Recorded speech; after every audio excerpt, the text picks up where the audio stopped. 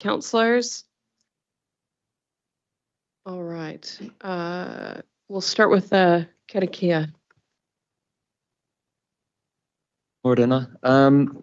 Whakataka taho ki te uru, whakataka taho ki te tonga, kia mā kina, ki uta, kia mā taratara ki tai, he aki ana ti atakura, he tio, he huka, he hohu, tihei, mauri ora. Thank you, Mr. Chief Executive. All right, welcome councillors and staff and members of the public to our long-term plan submissions hearing. Okay, we'll start with the health. We'll do all the admin. We've got the health and safety statement. We'll take that as read. We'll then move to apologies. So, Dave, do you want to run us through the? Good morning, everyone. We've received apologies from Councillor Katarina Hodge for lateness for today and from Councillor Tipper Mahuta for absence on Friday, the 17th of March, should hearings occur on that day.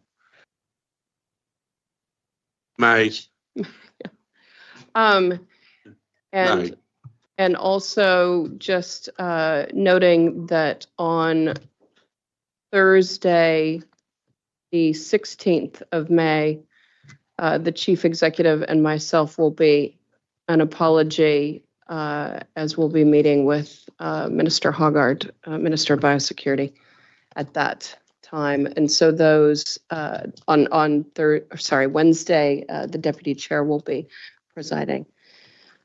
Okay. All right. So, sorry, Thursday. Did I say Thursday? There we go. We got it now.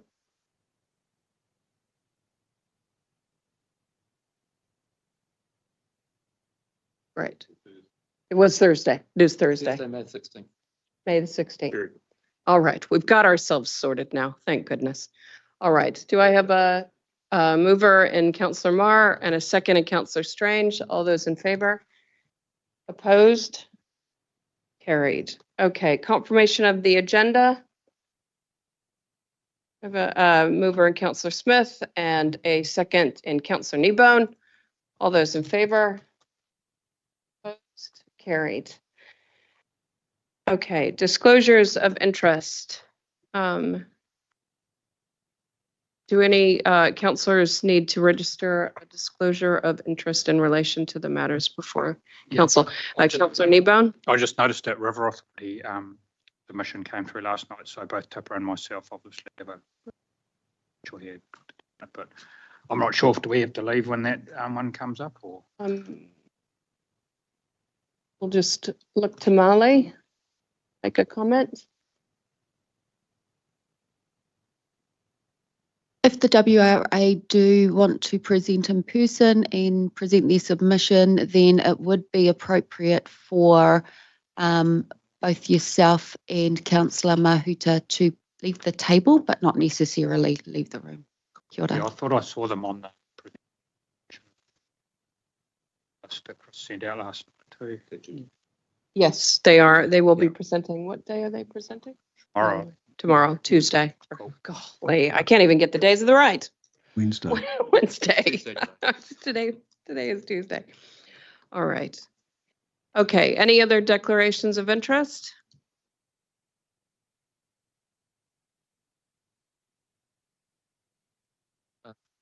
Through you, Chair, I did send an email out last night to councillors indicating that Councillor Hughes should not deliberate on matters or interact with submitters on matters which are with reference to his own personal submission. Am I online? Yes. Oh, yes. Councillor Hughes. Sorry, yes, I meant to speak to that. I thought it was conflicts of interest I was supposed to. Yes, I have to shamefully admit that I had submitted on 3 subject matters: natural heritage rating, regional development fund, and Te Waka funding. So I will not be participating in the discussions or deliberations on those subject matters. Thank you. Thank you, Councillor Hughes. Anything else? Any other matters? All right, those disclosures are duly noted. Okay, so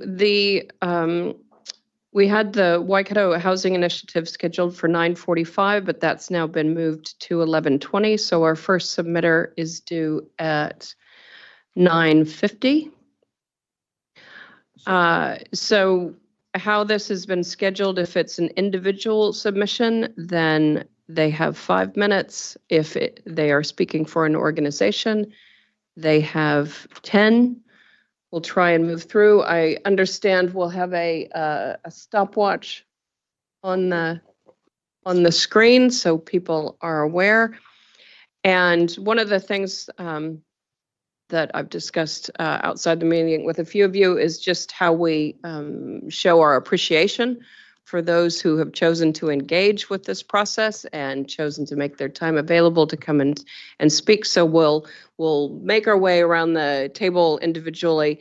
We'll take turns thanking the speakers when they have finished their presentation, and you may wish to use that as an opportunity to reflect back to them what you have heard. We're obviously not making any comment on what is heard, just acknowledging what's been presented. Over to councillors, how in-depth they go with that. It's up to you guys. Just an opportunity for us to show acknowledgement for people's willingness to engage in this process, which we know takes considerable time and energy. And so when our communities get involved, it's always better. Oh, kia ora, Stu. Oh, it's just Councillor Niban. clarification for Dave. The one you just sent out this morning, that's just additional information. It's not the run sheet as such, is it? The run sheet that came out with Chris's email is the run sheet, is that correct? The up-to-date run sheet is the one that's on the desk in front of you, the hard copy one, and there were changes still being made to that this morning. My email this morning includes PDF links so you can view the PDFs of presentations that you will see today that people will be speaking to. Oh, so it's only the people that have given presentations in that one you sent this morning. That's correct. Yeah, because I see Quail's the first one on there. Yeah. Okay, no, thanks, Dave. All right, and just for those, we'll just run through for those who are online, who we've got in the chambers. We've got myself, Councillor Smith, Councillor Dunbar-Smith, Councillor Nicol, Councillor Strange, Councillor Kneebone, Councillor Dennard, Marr, Councillor Graff, and Councillor Clarkson. Online, we have Councillor Hughes and Councillor Cookson. Any other? And Councillor Mahuta has joined us. Welcome, Councillor Mahuta. Okay, well, we've got 10 minutes until the first one. So do we just adjourn? Should we just adjourn? We'll adjourn for 10 minutes. We'll reconvene at 9:50.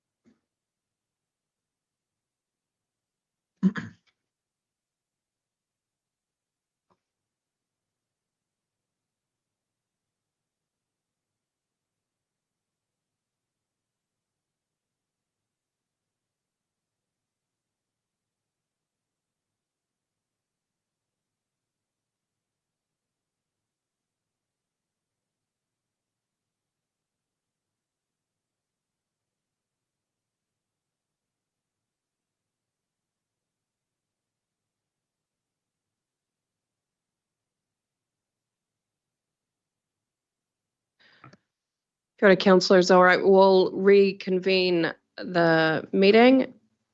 And I see our submitter online. Kia ora, Paul. Kia ora. Kia ora. It's Pamela Story here, Chair of the Waikato Regional Council. Thank you very much for joining us today. Councillors do have your submission and have read it. So you've got 5 minutes to speak. So if you would like to ensure there's some time for questions, then you might want to shorten up your presentation, but over to you. All right? Thank you very much. So I'm Paul Kington, the acting chairperson of the Otama Reserves Group. I'm also a long-term resident at Otama. So we've basically been established as the Reserves Group for approximately 10 years. We have a working agreement with DOC on the DOC reserves. And specifically, we're talking about the Otama Wetland Reserve, which is split into 2 reserves. The area is now classed as high biodiversity value, and this is directly in recognition of the high number of critical, endangered, or at-risk or declining bird species and plant species. When the reserve group started our work, the term degraded was used in relevant documentation. The wetland is approximately 26 hectares and is fed by the Otama River and the Pekapekaro stream. The org has an active web page for relevant information if you wanted to refer to that. The org, through fundraising efforts and budget allocations, has produced the Otama Wetland Restoration Action Plan, which I forwarded to you. The plan is basically our guideline and gives us historical and present-day perspectives and data and information in regards to the wetland. We would like to use that plan and its guidelines in relation to the wetland reserves, the lagoon, and the opening of the river mouth.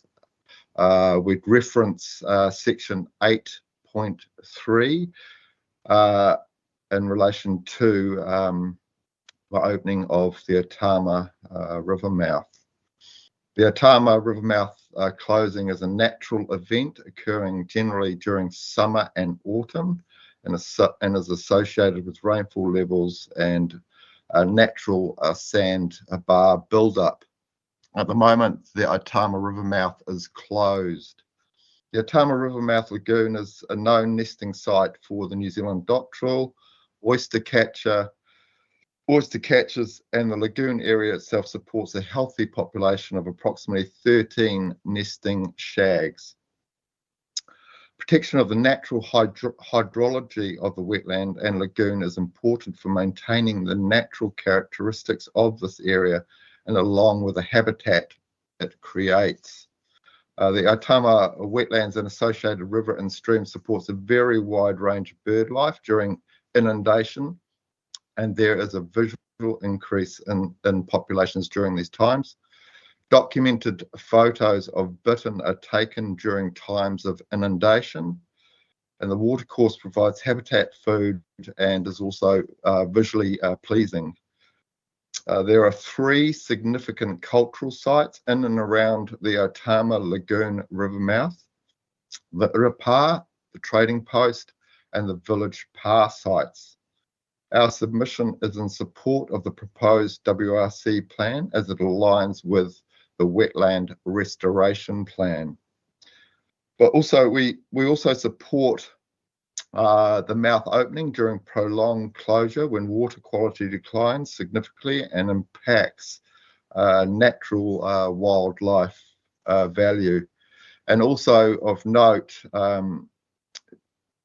full inundation happens here in Otama when the river mouth is open, and it's tidal inundation as well as storm events. So that's basically in a nutshell. We support the proposal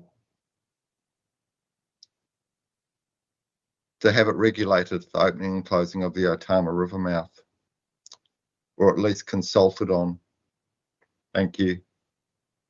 Thank you for that, Paul. Councillors, are there any questions for Paul? Any points of clarification?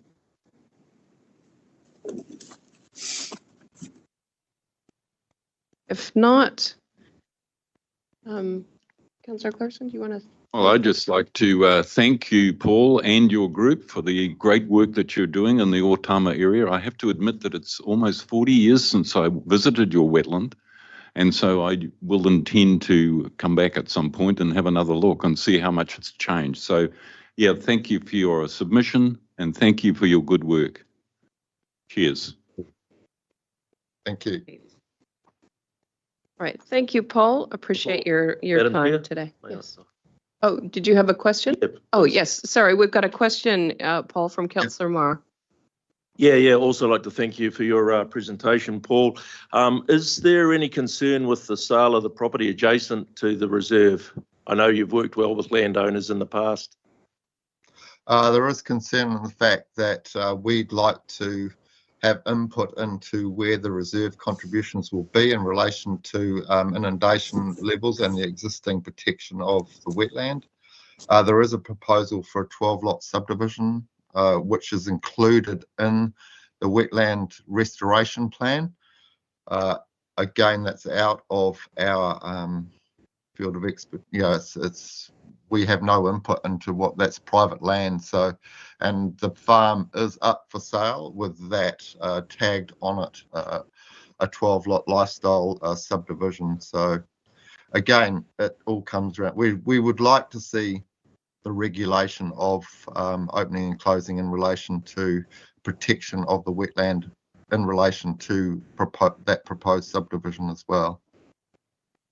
Thanks for that, Paul. Thank you. Thank you. All right. Thank you very much, Paul. Appreciate your time submitting to WRC today. Kia ora. Thank you for joining us. All right. I do note, I see Mr. Haberfield Short. I do see you online. I note that you're not before us until 10:20, but we do have space now. So if you are keen to come forward, we could go with that now. Great. All right. So this, councillors, is Brian Haberfield Short.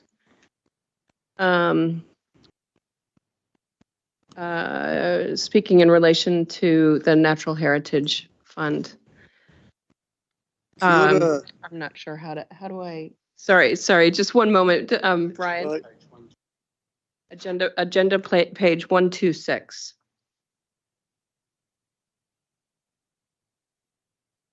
All right, over to you, Brian. Ai, tēnā koutou katoa, ko Brian Haberfield a hau no Waikino, ki haura ki au. So I live in the southern end of the Coromandel Peninsula at Waikino, and if you've read my submission, I have been involved with various groups around predator control and also restoration planting, most busy lately with Help Waihi, trading as Waihi native plants, do a lot of plant raising and planting. And I was a founding member of a group currently running called Predator Free Hauraki Coromandel, which is Helen Saunders was in that, and a couple of other people that people you would know, Bruce Clarkson. Yeah, so my submission was to support the raising of the targeted rate for natural heritage, which was, I think, just over $6, a cup of coffee annually, pretty minimum. But in the survey, they offered some options up to the highest one suggested that you could vote for was $15, which is still these days only a couple of cups of coffee maybe bought for annually, which is still pretty minimum. I would say, personally, I'd be happy enough to pay $100 because I spend more than that personally anyway on that sort of activity. My points are, I suppose, other beyond what I wrote in my submission, if you can see it, my targeted local council rate for a decrepit local hall is $26, and everyone around here pays that and nobody says boo about it. You get a lot of leverage funding these volunteer groups, hundreds and hundreds, thousands of hours of labour that council don't pay for, and a lot of people contribute their own finances for equipment and that sort of thing. There's issues around the activities that are funded with the small scale fund and that quite often groups might get funding one year, get something going and then not get funding the next year. So continuity, as you should all know, has been an issue. So that's an issue. Good news is we're seeing a lot of results in some areas, some parts of the Coromandel in particular with the Kiwi, and along with those, because the Kiwi are targeted by some groups, particularly Kiwi care groups, but a lot of other species are benefiting from the work that they do.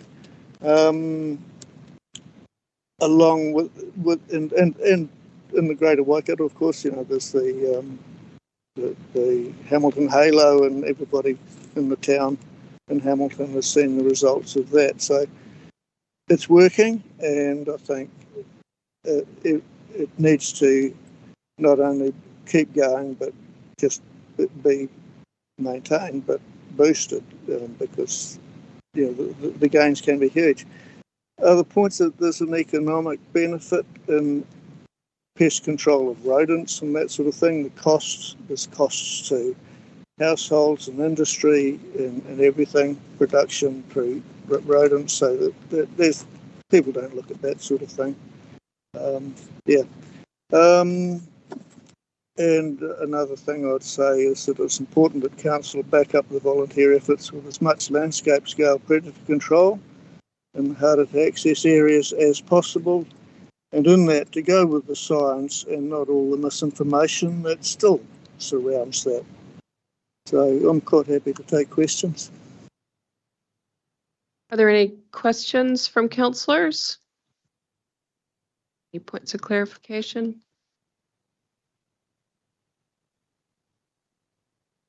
Well, I'd just like to say thank you, Brian, for your advocacy work for predator control on the Coromandel, etc. And thanks for your presentation today on behalf of Regional Council. Thanks. Kia ora koutou. Ka kite. Thanks, Brian. Oh, sorry, Councillor Clark. Yeah, I wanted to thank you as well, Brian. I know what hard work it is, and I know how difficult it is to keep that continuity going. But I also wanted to pick up on the suggestion you made about donations. And I think that's something that we as a council should be thinking about when we move into the next phase of our deliberations, whether or not there is a mechanism available to allow that sort of thing to happen, where people who are prepared to pay some additional funding might be able to do it through the website. Thank you for that suggestion. Good. All right. Thank you for your time today, Brian. All right. I do note that we have Councillor Thompson from Hamilton City Council in the room. If you're happy to come forward now, we'll just bring that submission forward. So this is on agenda page 1011. Sounds like you guys have had a lot of reading.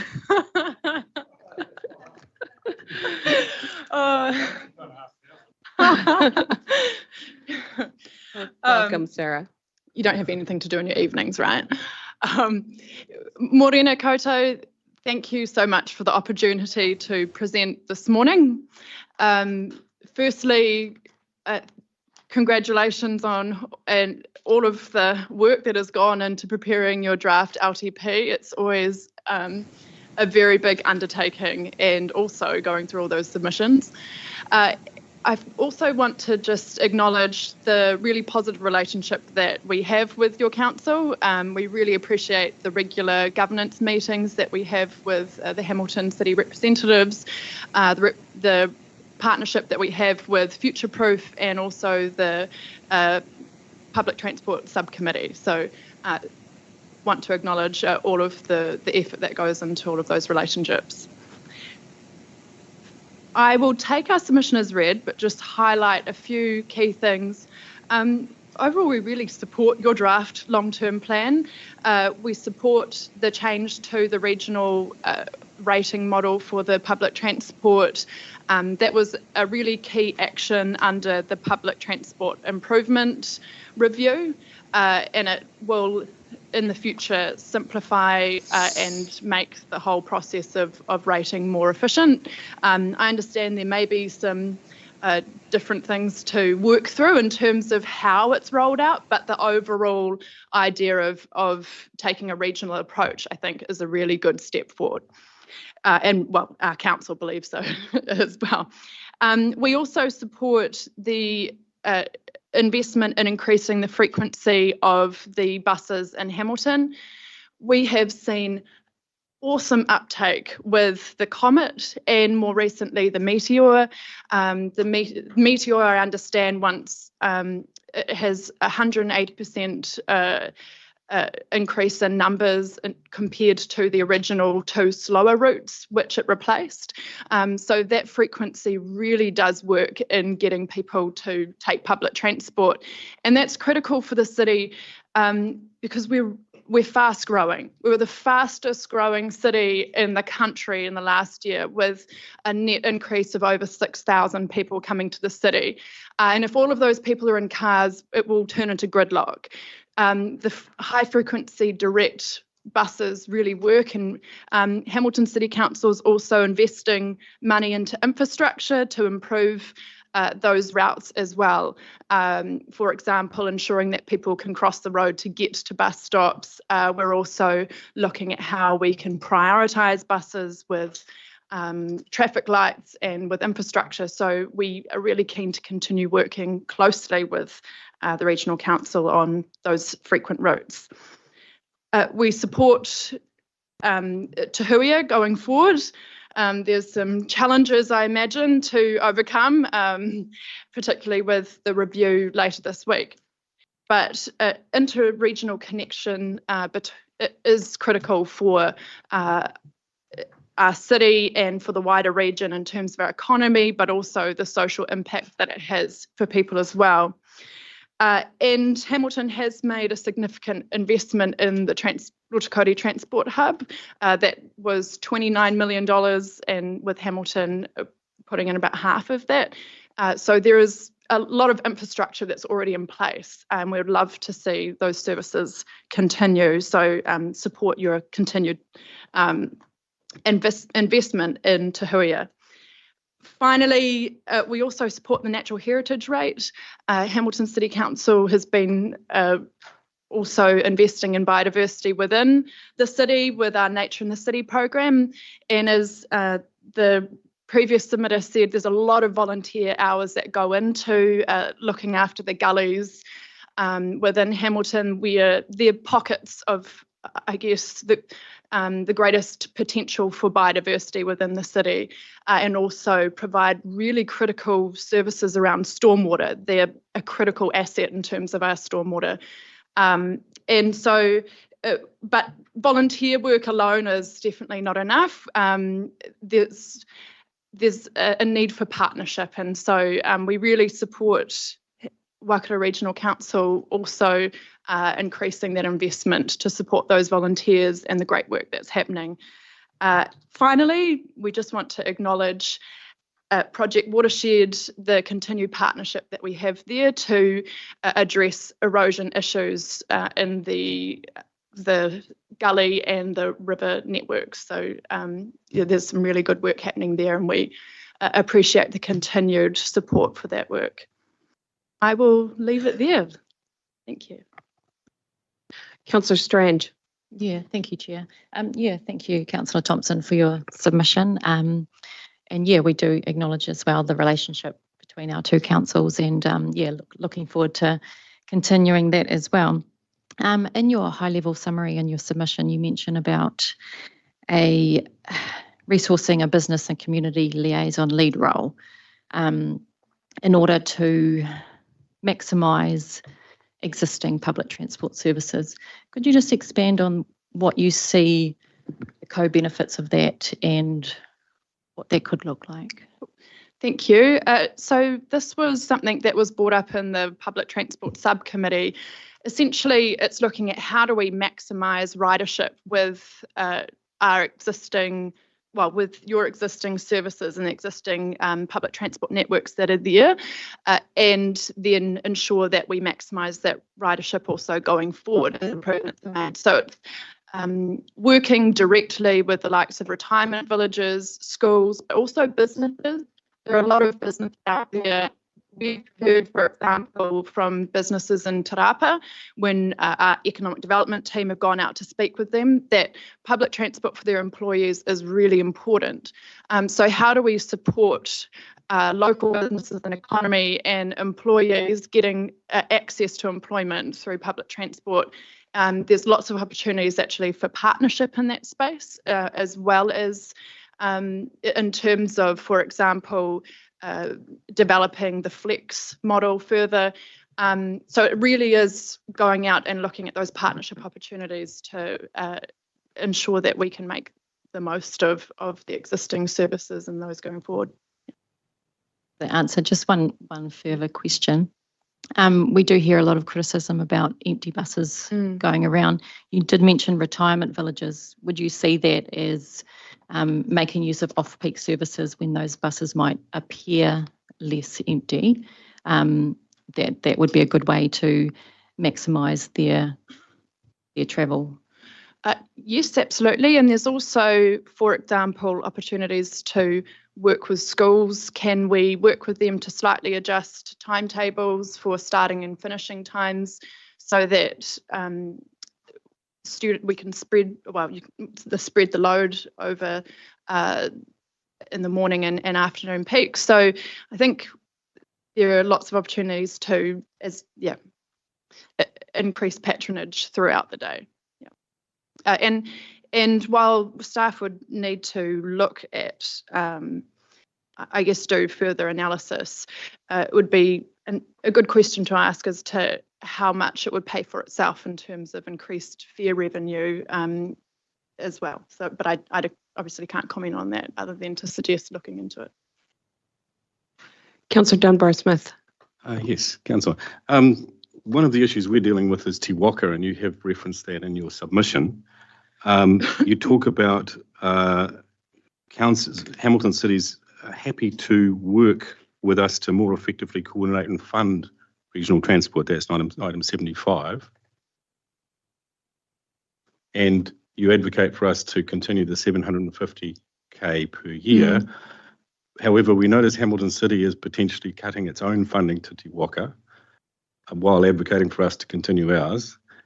And wondered if you have a view, or Council has a view, on the effectiveness of the current model and how it could be better moved forward. You mentioned there Waikato tourism as something that could also be considered integrated. Yeah, so there are views around our council table that there could be the opportunity for some more integration, for example, having less organisations so that there's, I guess, potentially some less duplication around governance and overheads and things. In terms of, and that actually was raised at the Mayoral Forum recently, and I understand it's a piece of work that is the Regional Council is potentially looking at. Is that right? Or it's being considered through the Mayoral Forum. So how do we ensure that there is the greatest efficiency in terms of regional economic development? In regard to Hamilton City Council's own contribution, Hamilton City Council has essentially cut all of its grants and funding by 20%.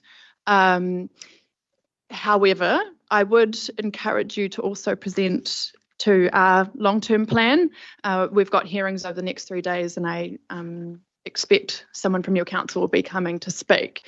And so, just like your long-term plan, nothing's locked in. It has currently been reduced by 20%. I think it's worth bringing up in our long-term plan hearings. And do you have any models for how more effective coordination could occur? Like, because the minute we fund for 3 years, that kind of locks it in the current model. Mm-hmm. So obviously there is a desire here for a more effective. I mean, the government has signalled it's important to have a regional voice for these sorts of things, but does Hamilton City have any views about how we could better coordinate with you? Not a formal view, so I won't delve into that right now because I am here representing the council position. However, as mentioned, the Mayoral Forum is looking at that as a piece of work, and my understanding is that we always have, our councils always have annual plans. So while something could be put in for 3 years of funding, there's nothing stopping once a model has been investigated and approved by councils, there's nothing stopping a review of how the funding model would work at an annual plan. Yeah. Good. Thank you. Good answer. Cheers. Councillor Nicol.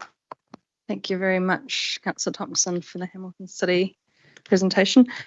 I have 2 questions. One is in relation to the local climate change risk assessment, the other one about the metro spatial plan. I read these submissions from other district councils and city councils to look for the niggles of where we might have councils bring up things where we could do better. And so under point 67 in the submission, it talks about Hamilton City was involved in the risk identification in 2022, has had no further involvement with the local climate risk assessment project. And we see it as being key to inform our own local risk assessment and other work. Is it your impression from your involvement in that work that Regional Council, having not finished its local climate risk assessment, is holding up your work in any way with your adaptation planning?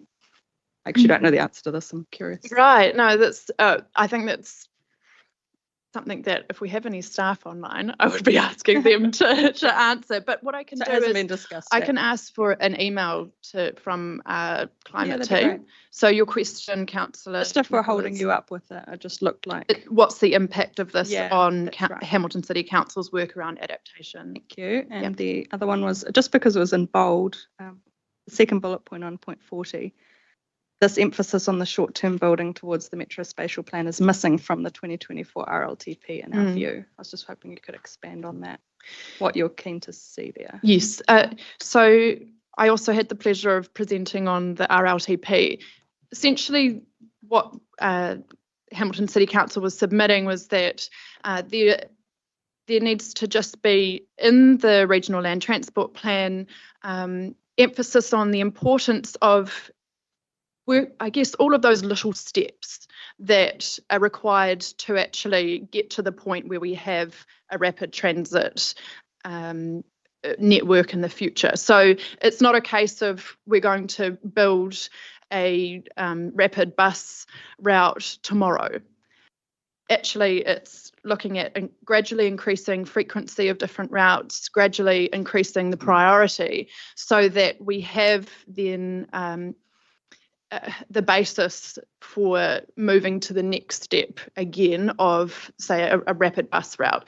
So all of those improvements, particularly increasing frequency as we've, and having that grid network where people can easily get anywhere within the city with only one, at most one interchange is really critical, and that will form a foundation of rapid transit model going forward. So it's just saying it's an iterative process, and while these might be smaller projects and smaller improvements, they all add up, and it's building towards the future. And so we were saying that really needs to be emphasised because those low cost, low risk projects are actually really critical for us to move to, I guess, that future that we're looking for in our joint vision of transport going forward.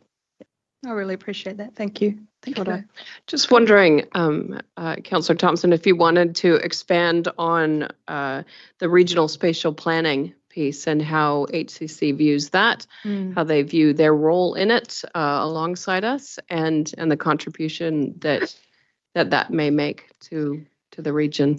So my understanding is that our staff are happy to support that process and ensure that there is a key person that can be a key contact for the regional council, and provide in-kind support with staff time and providing necessary information and advice and input. Yes. So we do support this. I think one of the things we highlighted was just the need for it to be complementary to the work that Future Proof is doing. And my understanding is that's the intention. Yeah. All right. Any other questions? No? All right. Councillor Marr, would you like to? Thank you, Madam Chair. Yeah, thank you, Councillor Thompson, for presenting today. Very comprehensive report and covering it. Really interested in your council's feedback on where we're going with the spatial plan and also the economic development. So it's something that's been highly talked about around this table. So yeah, thank you for coming and speaking to us in person today. Okay, thank you. Much appreciated. And I'll ensure that we get back on the question around the climate adaptation, and also I look forward to your submission in the next few days to our council. Thank you. It's interesting how many councils have chosen this very week for all of the hearings, and so trying to get around to everybody and then get to us has been challenging. So thank you for taking the time to be with us today. Thank really you very much. It was a pleasure. Thank you, and all the best for the rest of your hearings. All right, councillors, that is everybody that we had scheduled prior to morning tea. So our next presenter is on at 10:40. Oh, they've just arrived. Are we feeling like squeezing them in now? Great.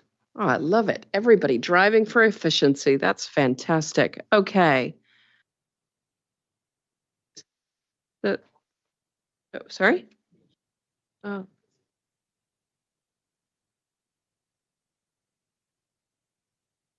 I see you've joined us, Ms. Wallace. Oh, you're just on mute there, Kath. Yeah, my apologies. Sorry, I didn't realise I was coming immediately through onto your audio. Are you ready for me, or am I? I'll just introduce. So we've got Kath Wallace, councillors, and her submission is on page 113 in relation to natural heritage. All right, Ms. Wallace, you have 5 minutes, and if you would like to allow time for questions, we'll accommodate that. Okay, and I'm sorry, I thought I was just setting up and not coming straight through. Well, we had space, so we thought we'd bring you forward if you're ready to go. I just hadn't pulled the curtains behind me, so apologies for the slightly. It looks on your side a little bit like we've got some strange solar event going on. Anyway, I'm Kath Wallace, and I am really concerned about the loss of biodiversity around the nation, but particularly, of course, in the Waikato Coromandel. And I should put on the table right at the beginning that our farm has had some help from Waikato Regional Council on matters to do with biosecurity. We have a 827 hectare coastal block on the east coast of the Coromandel. And so I'm just wanting to make it clear that, I might have a conflict of interest, but much more profoundly, we're really concerned about threats to biodiversity, also threats to, from climate change, and the two are very closely related. And we are, we took, well, I should say my parents took steps to protect bush on our farm when they bought it in the 1960s. We now operate it with some livestock, but quite a lot of bush. But there's also a lot of regenerating stuff that is not properly protected because we can't afford fences. But much more generally, I think that especially with MPI being told to cut expenditure, and I hear they're going to cut a lot of that through biosecurity measures or cutting biosecurity. I think the Regional Council is in a way the last bastion, apart from private efforts, to protect biodiversity. And I think the whole community, even though everyone is stressed for money, I think they do understand that protecting our natural capital, making sure that we're not putting biodiversity at further risk, I think that is quite widely accepted, though obviously from the current government we know that not everyone is of that mind. And we would like the Regional Council to step up to help protect, and particularly to help get the expertise, for instance, that your biosecurity people give us, and to protect what's left. And I also mentioned in my very short submission that I would really like to see the Regional Council standing steadfast against the fast track bill because of the enormous amount of damage mining activities and various others can do. And you may or may not be aware that there's a huge 29,000 hectare couple of applications from an Australian magnate called Clive Palmer, which stretches up a great deal of the east coast of the Coromandel. And I really don't see why those of us who have cherished and looked after and foregone income over the years should be overridden by the interests of an Australian mining magnate. Thanks. I'm open for questions. Thank you for that, Ms. Wallace. We've got a question from Councillor Marr and then Councillor Strange. Councillor Marr. Thanks for presenting to us today, Kath. Is there an imbalance in the protection between plant pests and animal pests, do you see? Well, I think, we have to go across all of them. Yes, I think plant pests do tend to get ignored and they're damn tricky to deal with. But we've also got to deal with pathogens, and we've had to more or less stop people visiting our farm in order to try and stop curry dieback coming in. But, we need to tackle them all. And yes, you're right, plant pests are not getting the attention they deserve, but then so are some of the insect pests as well. Thanks for that, Kath. Councillor Strange. Yeah, thank you, Kath, and thank you for the work that you do up in your area. Just noting that you've shown option 2, increasing the rate to $15 per property. Could you just expand on your reasons for choosing the 15 as opposed to the other two options? Well, my memory is they were 10 and 5, is that correct? 8, 68 and 5, which is has $5.80, hasn't changed since 2018. Sorry, what was that again? 8? 8.68 or $5.80. I'm sorry, I must have completely misunderstood that, because actually I would go for the top level. Oh yeah, the top was $15, which you did choose. Oh, okay. Well, the reason for that is just simply that the need is so pressing, and with central government seemingly not only backing off supporting conservation, but likely to encourage damage to biodiversity, I just think it's very important. And I mean, with us, for instance, we've got a big block by local standards, and we don't demand an awful lot of services from the regional council because we are lightly settled, but we do forego a tremendous amount of income, and I think that people value it. There's a considerable public good, and the more that people can have recourse to the outdoors and get the benefits of having ecosystems functioning, the more benefit they get, even if it's not immediately available to them from the point of view of private property that's been shut for biosecurity reasons. Thank you for that. Appreciate your answers. Councillor Kneebone. Thank you, Kath. Just want to acknowledge the lifetime's work and effort you've contributed to this kaupapa, both in active restoration and in the sort of policy space as well. It's really appreciated. So really appreciated your considered submission. Thank you very much. Thank you. Well, I must admit that the fast track bill meant that I didn't make a very substantial submission on this. And for those of you who don't know, I've had a lifetime of working in environmental policy and environmental economics and with the environmental conservation organisations. But thank you for the thanks. Councillor Clarkson. Yeah, look, I just wanted to add my thanks. Thanks, Kath, Bruce Clarkson here, and not just for your efforts, but the deep legacy your family has given conservation matters in the Waikato. As you probably know, I was lectured by Charlotte, and so it's that overall contribution that you and your family have made to the conservation in the Waikato. I really appreciate it. Thank you very much. Well, thank you, and I've always stood in admiration of you for the work you've done, so I think it's a mutual admiration society. Fantastic.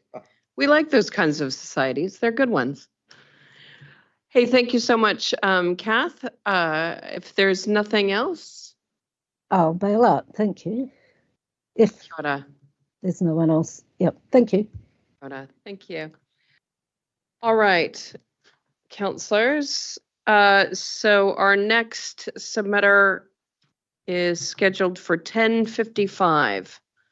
So we will adjourn until then.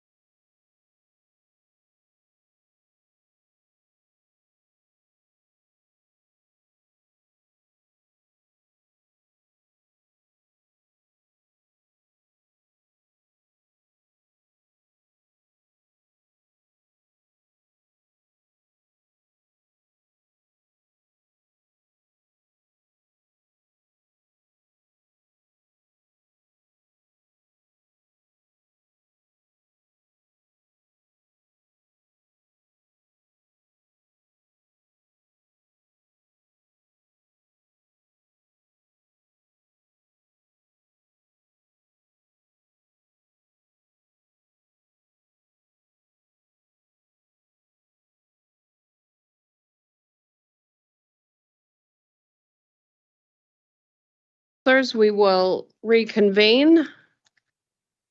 It's 10:55. Okay, next up we have John Smulders. This is on page 121 of your agenda packs.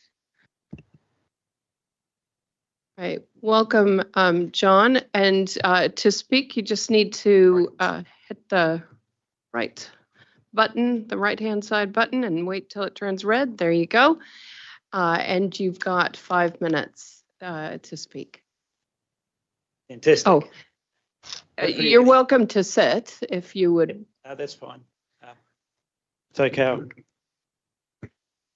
I'm just hoping that sometimes the mics, you have to be in fairly good, close proximity in order for those online to hear.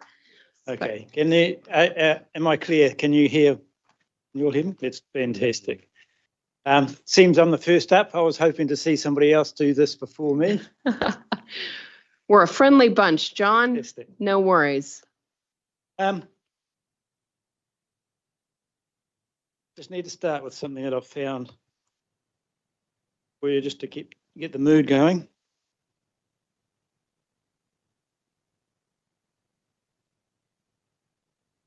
This is the male kiwi.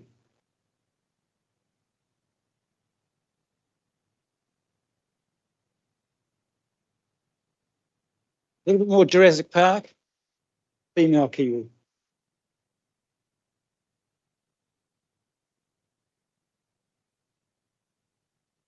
My submission is about the Waikato Regional Council adding the prospect of looking to reintroduce our native iconic symbol, the kiwi, back into our significant natural areas, parks, reserves. That's what I'd like to see. There he is. One kiwi. Just a representative of the potential. Okay. You all have seen the pictures of this bird in our Defence Force uniforms and equipment. We almost even had a national flag with this symbol on it. You'll see it on TV, on Latitude Homes, advertising. If you were around in Hamilton City in the 60s, you may have even heard this sound because they were here then. Currently, the only way you will hear or see this wonder of nature is in a zoo or a ring-fenced area. You might get to see them in Wellington. They've made great strides into introducing them there. They've got 100 of our kiwi bred in our Mangatautri sanctuary down there.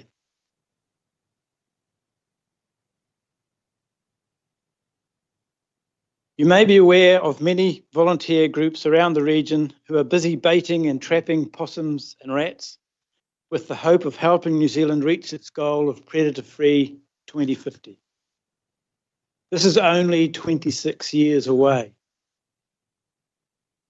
One thing we also need to take into consideration is the millions of feral cats roaming our country, decimating our native wildlife. We also need to consider how we protect our companion animals, the cute and cuddly kittens who become cats.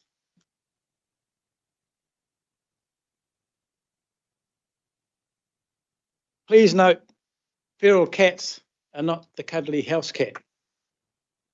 They are very similar, and if hungry and allowed to roam free at night, they too can become like a feral cat.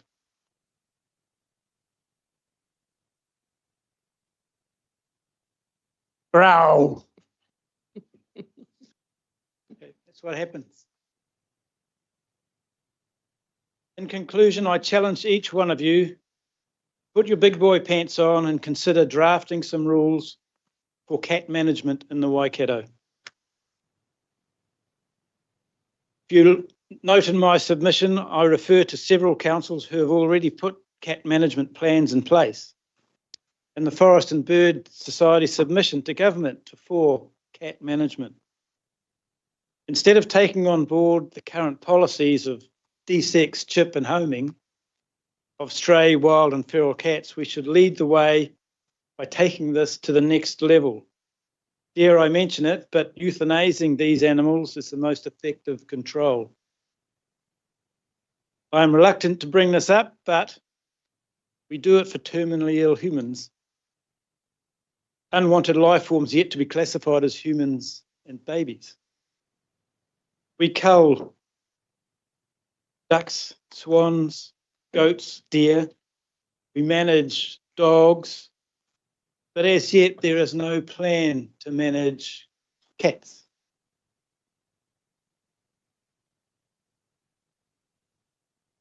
Bring back the Kiwis. Any questions?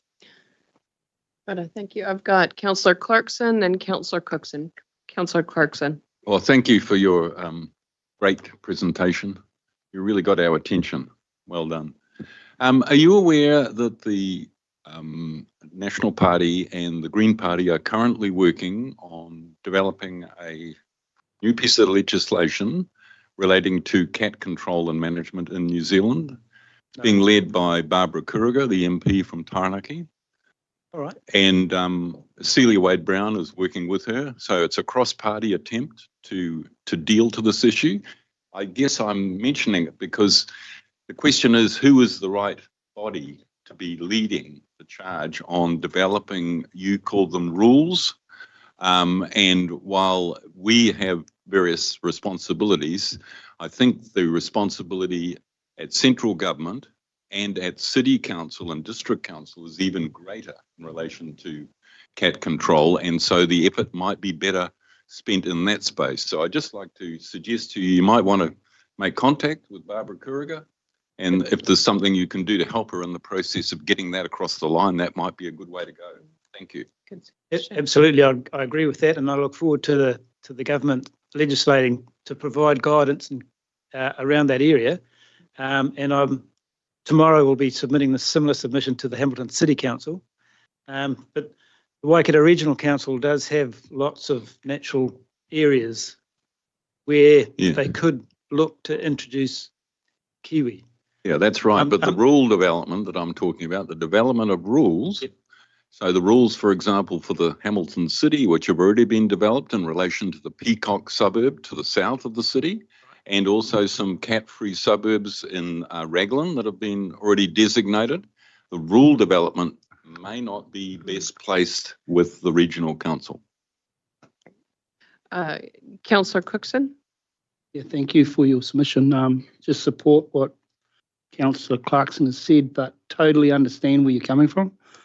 I'm a rural dairy farmer living on the Poratahuna Road, right next to the Kaipu Peat Dome, and the amount of cats that are just left on the side of the road when people go on their holidays to the beach, and they invade our property and then eat they kill all the bird life is amazing, and it's a real issue. And how our communities need to respond and start controlling this overwhelming amount of cats. I don't think unless you're rural, you actually understand how bad it is. So I just want to acknowledge that it is a serious issue, and that I see it every day on my dairy farm. And they're out there eating all the fantails and all the little native birds that we've got there. Because of most probably California quail has disappeared. We haven't got no California quail anymore. That disappeared about 20 years ago. So this issue isn't today. This is a issue that's going on for about 30 years. Yep. Yeah, so thank you for that. Awesome. Thank you. Thank you very much for your submission. Appreciate you joining us today. Thank you.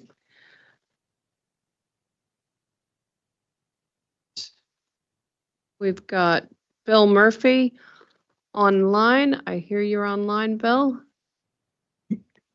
Yes, can you hear me? Yes. Thank you for joining us. Councillors, this is page 251 of your agenda packs. Over to you, Bill. You've got 5 minutes. Great, thank you very much. I've made a submission on the Regional Development Fund, and my intention with doing that is to see if the experience that I have with these types of funds and investments might be of help for council in their deliberations about this fund and its future. First off, I want to congratulate the council for establishing the Regional Development Fund. I know it's been difficult for council to dispense those funds, and I certainly understand. I feel your pain. It is not an easy thing to do, to invest smartly. That is for sure. So just a little bit of background. So I established Enterprise Angels, which is the angel investment group for the Waikato and the Bay of Plenty, back in 2007. Enterprise Angels has 4 funds, has invested 65 million in over 120 early stage companies. So I have that experience. And then 6 years ago, I established one of New Zealand's first impact investment funds that is focused on risk-adjusted return, so financial return, however, only in projects that drive social and environmental change. That's a $22 million fund with over $40 million of funds under management. The primary investors in that fund are Well Energy Trust, Bay Trust, and Tauranga Energy Consumer Trust. And then in addition to that, a range of other individuals and trusts. What many parties do is they use our expertise to assess investment opportunities, either by investing directly in the fund itself. So in the case of organizations like a Trust Waikato or a Well Energy Trust, they don't have the staff, they don't have the experience to do direct investing. Therefore, they utilize a fund like ours in order to do that. There are also funds, organizations, individuals, corporates who sit outside our fund and co-invest alongside us. So in other words, when we see an investment opportunity that we think is going to drive economic development as well as social or environmental change, we'll do due diligence on it. We'll negotiate the terms for it. And this is Purpose Capital, and I'm saying we. We'll then make an investment commitment to it. And essentially what we're saying then to other parties is the table is set. The work's been done. We're committed to investing. Would this suit you? Would this fit in with what you're trying to do? That's really the critical issue. And you ask an awful lot of council staff, just like you ask an awful lot of community groups, like the ones that I mentioned, or anyone that doesn't have years of experience in investing into projects. You ask an awful lot of those people to have the confidence to step forward and, in most cases, turn down those opportunities to invest, but in some cases actually invest and utilize that money. Purpose Capital has invested nearly all of its $22 million now. It has one more investment to make in its current fund. That has taken 4 years to do. And so it's not something where the money would be dispensed quickly. But maybe I'll just wrap up now because I'm not sure how I'm going in terms of time. So I really hope that the Regional Council will keep a fund like this in place. Grant funding alone is yesterday's way of funding environmental and social change.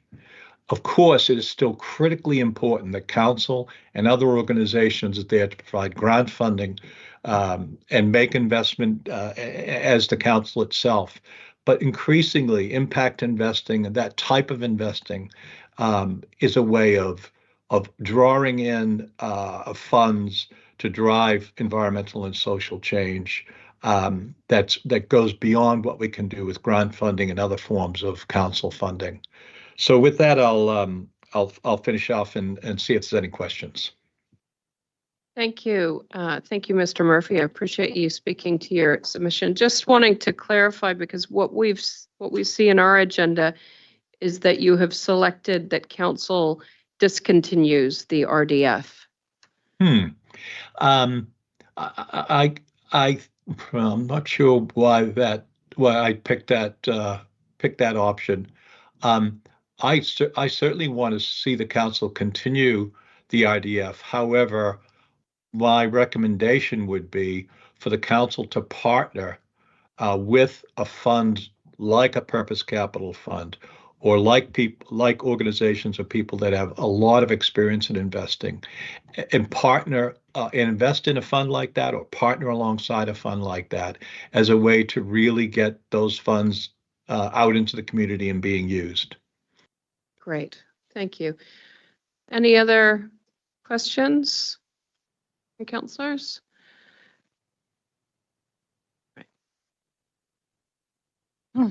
Kia ora, Bill. It's Councillor Jennifer Nicol here. I just want to say thank you for your presentation, and that you are working in the investment, impact investment space, and bringing that expertise to us. I really appreciate it. So, and thanks for taking the effort to make the submission so that we could all hear it, and especially through hearing as well. Great. Appreciate your submission and your time today, Bill. Thank you. You're welcome. Thank you. All right. Our next presenter was Jeffrey Robinson, but as I understand it, he is not in attendance at this time. So we can move on to Barry Quayle, a familiar face in this chamber. Welcome, Barry. Thank you. So, councillors, this is page 207 of your agenda pack. Good morning, councillors. Morena. I value the sanctity of councils to reach their own decisions about the way forward without undue influence from past councillors or chairmen. However, I feel that council will benefit from my past work on this council and the insights I've gained from that experience in reference to one matter in your LTP, the Regional Development Fund.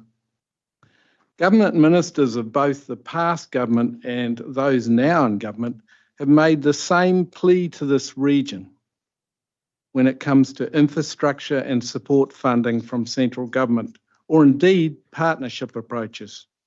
From a local government perspective, central government seeks one overall listing of key priorities.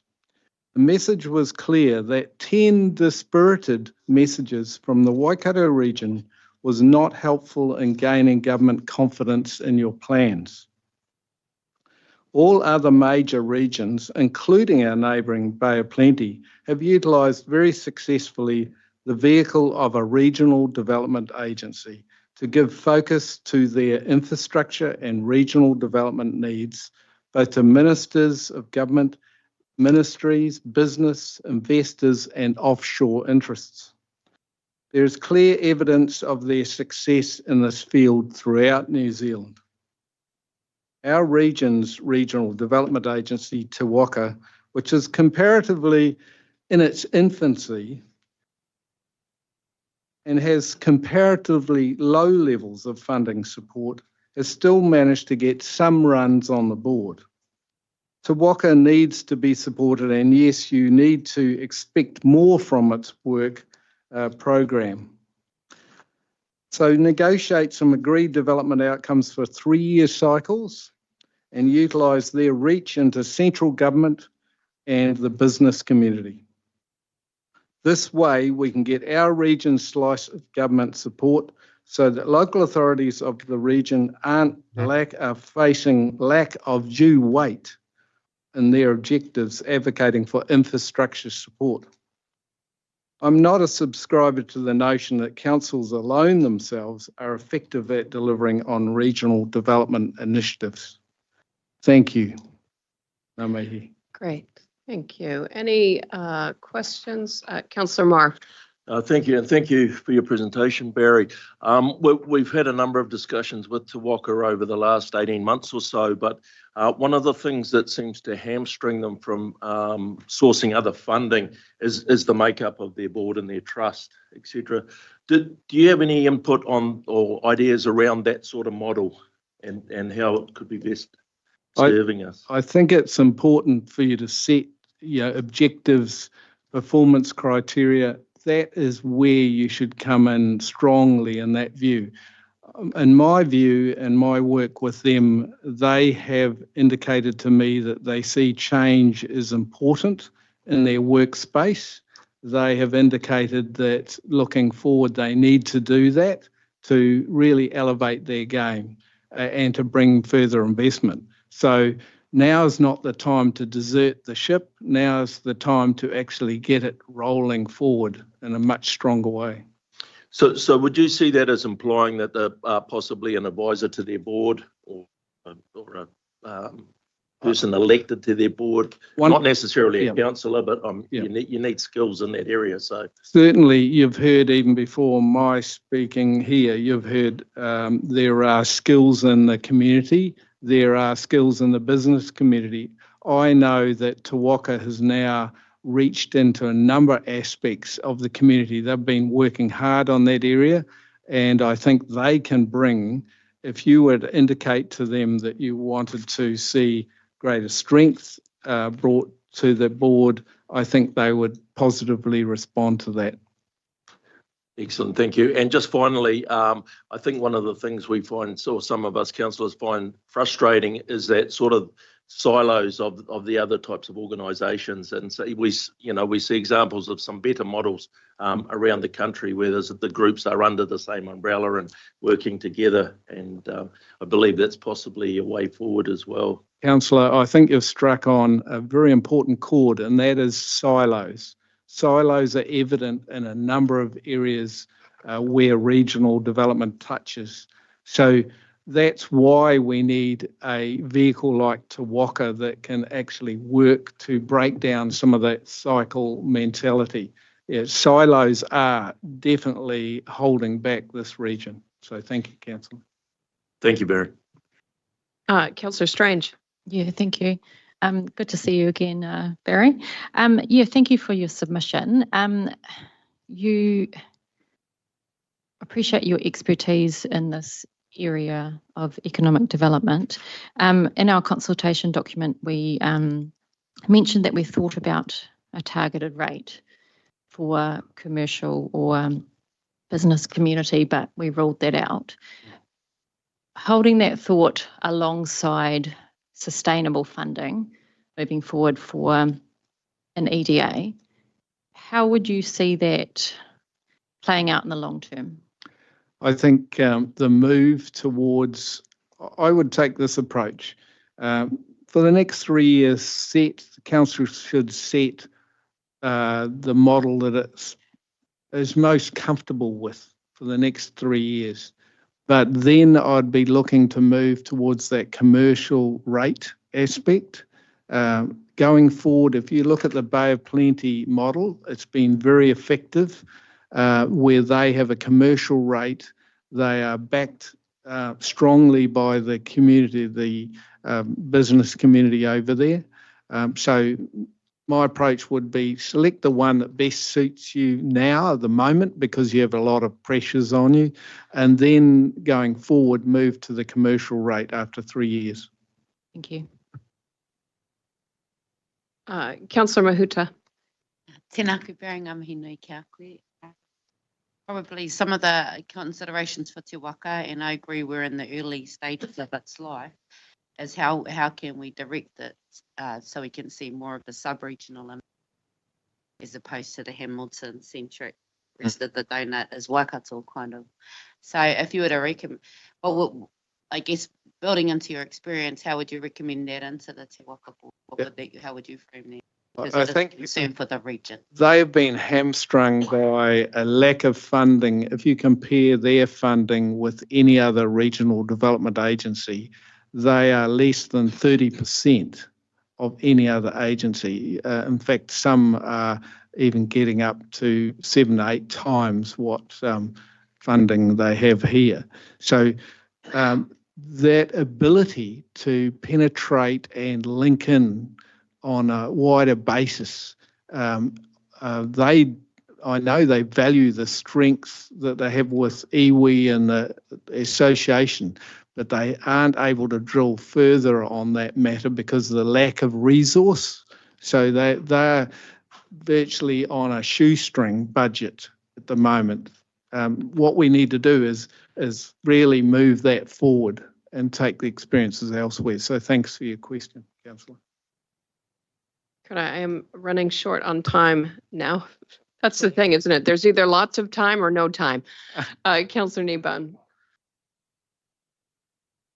Just a quick one, Barry. It feels to me like I think our submissions endorsed this. There still isn't a huge amount of awareness out in the community of the existence of Te Waka.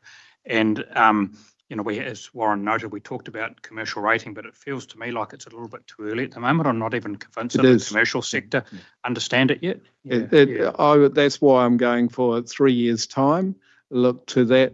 But yes, the branding is important on anything. When you're going to the community, the branding, they have not had, let's say, a big branding program that can establish what it is and what it's about. But if you look at the successes and we're able to roll out what has happened in every other region, they've got a bigger slice of the pie comparatively than this region has. We've been underdone in terms of getting our slice of the cake on development. So we really need to push hard in that area. And so I fully support that. Thank you. Councillor Clarkson. Yeah, just a quick one, Barry. Look, thanks for your presentation. I really agree with your comments around silos, but I'm just wondering about intervention logic and where the silos exist and who is capable of breaking the silos. Are you confident that a group of this size with this amount of funding, even if it went for another 3 years, can achieve the breakdown in the silos, or is that a responsibility of another body that you might like to consider that should be doing that? Yeah, where everybody rushes to setting up a new body or a new entity, and then it has all its own. I mean, a new existing body. Yeah. Isn't there somebody there already that should be working on that? Well, my approach is this: Te Waka has been around long enough. It's understood throughout New Zealand, and more particularly by central government, what they are about, and they're about gelling the voices of a region to create, that single voice that the government wants to hear. So we do need that, let's say, the model that government recognises. If we set up something else, if you look at, for example, the mayoral forum, that won't have necessarily the same weight in Wellington as what we've achieved on the national scene with regional development agencies. They are seen more of a political wing than the broader aspects that a regional development agency brings. Thank you. Great. And then very quickly, Councillor Dunbar-Smith. Barry, you've mentioned the need for setting strong KPIs and a 3-year funding regime. In discussion with Hamilton City just before, the idea is that you can also at an annual plan level review to see whether those have been done effectively, and if they're not, you alter your funding. Exactly right. You can have 3-year funding cycles, but you must have the KPIs and be checking them off as you go, because you really need to know they're on track. So a funding cycle that's annual is a waste of time for anything. Essentially, you need 3-year cycles, but you also need those checks and balances along the way. So absolutely right, Councillor. And just finally clarifying, you've said that you want to continue the Regional Development Fund, but you actually mean you want to continue funding Te Waka? Well, I see both as important. I do recognise by a previous speaker who said it's difficult for councils to fund it. But when you dismantle or have an agency that's not funded to its full capability, it should be bringing you potentials for co-partnership and investment. It should be doing that. It doesn't have the resource to do that. So your fund has been sitting there, but really Te Waka hasn't had the ability to leverage and come back to you with the opportunities. And you've heard the other speakers with the same view. Great. Hey, thank you very much, Barry, for joining us today, and thank you for your submission and your presentation. All right, we'll now move to Waikato Housing Initiative. So we've got Lale joining us today. Welcome, Lale.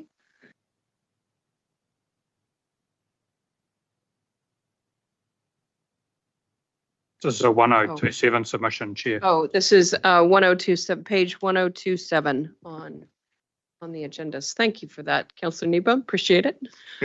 Lale, over to you. Kia ora koutou. Mā loro sui fua maua ma langi mā. Thank you very much for the opportunity to hear us today. I'm speaking on behalf of the Waikato Housing Initiative, and I'm not going to reread the paper. If that's okay, I'll just speak to the key points that we want to share with some of probably the new faces that are at the table and some of the old faces. So I've had the privilege of being in this space for almost 10 years now. We heard about Te Waka earlier. Te Waka and the Housing Initiative were two challenges that were thrown to the Waikato Plan table almost 8 or 9 years ago in this space, when we were all sitting there talking about how it was going to be led. So Dallas Fisher and myself ended up picking up the two offerings of the Economic Development Challenge and the Housing Challenge. And that was to represent the region in that space. And so the Waikato Plan as a forum, fundamentally important for the discussions held across the region, especially when talking about housing. Now, I know the region don't specifically deal to the housing aspects, but you are definitely a contributor to the key aspects for affordable housing within the region. You are the only voice that speaks to the region out of the 11 TAs that we've spoken to and been with and shared our thoughts about. And so in this room, we've been able to welcome central government, different housing providers, both national and international, to be able to talk about the challenges that they're seeing in the same area. So for the Housing Initiative itself, for those that don't know, again, it is a cross-continuum group from homeless all the way through to the private sector. And so that includes the emergency housing people, the homeless in that space, government and communities, as well as private developers in that whole housing continuum. So when we have these broad discussions that we have regularly over the last few years, they're a room that is full of 60 to 100 odd people, all with differing biases, but all there to listen about how we can actually move forward for affordable housing in that space. And so it is definitely a coalition of the willing. Many of people have different hats that sit at that table, including myself in that space. But the biggest focus that we've all agreed to is how do we develop affordable housing, when 90% of the housing stock is controlled by the private market. And we've currently and continue to hear about Kāinga Ora, who controls maybe less than 5% of that housing stock in the media consistently, knowing that it only provides for public housing and social housing. But what about the rest of the people that are still looking for affordable homes before you enter that full market? So the Housing Initiative for the community has been one of the only places to have a broad discussion with that cross-continuum membership, but being heard at one place. And to keep it very simple, it was easy to come to the Waikato Plan and speak to 40-odd members that represented different councils and different government bodies, as well as different community bodies. And so we were able to bring 10 to a dozen members to speak about these issues consistently, so that you as the council members could hear from the continuum itself, not just from one voice in that space. And so with that forum not there at the moment, the Housing Initiative was let go about a year and a half ago to go and do its own thing and find its own money in that space and its own support. And it's been pretty hard work. Hard work when you see the various TAs now with new councillors and new mayors in some spaces, effectively reinvent some of those discussions that we've been through over the last 8 years. And so disconcerting to see all that effort go into things that have been done before. What hurts even further is that when consultants are asked to come and collect that information that the community groups have pulled forward themselves and be paid for that service, even though everyone gave their time to put it together in the first place.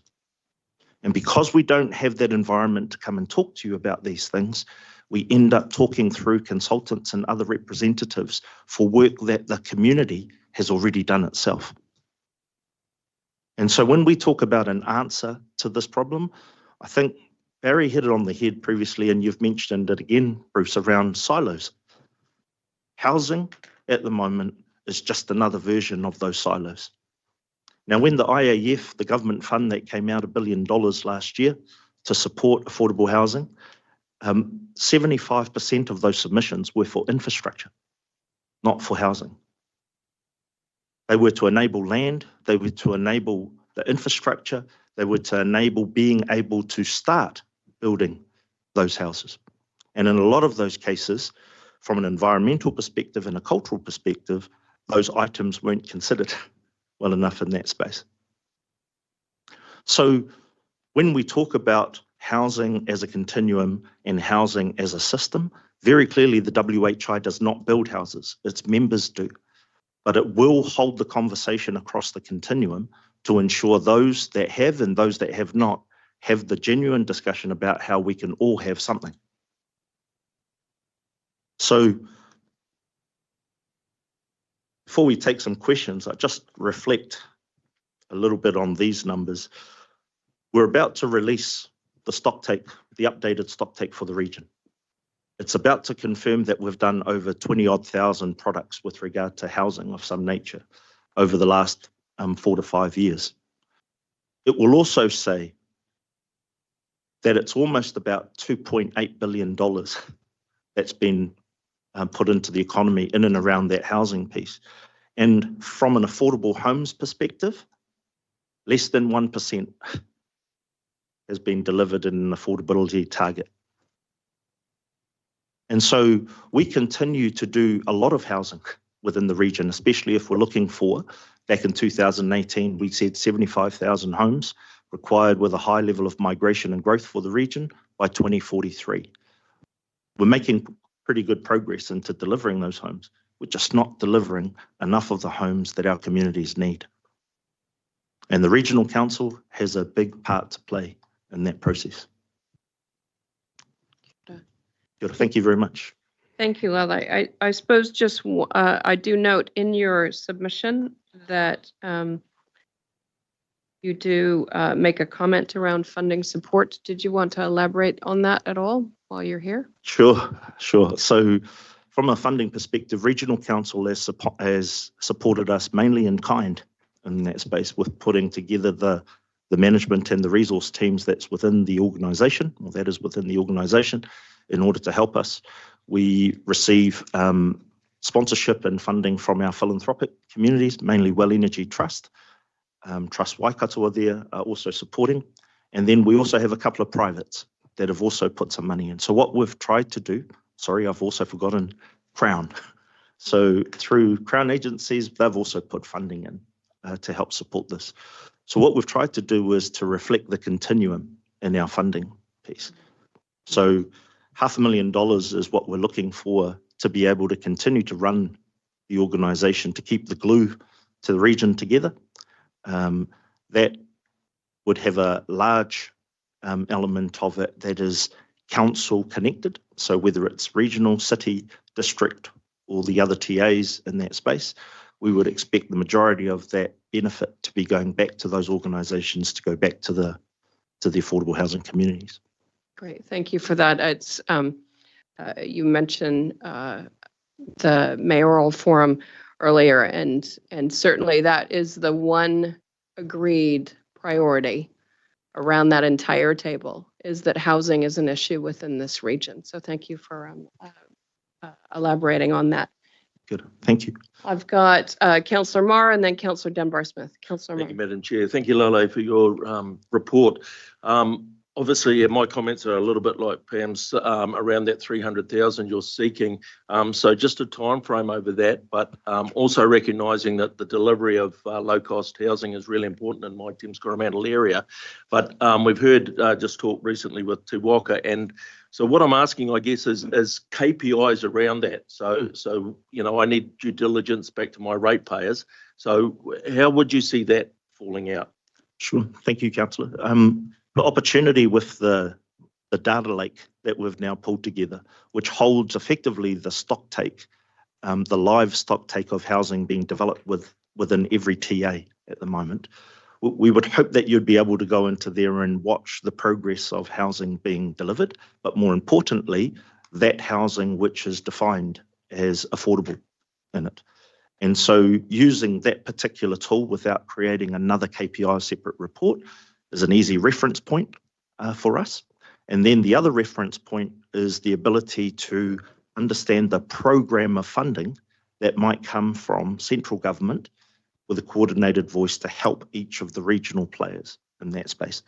So when we've had the ministers in here previously, we've pitched to them about what the region needs, not what any individual TA needs.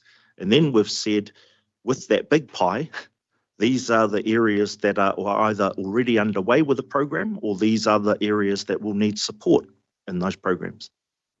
And so that's how we've then distributed effectively the support for the different areas at the same time. So we would see that being part of the data lake summary. Yeah, thank you for that. Councillor Dunbar-Smith. Ali, you are pitching here for 200,000 plus, including in-kind support. Previously, there was a submission from Waikato Housing Initiative for, I think, $100,000. So do you have an idea of how much our in-kind support is currently worth?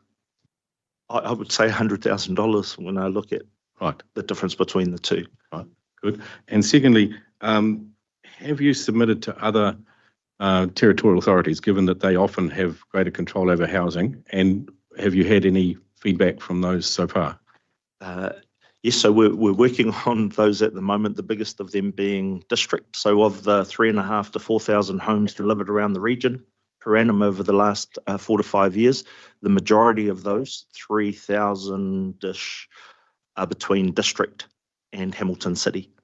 And so there's a bit of focus in around those two, but the hope is to get back in front of the mayoral forum and to then just confirm the commitment that we made to them with regard to the challenge. So hopefully get back to the TAs, Ben. Thank you, guys. Thank you. All right, we need to close it there. Councillor Strange, do you want to? Yeah, thank you. Yeah, thank you, Lale, for your written submission and your coming in today as well. We appreciate you making the time. Yeah, also appreciate you reminding us of the Waikato plan and how, yeah, what an important forum that was for the wider region. So yeah, thank you for your time and yeah, appreciate it. Thank you. Thank you. Very good. Cheers for that. Sure. All right, we'll now move to Acre. We've got Anna Casey Cox and Shepherd Isaac. Yeah. Yes. Welcome. I believe we've got a presentation. I think it's up. Yeah, over to you. Just some photos. Yeah. Tēnā koutou katoa, to Chair Pamela, Deputy Chair Bruce, and Tipa Kataraina. Kataraina's online. Oh, and to all the councillors. Ko Anna Tukuingua. I'm presenting to you today with Shepherd. We're both part of the Acre Committee, which meets here monthly. Basically, it's an advisory committee that's been in existence since 1989, and the membership extends across the region, actually. We've got members from up Colville, Manaia, Whaingaroa and Taupo as well. So it's a unique group, I guess, in that respect, because we do span the region and we are all connected in various ways into, I guess, flex roots action on the ground.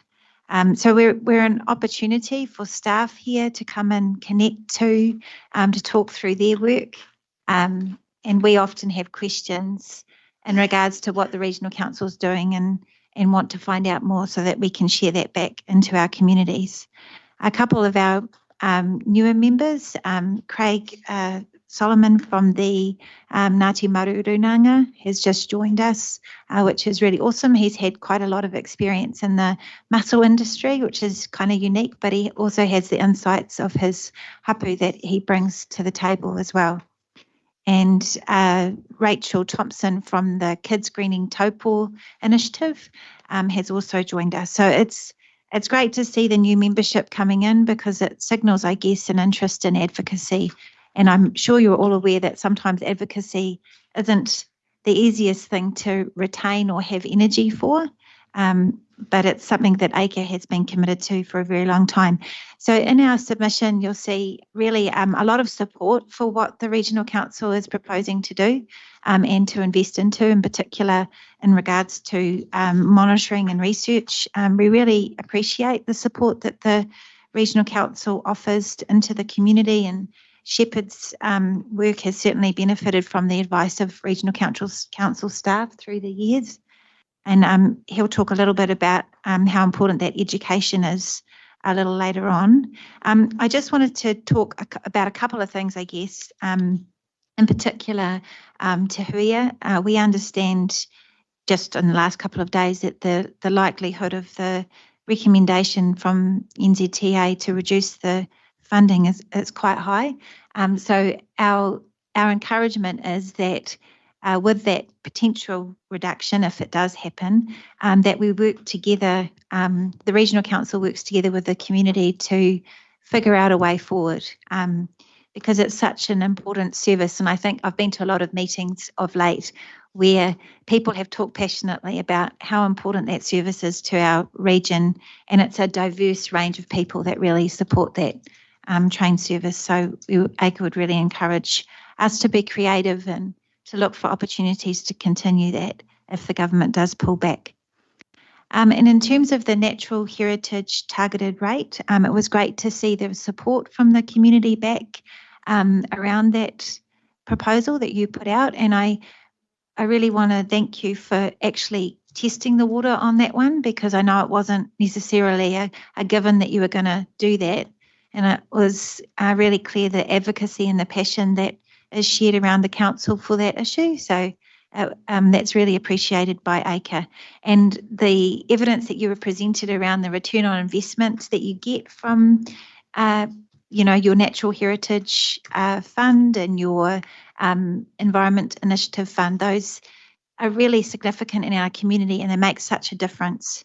And I don't think your assessment of return on investment even included volunteers, and that's actually a massive part of what actually that funding enables. And Shepherd is one of our prolific volunteers, or very much involved in the community, doing a lot of work that's is inevitably supported or is supported by the Regional Council and the funding that you provide.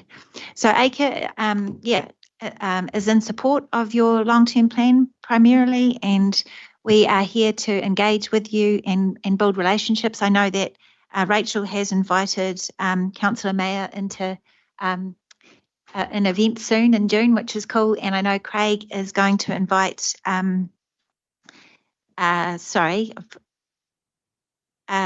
is going to invite you, that's right, into seeing some water quality aspects in your area. So on the ground, and that's the kind of thing we want to do. We've had a few meetings with Pamela recently, which has been really good. So it's all about relationships. So in summary, we just encourage your support, your ongoing support of Te Huia, and we fully support your investment and increased investment into biodiversity. And I'll just give Shepherd an opportunity to share a little bit about his work in the education space. Ko tāpea te maunga, ko rangataki te awa, ko Ngāti Manua te iwi, ko he parata ki ingoa hau, kia ora tātou. So part of the education with our tamariki today is there's more involvement out there. I have to thank Regional Council for that, with Enviro schools, working with, who's no longer here, Bruno David.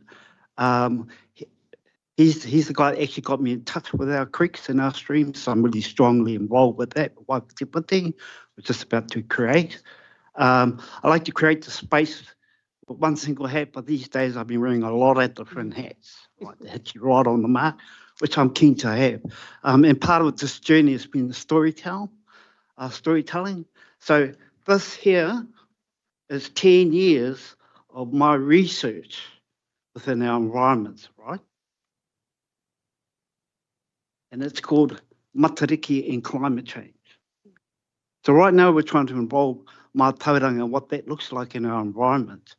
And already we are working with a lot of the maraes around the ropu, the kite, right, up into the sky, pātikitiki, weaving in and out of the community, sovereignty, tino rangatira, stars.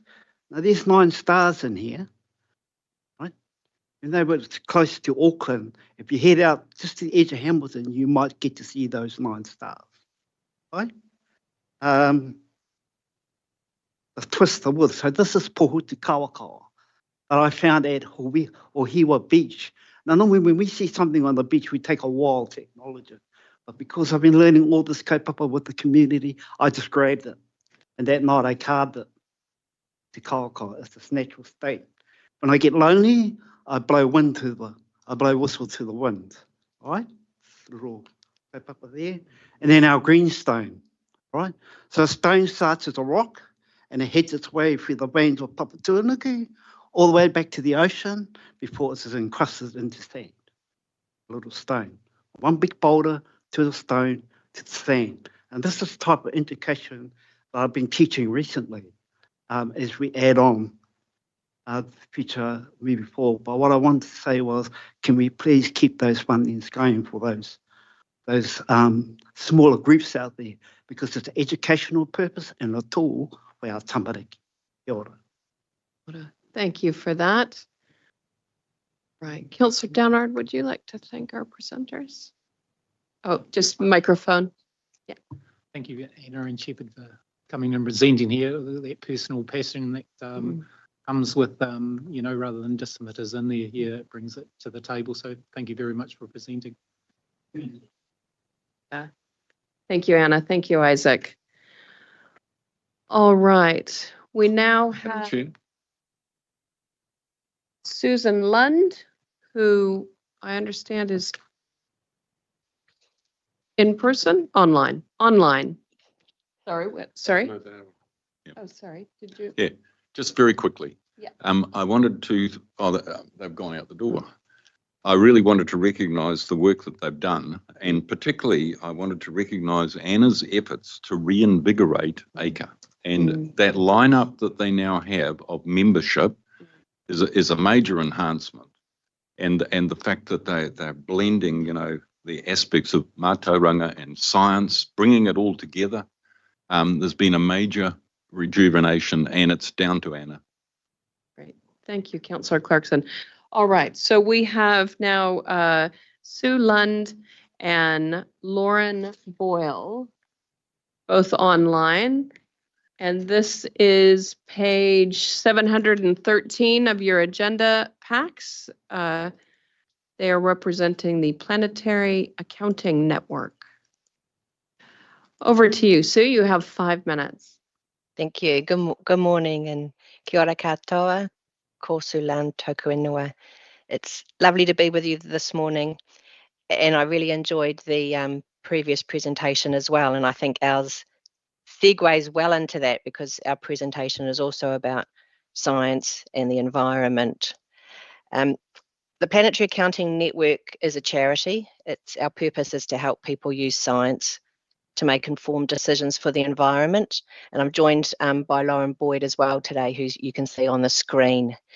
PAN is actually a fully remote organisation, but Lauren and I are actually just based over the hill from you in Tauranga, so we're part of the Golden Triangle with you. Could I have the next slide, please? The reason that we made this submission to you is because we really applaud the Council's vision and purpose, but we understand the challenges in achieving parallel goals and where the measurements of success can be quite separate and you are almost always certainly facing trade-offs in your decision making. We've connected with a lot of councils in New Zealand and internationally, and the challenges are almost always the same. Could you have the next slide, please? We've read your long-term consultation documents, the action plans and the climate action roadmap, and we can see that you have a myriad of measures, metrics and targets. And the issue we see where we work with councils is always the same, is that the metrics and targets don't help answer perhaps what are the really hard questions about how does a council balance economic and environmental pressures when they are so intertwined. And the metrics don't help answer perhaps the really hard questions about at what point do you actually know that you've achieved a healthy environment? Is it a 10% increase in green spaces or protection of however many hectares of native forestry? Next slide, please. So when we're looking at the council, we admired your link into the Sustainable Development Goals and the planetary boundaries. You had great documents to read, actually. They were a real pleasure to read.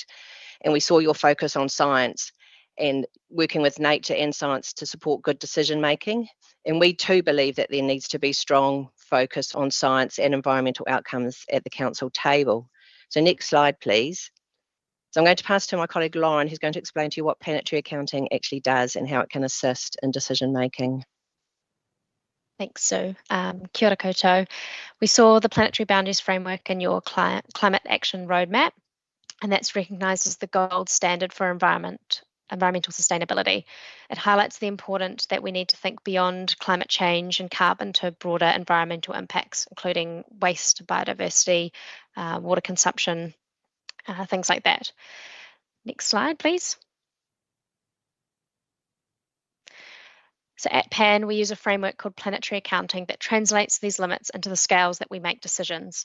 We can use it to look at the impacts of products, lifestyles, businesses, and in this case, regions. Planetary accounting translates critical global environmental limits, the planetary boundaries, into an accountancy framework which compares impacts to these limits. It aligns with other global frameworks such as the SDGs and donated economics. Next slide. And just a bit about us. We're a membership-based organisation and a not-for-profit charitable trust based mostly down in Wanaka, but here as well. And these are just some of our partners in our network, and we're working with some really great partners and brands and businesses both in NZ and internationally to apply planetary accounting to support a whole lot of decision making. Next slide, please. So what does planetary accounting look like for regions and cities? It's really about simplifying and synthesizing data, and it's not a cookie cutter approach. It can be used in many different ways, just like carbon accounting can. It brings existing metrics in your strategy into a central set of indicators to help track progress of the strategy as a whole and at a glance, distilling various reporting metrics into your core indicators and evaluates the impacts of various decisions from strategies or policies or projects. So it's really useful and flexible. And the application is bespoke to the specific needs of that region or city, and it's not about redoing any great work done to date, but adding context to that work. It starts to give you an understanding of how good is good enough when we're talking about environmental impacts based on the science. So then moves to co-designing targets and interventions, modelling progress, and then you can use this information to update any interventions or actions. Next slide. Just flick through really quickly, but these are just some of the examples of work that we've done to date. So we've worked with Ōtepoti Dunedin, and the next steps for them are linking council decisions to key outcomes and looking at digitising some of the data to make it really easy for different stakeholders to use the framework in day-to-day operations. Slide. And then this is just another one, Region Melbourne, a little bit different. It's a grassroots initiative, but they've got a really cool interactive tool that they've set up so communities can, I guess, get a real feel of what this looks like and understand what's going on for their city and how far and how fast they need to go to make change. Next slide. So Waikato, you've already got a really great climate action roadmap. So in your case, we would love to be able to strengthen the breadth of environmental metric and action and help you put this into context in a way that's meaningful and supports you to make sound science-based decisions that help support sustainable development. And at PAN, we see planetary accounting assessments as the crystal ball every organisation and decision maker should have, defines just how far and how fast environmental action needs to be, enabling decision makers to rapidly test scenarios and roadmaps against these outcomes and create a platform for innovative and transformative change. Thank you.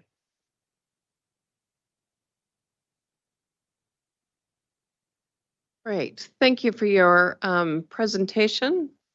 I have time if there's any questions. Councillor Nicol. Kia ora, and thank you, Sue and Lauren, for making a submission and coming to the hearings. Really appreciate that. We certainly did put the planetary boundaries image into that document with the Climate Action Roadmap on purpose, hoping to mature our approach over time to become more holistic. The how good is good enough is the question that you've raised, because I think we do get into the habit of just thinking the environment's screwed, anything helps, but if you don't know at what point you've actually achieved something, you can spend a lot of time on inefficient things. So is there anything else you'd like to share in regards to your work with entities in New Zealand that we might recognise, just to help us understand how this is taking off? Thank you. Absolutely. The work with regional councils and city councils is to develop that that one image where you can see at a glance where your impacts fall within the planetary boundaries, and so it can be used to make decisions about trade-offs. So you can do a scenario in there. So you could work out that a project you're looking like may have a big impact on one area of the planetary boundaries, but also an unintended consequence on another. So it helps that decision-making process. The other elements that you might be interested is that we also do a lot of work with agricultural providers of products. And so it's helping them just give metrics for their farmers, but also for consumers, so that consumers can see that information and make decisions as well. So we have a strong role in that education side as well, to help the community and society understand the consequences of decisions as well. Did you want to add anything to that, Lauren? No, I think just that it's a great way to, I guess, see hotspots and help target your focus. And it never has to be perfect. Can definitely be a staged approach of, doing a few and then moving on and adding, I guess, layers as you get more data, because we know that there's some data sometimes available, and things to collect later, and we're sort of happy to work with whatever there is really to get people going on the journey. Yeah. Thank you. Councillor Marr, and then I'll get you to wrap it up. Yeah, so thank you very much for your presentation. Just for my clarity, so is this a product that we would purchase from you? The way our model works is so that we can do the education work and the research and development around the planetary boundaries application. Yes, we do charge the councils for the services, so that we can keep going with our charitable work. Okay, and you did mention farmers accessing this information, etc. Is that something they would go through your company with a portal, or it's freely available? The work that we're doing at the moment is with the sort of the industrial or the food producers who the farmers feed into, how the data flow goes up into the producer or the exporter of the product. So then the farmers see it that way. But you might have been asking me if the farmers could see the information, that the work that we would do with the council, and yes, that would be what we would recommend.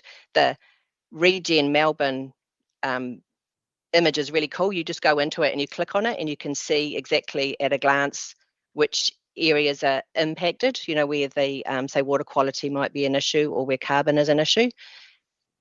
So yes, that would be the aim I would have, what we would encourage for a council, because you want your stakeholders to have visibility of actions and outcomes. Yeah, we certainly do. Once again, thank you very much for your report. Thank you for the opportunity to present. Great. All right, we'll move on to our next presenter. So we've got Annette Hill speaking for Carolyn Hill. This is the submission on page 184 of your agenda packs.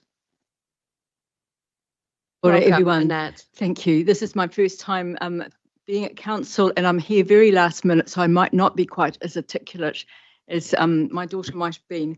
She is attending an environmental hearing in Auckland, and that's been held up, as often these things are. She uses a te huia for travel, and as do our whānau. So we're very passionate about rail travel, having had the privilege in our lives of living in countries where there's an amazing rail networks.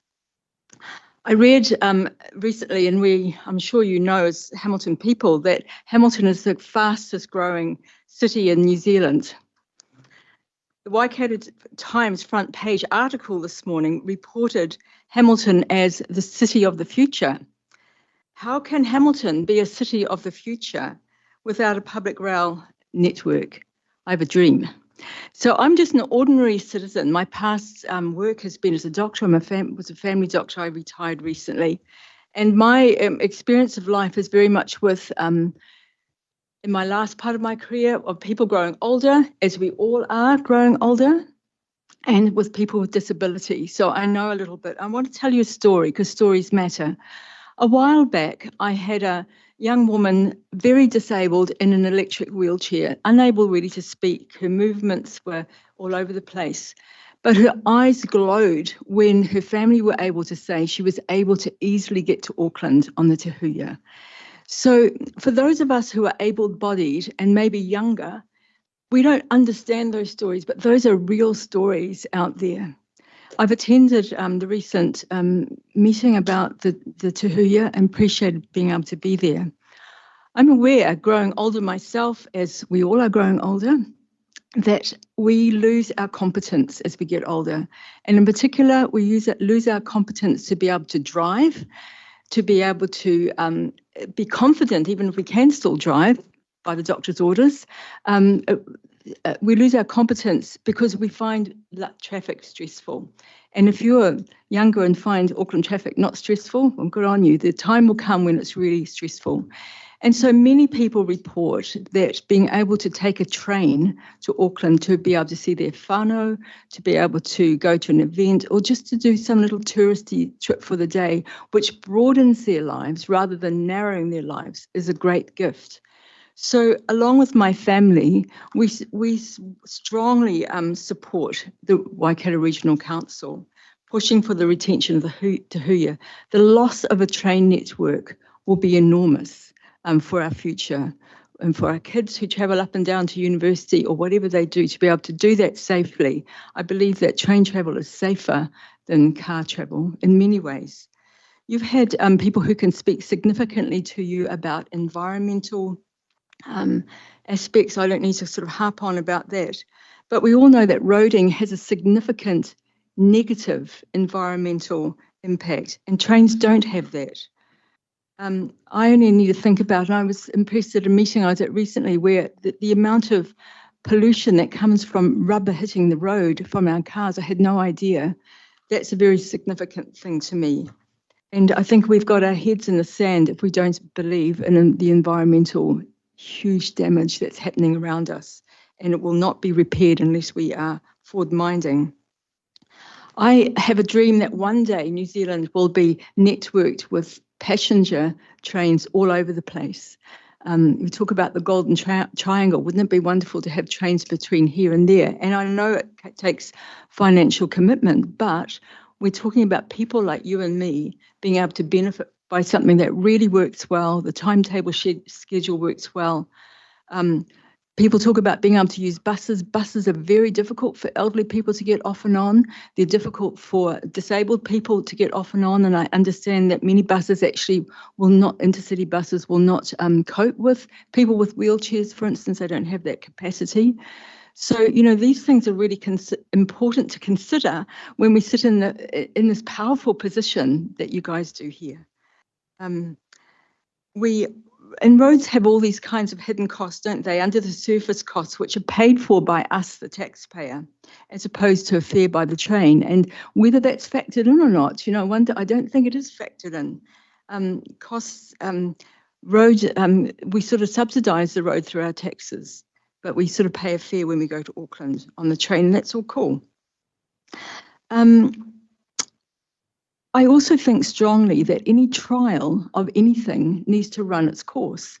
It's not honourable and it lacks integrity for a trial to be just given up on. If you do a medical trial, you don't just say, oh, damn it, you know, we don't want to do this anymore, it's costing us a bit much, or it's whatever. You would only stop a trial if there was major impact on the person. And so, you know, I would strongly push that there should be the continuation of the trial. If you've ever taken children on a visit, travel anywhere, a little bit long distance, it doesn't take too long before they need to use the toilet or they want to have food. To be on a train where that's easy is such a good thing. I think I've probably said enough, so thank you very much for listening. Thank you very much. Any quick questions? No. Angela, did you want to? Oh, take yeah. her- Sorry, I take her missed break? your name. It's Annette Hill. Annette, thank you. Yeah, thank you so much for coming in to speak to us. I would say that you were very eloquent. So thank you. You made your points very clearly, and I appreciate the storytelling behind what you've shared as well. Often we do lose sight of why we do what we do, and it is for people. So yeah, thank you for that. I just had a quick question. In our long-term plan with Te Huia, we are looking at future service improvements and renewal of rolling stock. Now, in particular, the renewal of the rolling stock would enable that accessibility that is currently there just to be increased so much more with roll-on, roll-off. So instead of using the hoists, it would enable everyone just to be able to walk rather than a giant step up. So yeah, just interested in hearing your perhaps support for that increased investment in I think it's great. accessible rolling stock. Yeah, I think it's great, but I think it needs to be put out there. You know, people need to know in the community that actually can do that, because unless somebody finds that out, so it needs to be marketed well. So to be able to take, you know, you as bikes, for instance, to Auckland and know that you can do that on the train, it's a really good thing. So I'd encourage just really good marketing for whoever's responsible. Great. Thank you very much, Annette. All right, we'll go to our next presenter, which is John Lawson. I understand John is online. Yes. Sure. Got it, John. Good to hear you again. Thank you. Yeah, So this is, sorry, this is page 163 on your agendas. Yeah, I put in submissions on a few things, including transport questions, and I was interested to see the presentation about the cats and the kiwis, and we've been doing trapping here in Whangaroa since 2009 on a fairly serious scale, and actually having some impact. So we're noticing that we are getting more birds in the area, but it's only a tiny part of the whole region, and there are many parts of the region which don't enjoy that level of pest control, and indeed it could be improved even here. And I did go up north of Whangaroa Harbour yesterday and saw a couple of cats running across the road, which are quite likely those wild cats that we see so often, and it is a major problem. I know from living at Karakuriki for a while, on this side of Hamilton that people do drop off their cats, and it's an issue to sort out. So I welcome the fact that a larger number of us supported increasing the rate for biodiversity than any other option that you offered. So thank you for asking that question. On transport, I agree with the previous speaker, Annette, that we need Tahuya. She didn't mention much about bicycles, but it's very awkward to carry a bicycle on intercity. And the other option, apart from driving, is to use the main roads, which aren't at all suitable for cycling. The ministry tried to work out a cycle route between Auckland and Hamilton and didn't really find anywhere that was suitable enough to endorse to put on their cycling routes. And even the route that comes down from the Tuakau area ends up using a ferry which needs to be booked across Whangaroa Harbour. So again, it's not at all a suitable route for cycles, whereas Tahuya does provide that opportunity. One of the things that I was puzzled about was the idea of having people walk.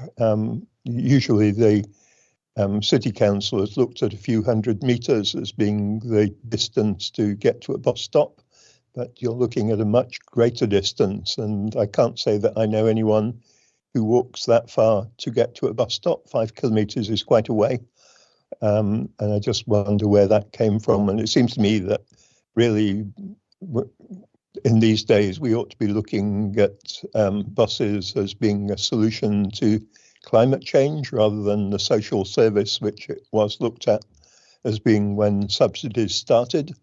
And if we look at that, then we all benefit from the changes in reduction in carbon which goes into the atmosphere. And I'm glad to see that at last the region has got some electric buses running, if only to Cambridge and in the Taupo area. So that's good. But I hope that we'll be getting a lot more, and that we'll be getting buses which most people can use. Because one of the problems is that quite a number of areas are growing quite rapidly, including Whangaroa. I think we're down for a doubling of our population over the next few decades, and already there are tailbacks at Dinsdale roundabout at peak hours. And if you double the traffic through that roundabout, then you're going to need some expensive solutions to it, unless you can get a fair number of people to be using public transport or working from home or whatever. So I hope you'll be looking at the budget in those terms, also looking at it in terms of the proportion of people who don't use cars or don't want to use cars, because roughly 5% of the population don't have cars. And very often the proportion of the budget from the transport budget of the regional and district councils doesn't reflect that, and certainly doesn't reflect the fact that there are many more people who would prefer to use their cars a lot less, either because driving takes up time, and if you're, well, particularly on Tahuya, but also on buses, you can actually use that time usefully rather than just be paying attention to what's in front of you on the road as you drive all the time. So there are many reasons to be improving support for public transport. So basically those were the things that I wanted to say. So thank you for listening to me, and happy to take questions if anyone wants. Thank you for that, John. Any quick questions for John?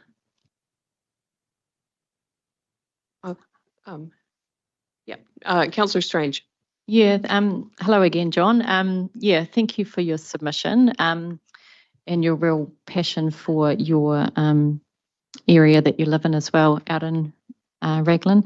Yeah, I appreciate that you've submitted on a number of areas, and yeah, that you presenting to us today as well really helps to fill out our knowledge as well. So yeah, appreciate your time today, and yeah, thank you for your submission.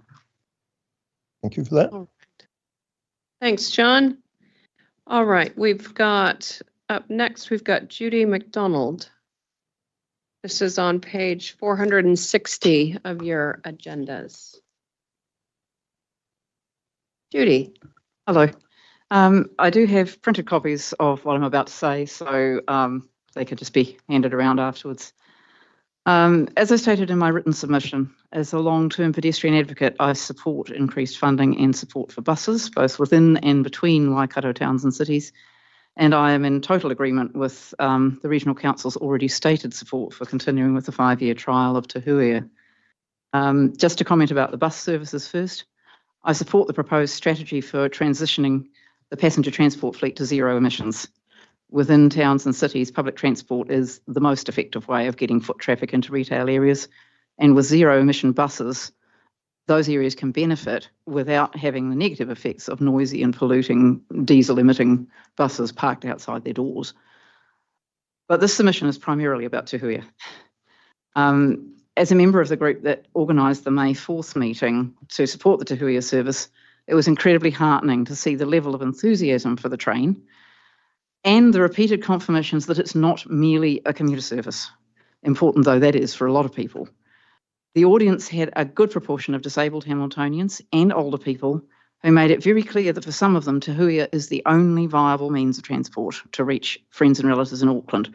That doubtless also applies going the other way, even though the timing is not as good as it is from Hamilton to Auckland. But there are people who, because of their disabilities or because of their age, are not confident driving. They can't access buses. Buses are not an option for many people, and they don't solve the road congestion issues that we're dealing with.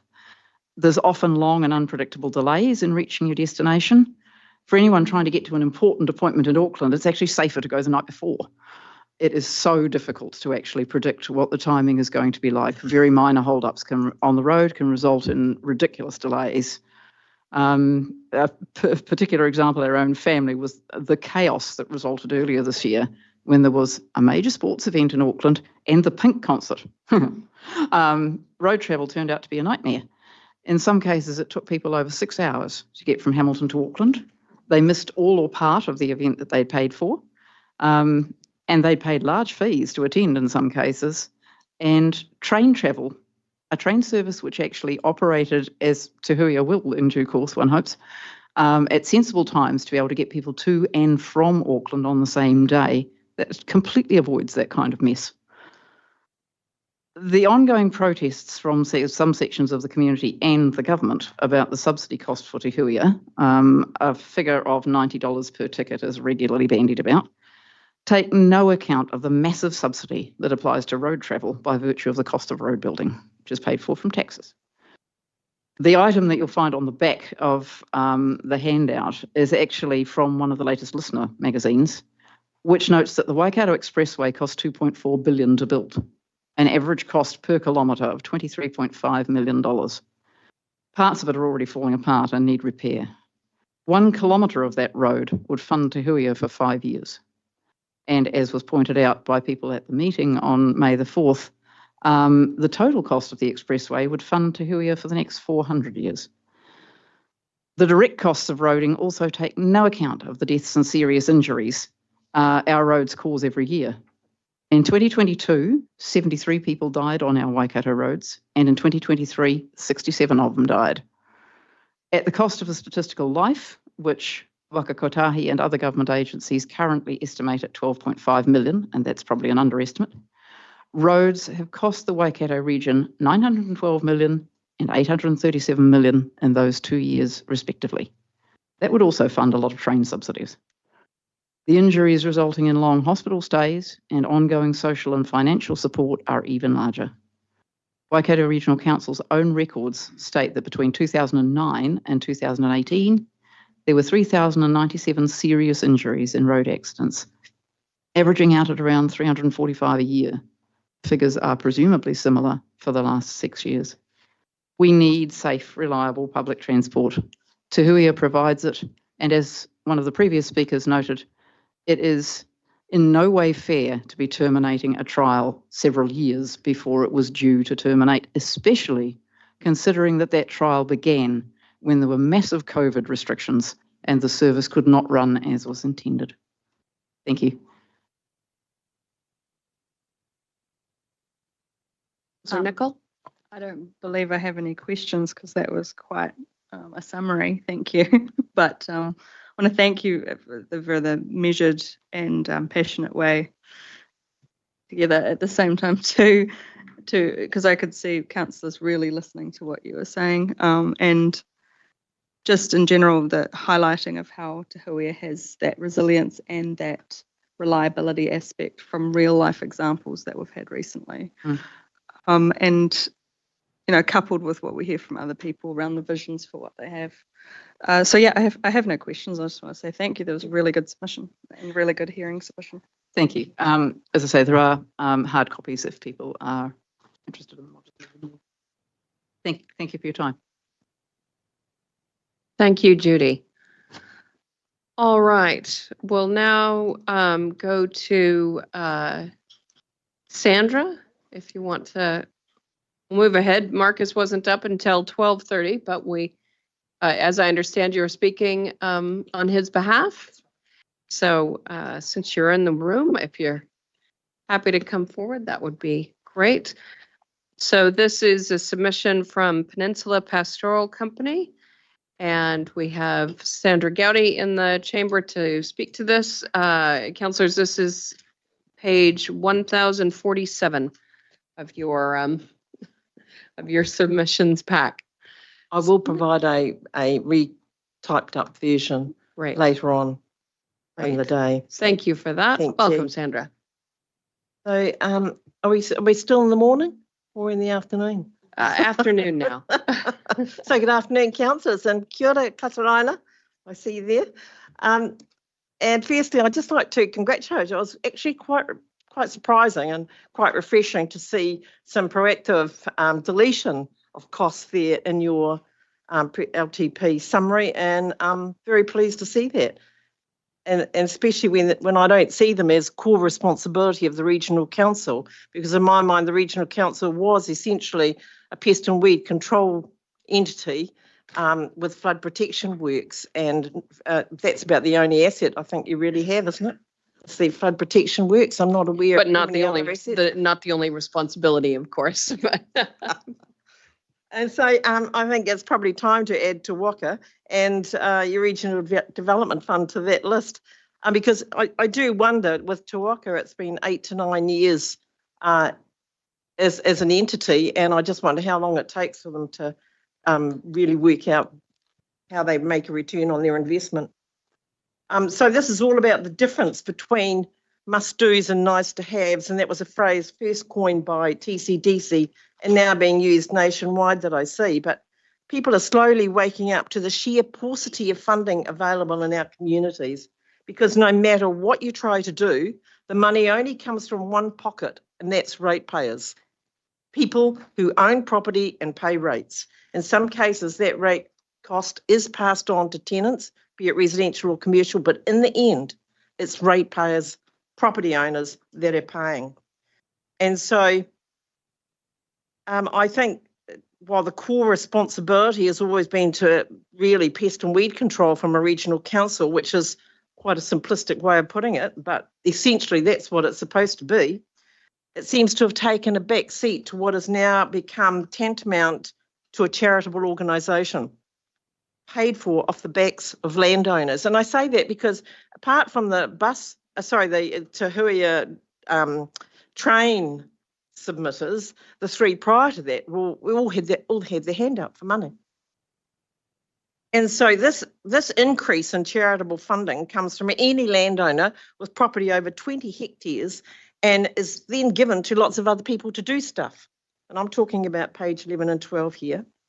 The amount of organisations that set up just to access the money that you get from the ratepayers, these property owners, is astounding. And it's so easy to do, and it's so easy to rort it.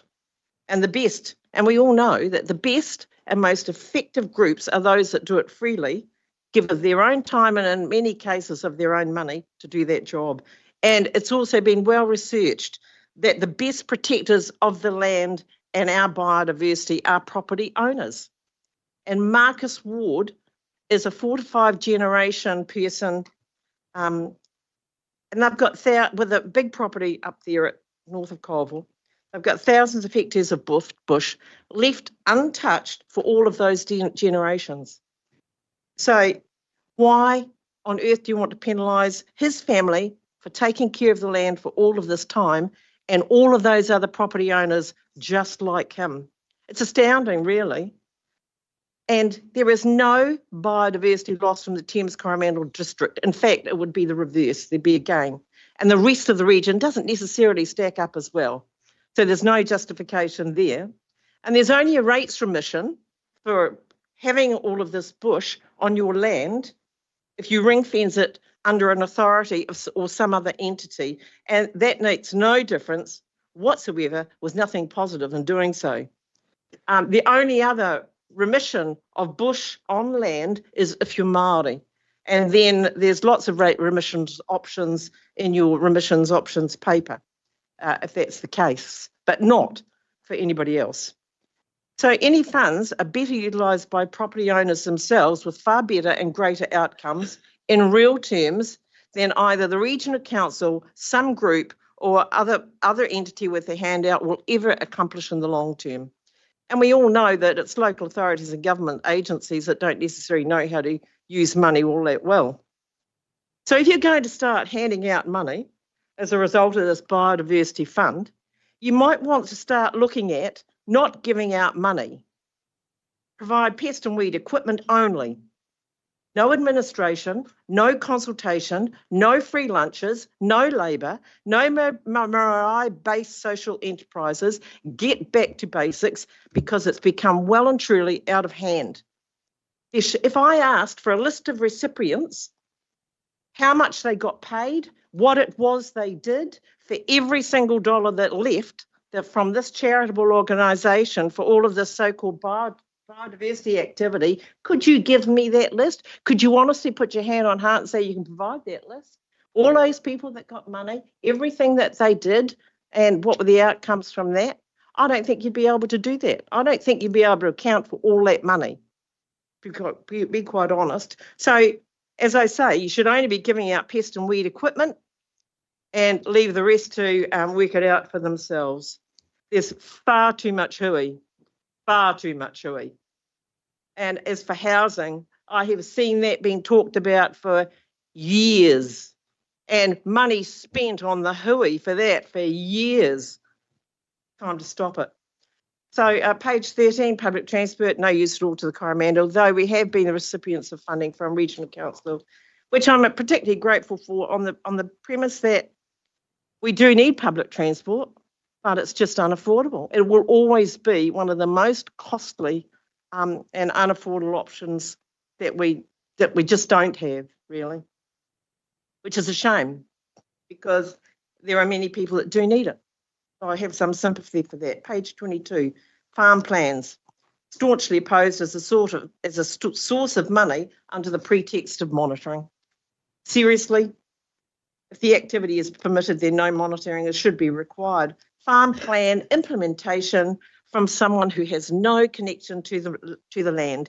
Get real. And actually, so you've got farmers that have to do these farm plans and then have regional councils come in and look all over it and assess it and tell a farmer whether the farm plan's approved or workable, or I don't know how you do all that. I mean, seriously, naff off. That's all I've got to say. I mean, it's an incredible violation of rights and property, and yet another breach of the Treaty of Waitangi, a case for a tort of nuisance and prejudicial bias of minority. Just incredible stuff, these things. I don't know how it ever got past the gate.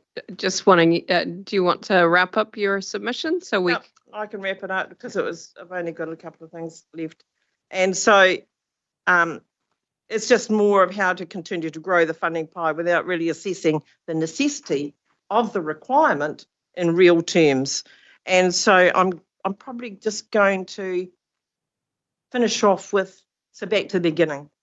you have made a start. I think it's be brave and keep looking for real outcomes and less bureaucracy, less hooey, and real KPIs for the money's being spent, because I know you know all about that stuff.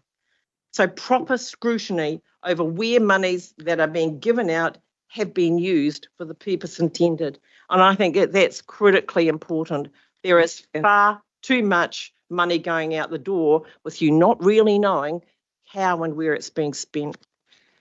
Thank you. I can't remember who was, Councillor Smith and then Councillor Mahuta. Thank you, Sandra, for your submission on behalf of Marcus Ward. I know members of the Ward family from Colville. I'm not sure, well, I don't believe I know Marcus, but I have been left wondering, with the use of the word "I" in your presentation, which was his submission and which was yours? Gave me absolute largesse because we all think the same. We're all part of that same area. We're all from Colville. Right. Okay. No, that I just wanted to make sure. We're all family. Okay. Thank you. Councillor Mahuta. Just really interested in your background and expertise because for my term on council, we've been trying to do peace management in a more responsive way with community in the peninsula. And for the life of me, we haven't been able to arrive at that point, even people doing their own work on their own land. Do you have any suggestions? No, we do our own work on our own land. We look after our pests and we look after our weeds, and we do that. We take conscious responsibility for that. We love the biodiversity that exists on our land, and we don't want any interference or help from anybody else because largely, if anything happens, we're on our own anyway. So, but no, I wouldn't invite a council onto my property willingly. And in actual fact, when council did ask to come onto our property, I said no. Okay, thank you. You're one of the few groups in the Coromandel not seeking our support. Thank you. Thank you. And look, can I just put that into context as to why? And it's because it's an overbearing regulatory authority that just has no concept or understanding or respect for property rights, in my opinion. Thank you very much, Sandra. I appreciate you coming and speaking to Marcus's submission. All right. And I means Marcus as well. Thank you. All right. Councillors, that's the last submission in our morning section. So we are now going to adjourn until 1 p.m. Thank you.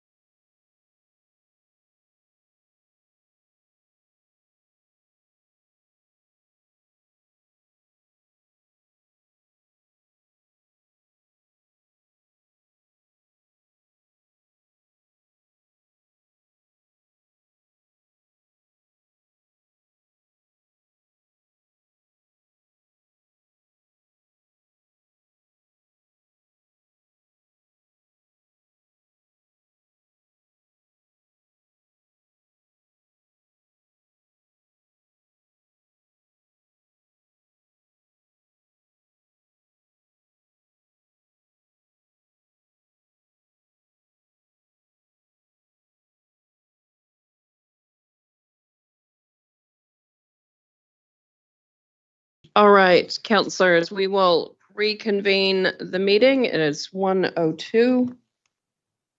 And our first submitter in the afternoon is Alan Saunders. This is on page 116 of your agenda packs. Alan, if you just have a seat there and hit the right button, and you'll see the red light come on the mic, and that means people can hear you.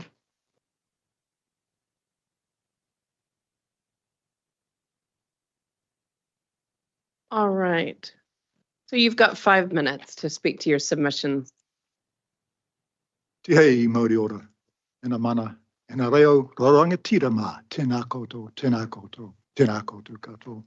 Thank you for the opportunity to speak to you briefly today. And I've got some slides. Yes, I have there. Can people hear me, by the way? Mm-hmm. Is that all right? My voice is going. I'm representing Habitat Tuatawa. Many of you will probably know of Habitat Tuatawa. We've just celebrated 25 years of continuous pest control in the Northern Coromandel and celebrated the outcomes that has brought. We have now kiwi calling regularly from around our houses, and we have kaka nesting one pair within 5 metres of my lounge chair, 650 producing 2 chicks. So it's a very exciting time. And not only have we achieved ecological outcomes, which most people would expect, but also we've discovered that social dimensions are incredibly important. And some of the biggest changes that have taken place around Habitat Tuatawa in the last few years, in my experience, have been to do with social dimensions. People really like being part of the community. They like contributing in the way that they feel capable of contributing. Not all of them are into killing animals. But they all enjoy having the birds and the truly prolific bird life that there is around Tuatawa now, that anybody will tell you, regardless of their ecological backgrounds. I'm here today at the request of Habitat Tuatawa Committee to firstly thank Council for your ongoing support, and I think that's not said often enough. You are basically one of the last government agencies standing when it comes to reliable support for little community groups like ours. And I'm also here to promote the fact that, our belief that Waikato Regional Council achieved significant of its own strategic goals by being engaged with Habitat Tuatawa. Is a real conjoint there, which I think needs to be better recognised. I'd also recognise the creditable history of Waikato Regional Council in supporting community groups on the Coromandel. Long may that continue. Slide 2, please. As you'll all know, and I'm not going to delve into it, in fact, today I'm not talking about ecological outcomes at all, except to make sure that you recognise that we have them there. And that one of the things that's happening, and Letitia behind me here would acknowledge this as well, is that the scale and scope of ecological restoration projects throughout the country, and New Zealand is distinct in this regard, has grown dramatically and continues to grow. And while that brings exciting opportunities, for example, in landscape scale management, where you've got collaborations with various groups and landowners, it also brings significant challenges. One of the obvious ones, which you've probably heard a lot of, is the ageing workforce. We're all getting older and we don't know what to do about that, apart from going old with dignity. And we need to find new ways of achieving further efficiencies, because the real secret to landscape scale management is actually doing things better. And I would add that we've made significant advances in the time that I've been watching, which is now nearly 20 years on the Coromandel. One that I can add that I would give an example of is landowner support. It's absolutely critical to not just pest control, but any other kind of management that we're doing these days. And quite recently, Regional Council asked us to provide evidence of landowner support. They required a written consent from every landowner on whose land we operated. We saw that as a bit of an embuggeration, frankly, initially. And then we discovered that it was actually a great tool, because as a result, we were going back to these landowners whom we assumed we had support from to be on their land and needed to get their signatures. And I would say there was almost universal positive response to that request to most of our landowners now. And when I say almost universal, there's only 1 or 2 that have replied, none of them negatively, but some of them just haven't replied at all. But many of them have said, how much more can we do to help? What else can we do apart from granting consent? So it's been a really exciting initiative, actually, and thank you, Regional Council, for that. I see further synergies emerging. They have to, as we even maintain what we're doing now, let alone expanding. I think there are some great synergies, further synergies to be had between what Habitat Te Aotearoa and other community groups are doing and Regional Council's catchment management program. And I'd like to acknowledge Elaine Eden. Many of you will know Elaine, one of the staff members based in the Coromandel, who has been a stalwart for consulting with community groups. She's well known in the Northern Coromandel and can talk to anybody.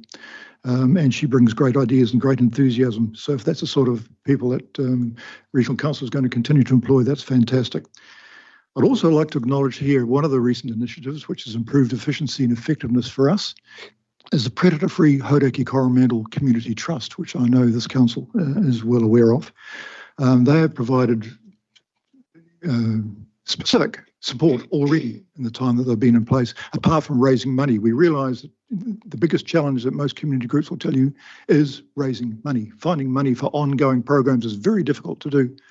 And the Predator-Free Hauraki Coromandel Community Trust is established with that primary focus of securing funds without competing for funds with community groups now, because the big challenge, of course, is we do have a competitive funding model.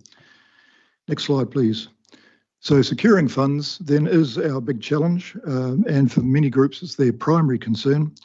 And as I say, great progress has been made in terms of developing new techniques and new tools. Automatic resetting traps, for example, has been a great step forwards, and Habitat Te Aotearoa would like to acknowledge the Pub Charities grant, which has allowed us to put an extra 30 traps in as we are doing at the moment. But we need to do much more. And the one that I've talked about a number of times now over the years is what I call skills sharing, rather than every group having all the skills it requires to do these increasingly sophisticated programs. We share those people around. The challenge in that, of course, is that firstly you have to pay those people, often they're paid professionals, and secondly it needs to be done in a coordinated way so that it's fair and equitable and actually achieves your goals and objectives. That takes both a coordinator locally and it takes a region-wide coordinator, in my view. If we go to the next slide, please. I'm going fast here. I realise I'm nearly up with time. You will all know that volunteers are at the heart. And in fact, if you talk to any community group, you'll see the passion and you'll hear the pride. Such an important word, pride, in my view. They don't let things go easily. Ownership is really important to them. They own the project. Don't come into Te Aotearoa and tell us that you're running this program. That would be a big mistake.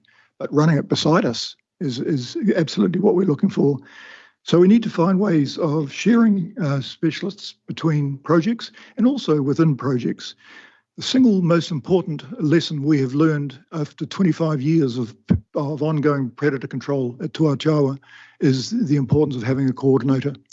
And we have a woman called Nikki Baumgartner, whom you may have met. I think it's about 10 years now that Nikki has been paid as a part-time. She's paid for 8 hours a week. She does about 40, I'd say.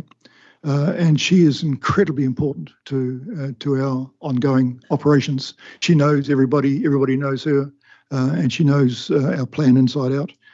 And I would say that would be, if I was to put a plea to council, would be, for heaven's sake, please keep helping us. It's less than $10,000 a year that we need to keep Nikki going.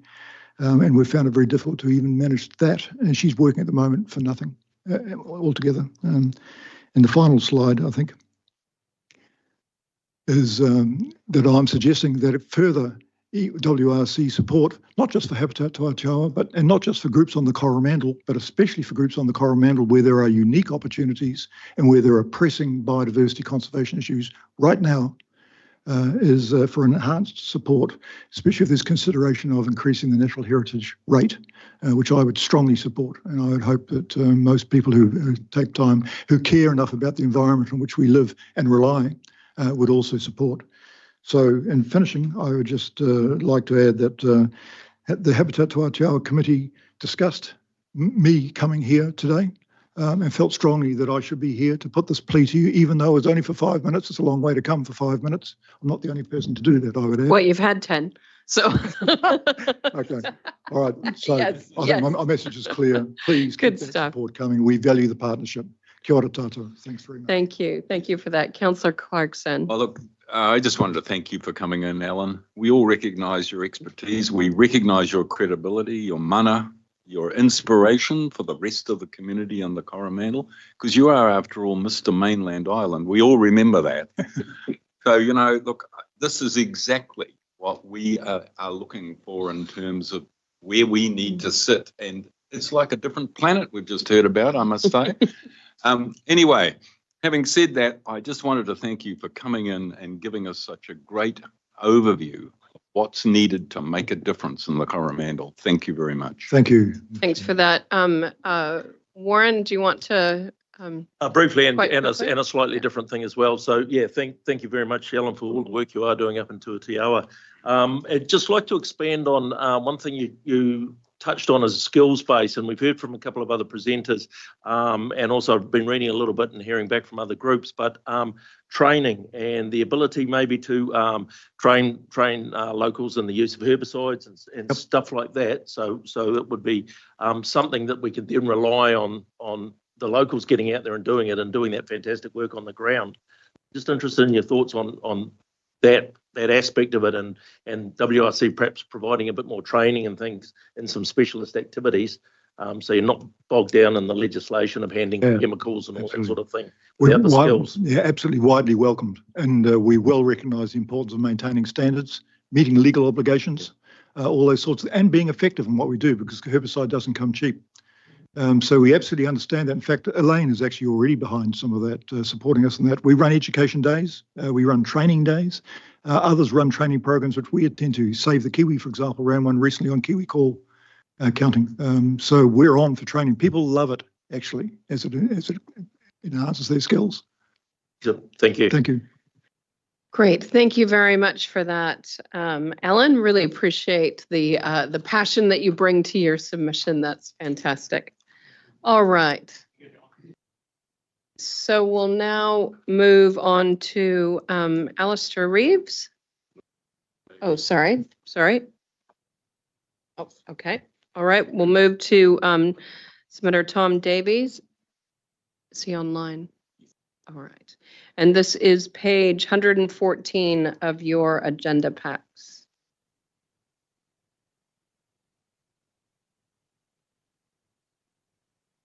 We got Tom. We see you online, Tom, but I believe your mic is muted.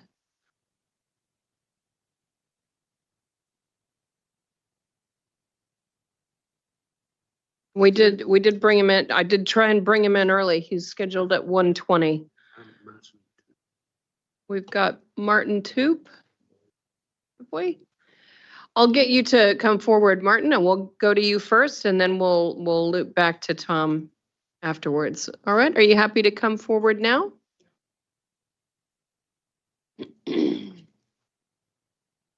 So this is Martin Toop, page 131 of your agenda.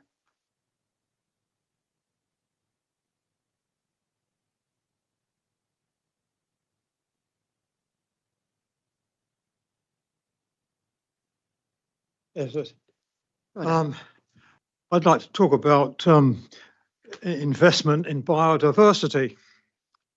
And we're certainly in interesting times, aren't we? I wonder whether council members are actually, do you read the carbon count in the Waikato Times? I wonder if many people do read it. Yeah.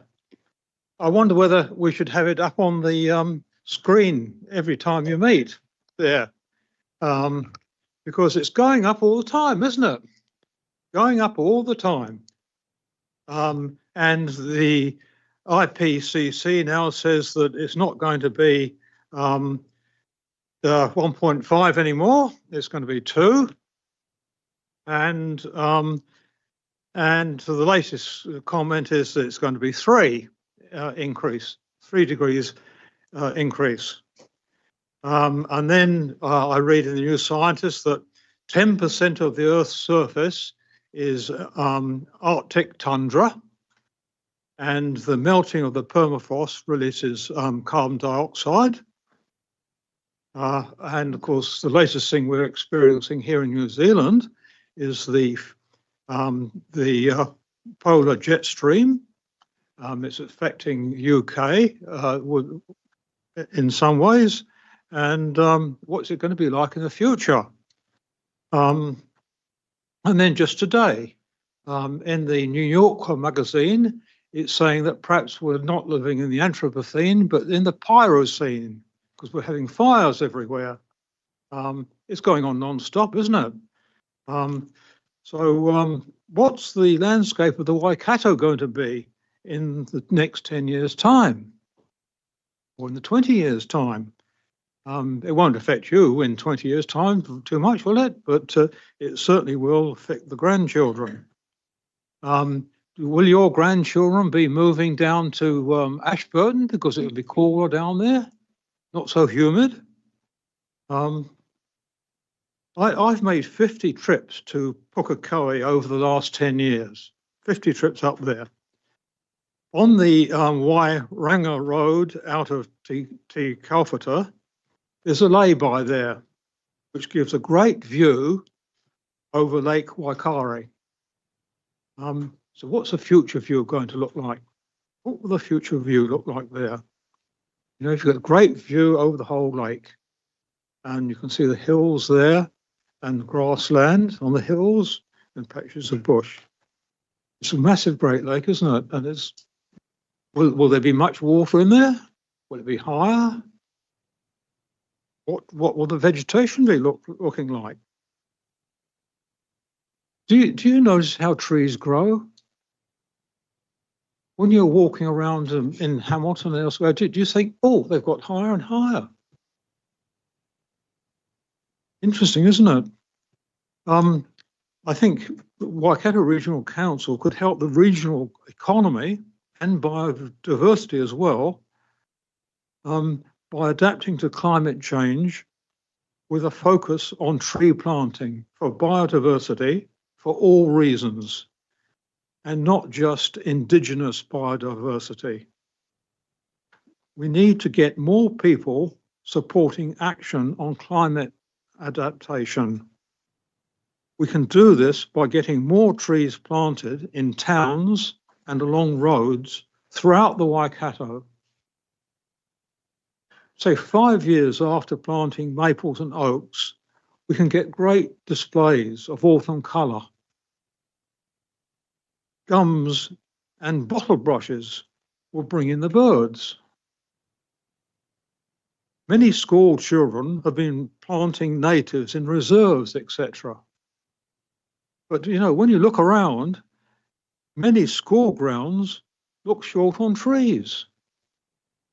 Over the years, I've been in 80 different high schools around the country, and it's amazing how there's so few trees in the school grounds and playing fields.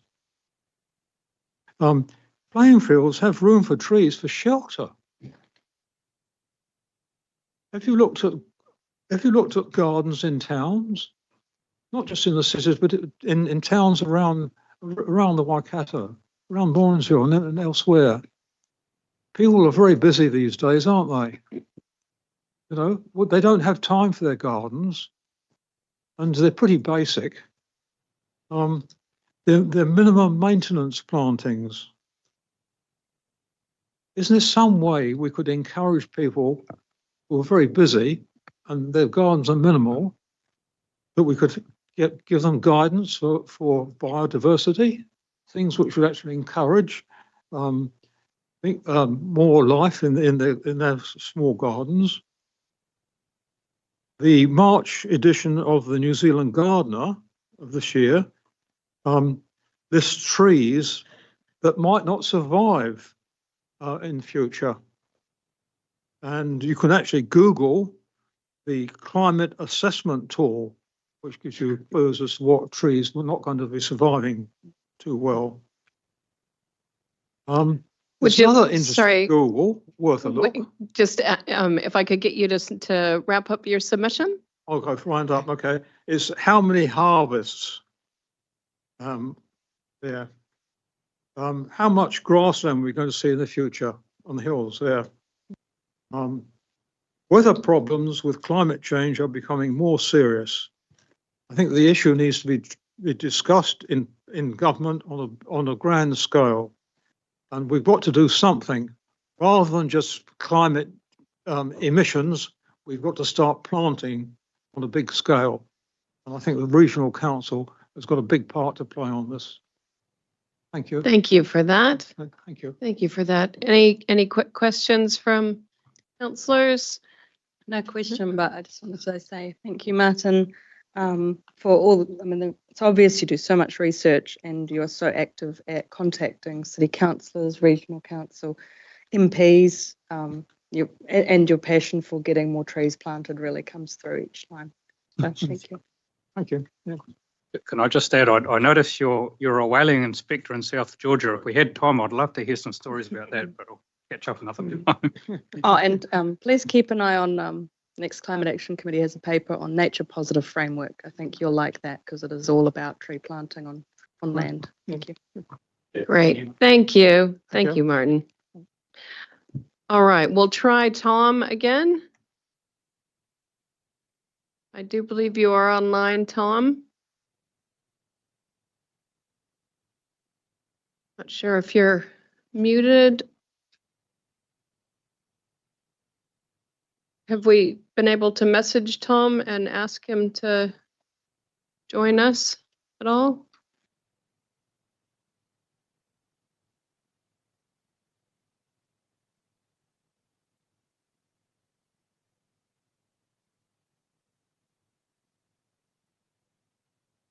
Okay. All right. We've got Letitia Williams with the Moihau Environments Group. Welcome, Letitia, and you've got 5 minutes. Thank you. Kia ora tātou, ko Letitia Williams aho, and I'm here as my in the role of chairperson for Moihau Environment Group. Firstly, I'm here to strongly support option 2 in the long-term plan with a rating of $15. I want to make that really clear. We're very strongly in support of that. MEG has an operational area of 15,500 hectares on the northern part of the Coromandel. That equates to almost 10% of the WRC Coromandel zone. So we think we do a lot of work in your area, in our area. 90 to 95% of that land we work on is private land. Make that really clear too. And we overlay or we underlay some of the other groups that are probably submitting to you as well. We work on landscape scale conservation work. We're run by a volunteer committee. We are a volunteer organisation, but we differ from many other groups in that we have a group of part-time employees and have for a very long time. We have an operations manager. We have a communications and community engagement manager, 4 field team staff, and those people do a lot of the hard yards, which is beyond expectations of any volunteer, and they add value across the board, but they also support the 45 to 50 volunteer trappers we have. We also have a volunteer trap builder and a whole lot of other people that sort of are in the fringes of what we do. The 15,500 hectares we operate over has an overlay of mustard lid control. So that means we have 1,465 mustard lid traps out throughout the hills. And we have 265 kilometres of track to look after so those people can access those traps. We also, within that area, have an intensive program, an open sanctuary of 450 hectares. It's a standout project.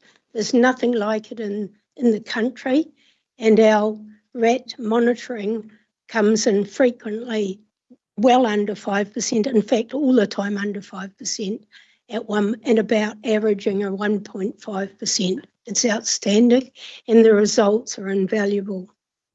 WRC has given us good support in terms of helping us establish our monitoring control there.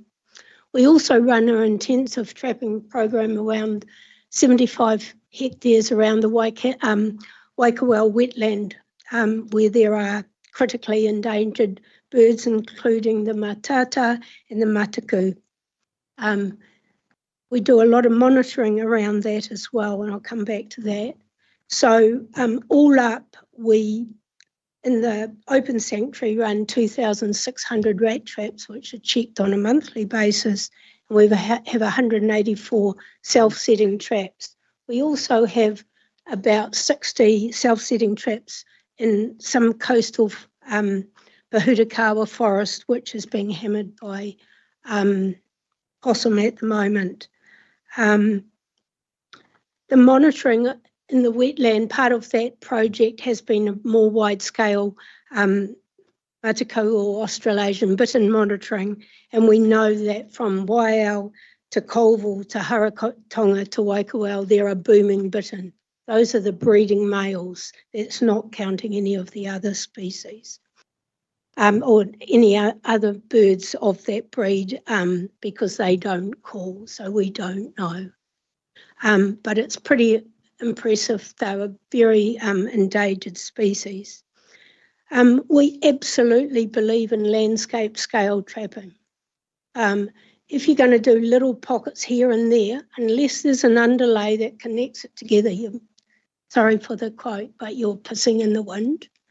We need, as a community, the wider district, to encourage landscape scale opportunity and to sustain them long term.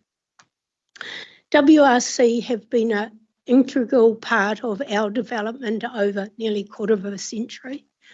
They have funded us at various stages, and at the moment, through the NHF, you are the foundation of us leveraging to get other monies. Some of the things we can apply for have to have partnership funding even before you get through the gate. And without the NHF funding, we're stuffed. Okay? There isn't any other funding available at this point in time that allows us to have that base unit to build up on.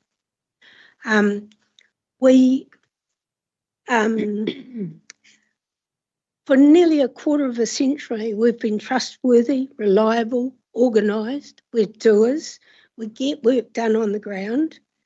We have large-scale operations that make a difference, not only to the general biodiversity, but to the groups that also operate within our rohi.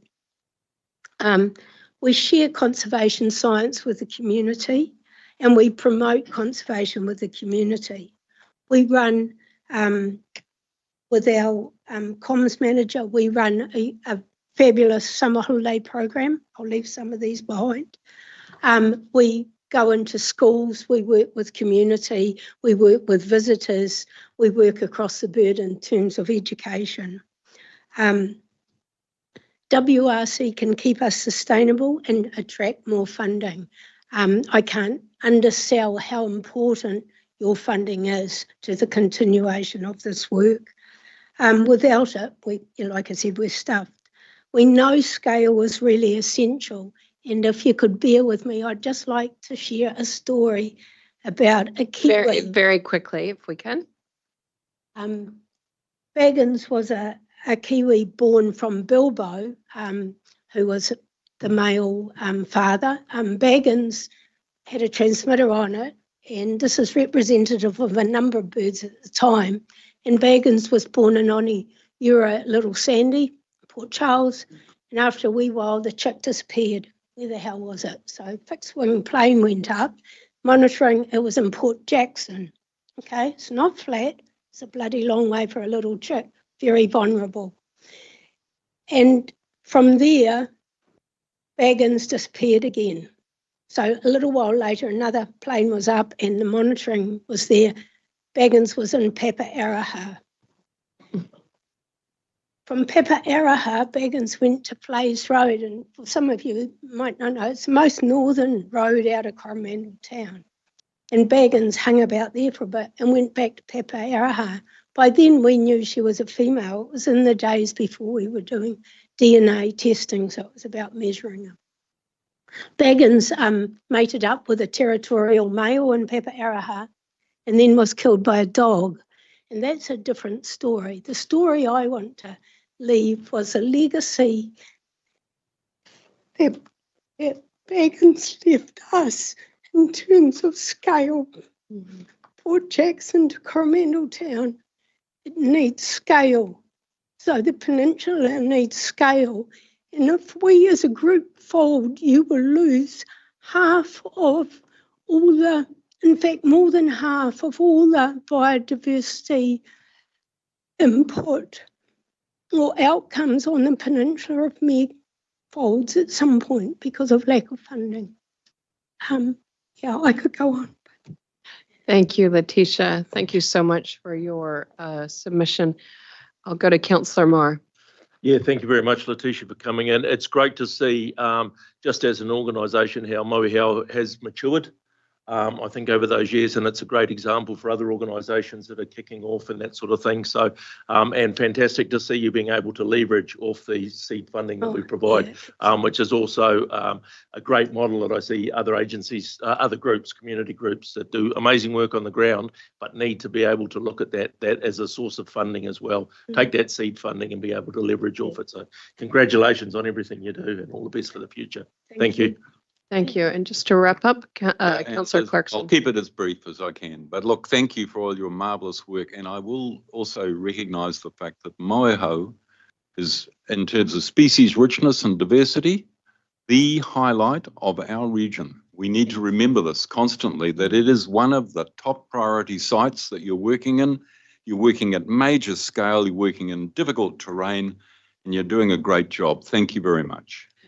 Thank you, Letitia. Appreciate your time today. I'll leave these.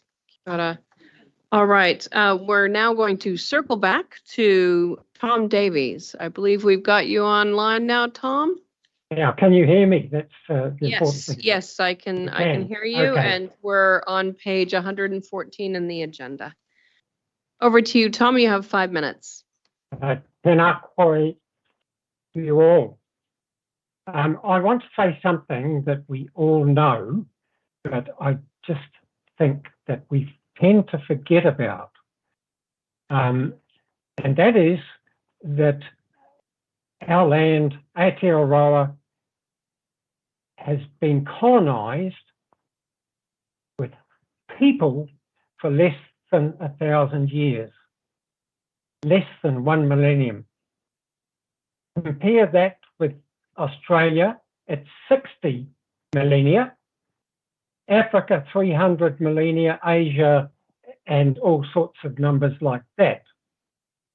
So it's reasonable to say that our first footprint is still warm. So we are globally unique, globally extraordinary in that Homo sapien has had a relatively little effect on our land. So we need to do everything we can to, number one, maintain what we've got and to restore what we can. And so I fully support the additional rating for the natural heritage rate. And that's what I have to say. Thank you. Great, thank you. Very nice, Tom. Nice and short and succinct. We appreciate that. Are there any questions from councillors? If not, Councillor Dunbar-Smith, would you like to thank our presenter? Thank you very much for presenting to us. Very short and sweet. Nice. Cheers. Steph, thanks for joining us online. Cheers Thank for you. that. Okay, we now have Shelley Hardin. Shelley. So this is on the submission is on 430, page 430 of your agendas. Welcome. Hi, thanks for having me. So I'm Shelley Carden. I am one of the residents of Te Kōwhai Estate. Essentially at our doorstep, we have some of your more vulnerable constituents. We have a preschool, we have a retirement village, and we have a primary school just down the way as well. We are also, unfortunately, some of the recipients of the worst outcomes from the stormwater management or lack thereof over time. Our properties are surrounded by Waikato Regional Council and Waikato District Council drains.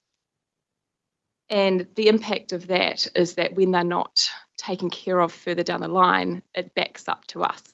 So we were some of the headline news following Cyclone Gabrielle, and we had a number of really bad outcomes in our community. We had flooded wastewater, contaminated stormwater throughout the subdivision. We had no drinking water available because it tripped the water pumps.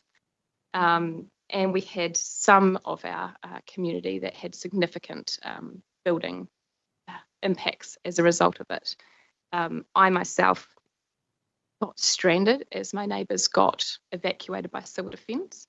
Civil defence pulled out before they woke us up, and I was 9 months pregnant with contractions with no alternative exit from the property. So relatively severe health and safety consequences for our community as a result of this stormwater.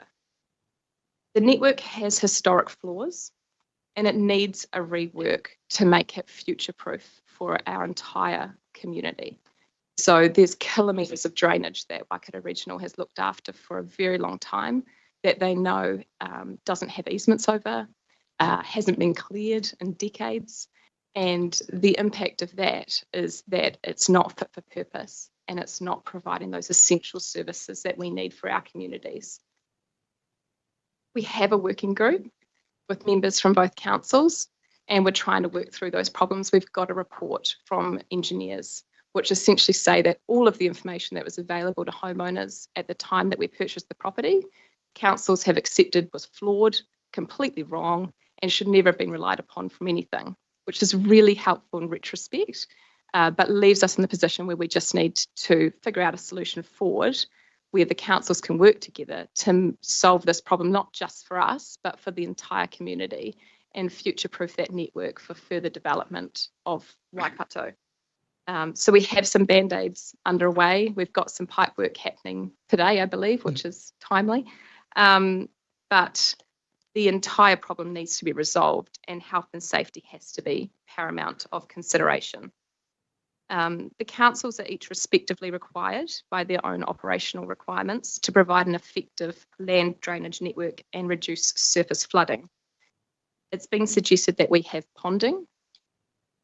When a drain completely overflows and infiltrates houses, that's flooding in my view. It's not ponding and it needs to be taken care of. The health and safety of residents is absolutely paramount and it should be the utmost priority for each and every councillor here today. And we need to make this a priority for this year's annual plan. And it's essential that council prioritises future-proofing stormwater systems for all residents and does those required upgrades and allocates the funding to enable those solutions to be effected. And we hope that you listen and do the right thing. Thank you very much for that, Shelley. Councillor Smith. Thanks.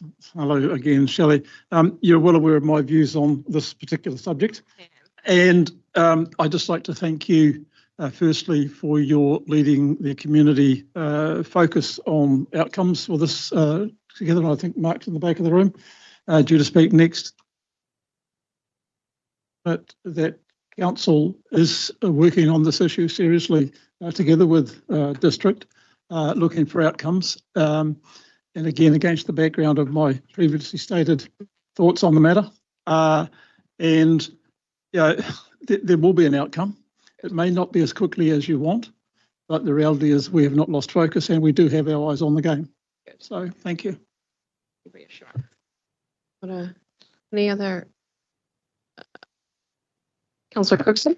Thank you. Yeah, once again, reiterating what Noel has just said, and I've spoken to you that evening a while back about it as well. So it's definitely the chair and Noel and myself fully understand the circumstances that have happened, and I should say, in my own opinion, that what's happened out there needs to be resolved, and then the time it will take will be the time it takes, and hopefully it's faster than what we'd like it to, and what looks like it normally happens, but hopefully we can get it resolved, and no community should have sewer water going in their water systems and things like that. It's plain in it. That happened. So we totally understand, and it's not acceptable, but it'll have to go through its process, and hopefully it's quicker than we would want. So Great, thank you. And you explained your situation very well. It was well presented. Better than I did this morning. I cried. No, well done. Thank you for that. And we did get word earlier today that there was a clearing of a culvert, either yesterday or the day before. So, right now as we speak. So so here's touching wood and crossing fingers that that's going to result in some better outcomes in the short term while we work our way through this. But thank you so much for your submission and your presentation. Much appreciated. Thank you for having me. All right. I've got Mark Curtis next. Sure. Just gonna, just before you kick off there, Mark. It's a question Councillor to Smith? Mark. Oh, a question to Mark? Yep. Mark, can you just give clarity, please, as to whether this is your own submission or whether it's a district council submission? As the district council submission. Okay. So this is an additional submission to the other Waikato District Council submission? That's correct. Okay. Thank you. All right. You've got 10 minutes, Mark. I won't take all that. So my name's Mark Curtis. I work for Waikato District Council as a waters engineer. And I'm here also to talk about the TCO5 flooding issues. So, sure. The residents of Te Kowhai Estate are experiencing serious ponding on their properties.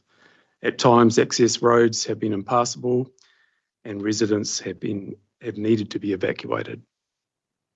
There has been limited damage to houses to date. However, there are concerns that more serious rainfall events could lead to greater damage. The drainage network at Te Kowhai is managed by the Waikato District Council. The current drainage level of service for the Te Kowhai area is classified as rural. That requires the drainage system to remove ponding within 3 days of a 10-year storm event. A report was completed recently by Babbage Consultants, and the findings were that the drainage system is designed to achieve that level of service. Te Kowhai Estate is a country living zone.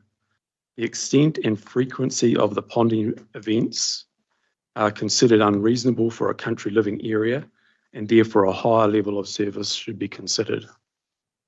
This submission requests that Council investigate options for improving the level of service in Te Kowhai area and undertake the necessary changes. In addition, other areas within the Waikato District Council that are in a similar situation to Te Kowhai require their drainage level of service to be reviewed, for example, Martingi. The support we would like to receive from WRC includes the following. Number one, WRC to work together with the Te Kowhai Estate Working Group and WDC to minimise the ponding issues within the Te Kowhai Estate area. Number two, investigate alternative funding methods to enable a higher level of service to be provided. Number three, investigate initiatives to improve property owner protection and level of service. This includes reducing the amount of stormwater that overtops the drains and also reduce the ponding time. Potential initiatives include A, culvert removal to remove choke points. That was an initiative discussed in the Babbage report. B, reduce the amount of upper catchment stormwater that drains towards the Te Kowhai estate and investigate an alternative flow path for that stormwater. C, address any downstream effects as a result of upstream drainage improvements. In addition to the WRC support discussed above, we would like support from WRC to develop an agreement between WRC and WDC that clearly defines the drainage responsibilities for the two councils and how we resolve matters such as the Te Kowhai rural-urban drainage interfaces, including pipes and culverts that are part of the system. Great. Thank you very much for that, Mark. And Councillor Smith. So firstly, I'll make a declaration here that all the water that comes out of Hamilton through the Porters subdivision, through the Mangaheka stream, and from the Te Kowhai drainage district through that drainage channel into the Mangaheka stream accumulates at the mouth of the Waipa River through the farm in which is owned between my wife and I. So whatever happens to improve the flow of water out of this area comes through our property. Having said that, I do not see that that precludes me from asking questions today. So Mark, question for you, and perhaps just going through what you'd like. The district and the region are, I believe, working together with the community. So that's already in place. You've used the phrase stormwater. As you well know, as a waters engineer, stormwater is something that territorial authorities, such as the district and city, would deal with. What regional council is dealing with the drainage network to support land production and to remove water within a rural system. So can you explain where or why you're using the word stormwater, as whilst I don't want to see this as it's your issue, stormwater is really an issue for the WDC to lead and region to support. Would you agree with that? There's many ways of looking at this. And we've got an issue there where the Te Kowhai residents have got a serious issue. And we would like to work together with the regional council to solve the problem. Yeah, and I think that's what we are all hoping to do, and sooner than later. But thank you, Madam Chair. All right. Any other questions? Councillor Cook? Oh, sorry. I'll go to Councillor Kneebone, excuse me, and then come to you. Yeah, look, I appreciate this is quite a big subject and we're short of time, but I guess there's some key things I'd like to understand as a council going forward. We can't resolve it today, but the one that just jumps out at me, Mark, is who designated this area a country living area, and I'm assuming that's a district council designation, and as has been pointed out, that 3-day level of service is for pastoral farming thing, you know, so to me there's quite a lot of things going on here that we need to know going forward, and I appreciate we can't sort it out here, but...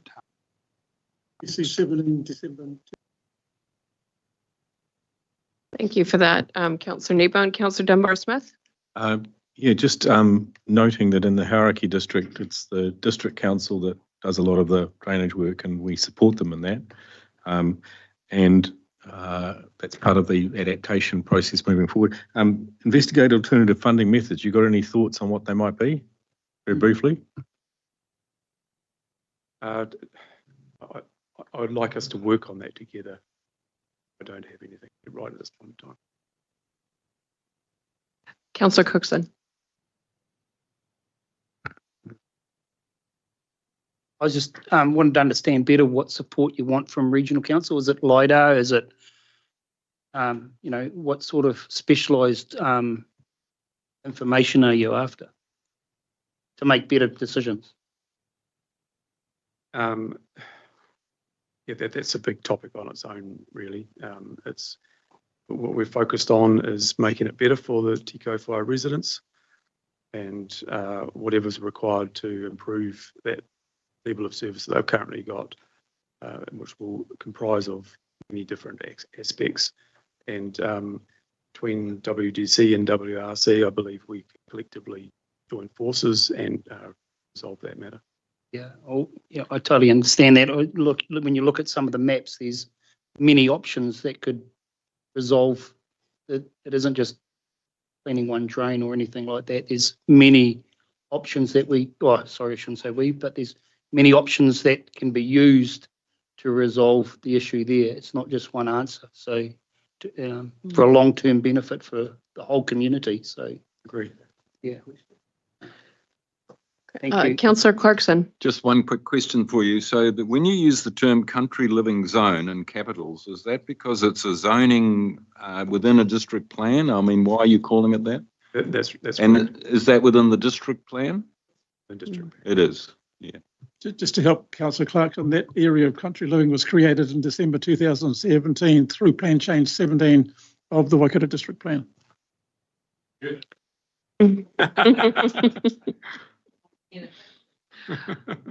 All right. Hey, thank you. Thank you very much, Mr. Curtis. Really appreciate your submission on behalf of Waikato District Council, and appreciate you coming and making time to speak with us. Thank you for that.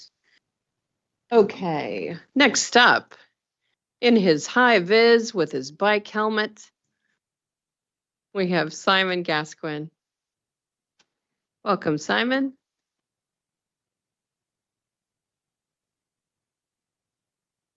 Good afternoon, everyone. I trust you can hear me right there. Thank you so much for the opportunity to present today. I'm just going to very brief presentation and talk to a couple of points just regarding the long-term plan. And I'm just presenting today as a member of the public on my own. So yeah, I'd just like to say thank you so much for all of the work that the council has been doing. We're living in, challenging times, and we just, just like to acknowledge the work that's been done there.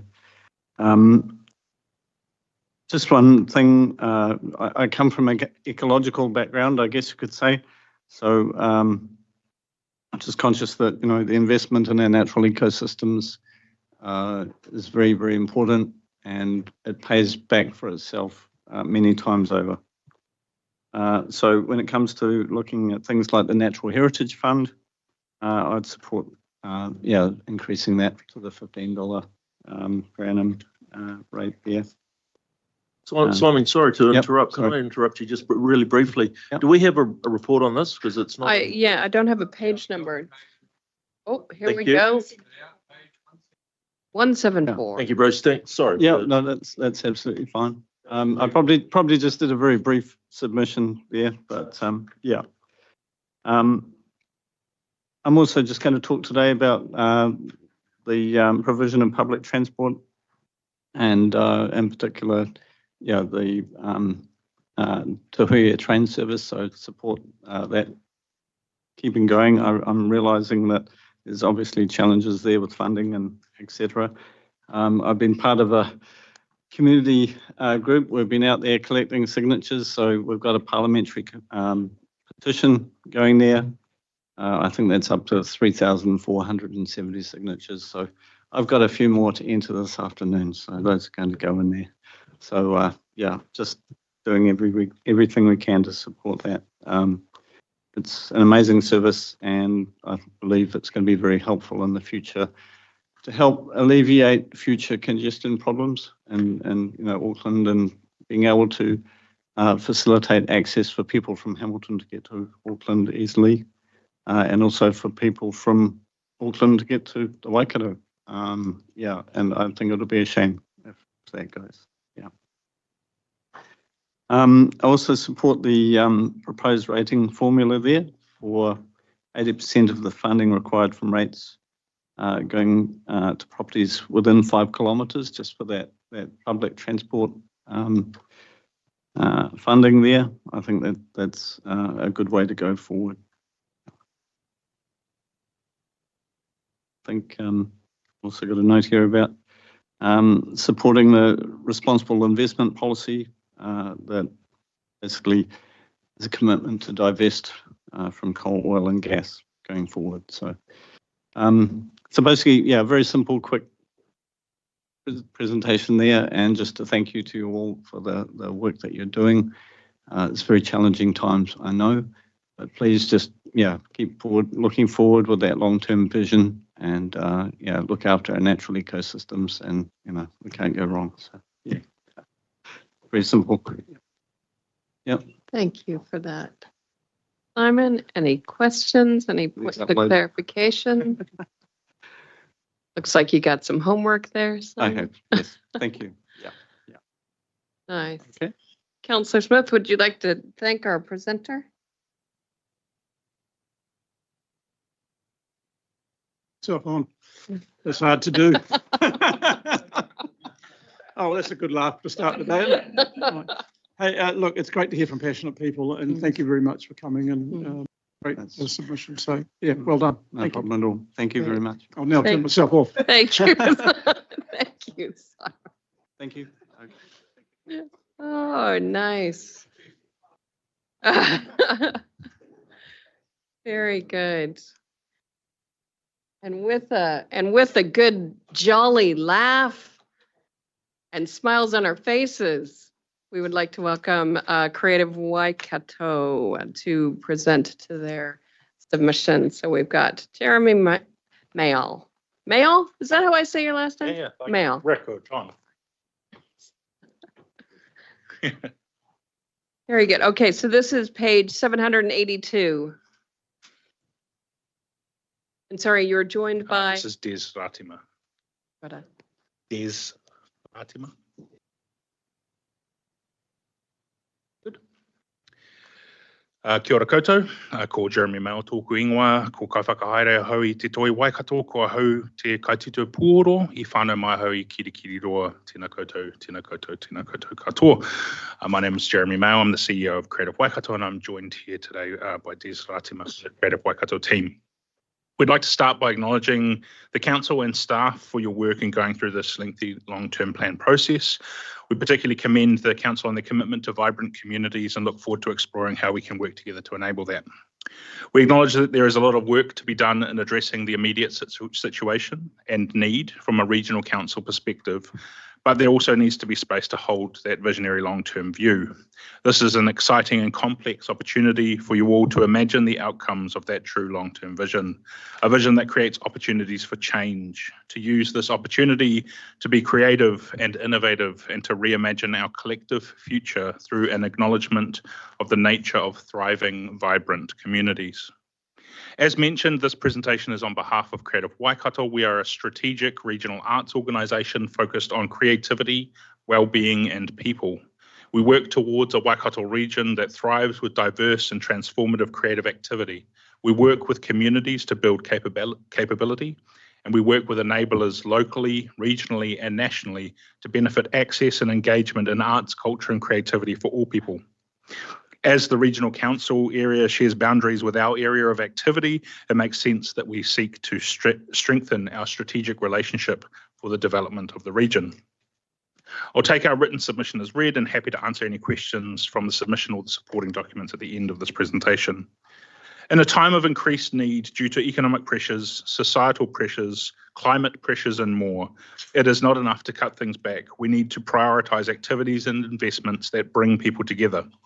We need to enable community connection, and we encourage the council to enable regional development beyond the focus of a purely economic lens.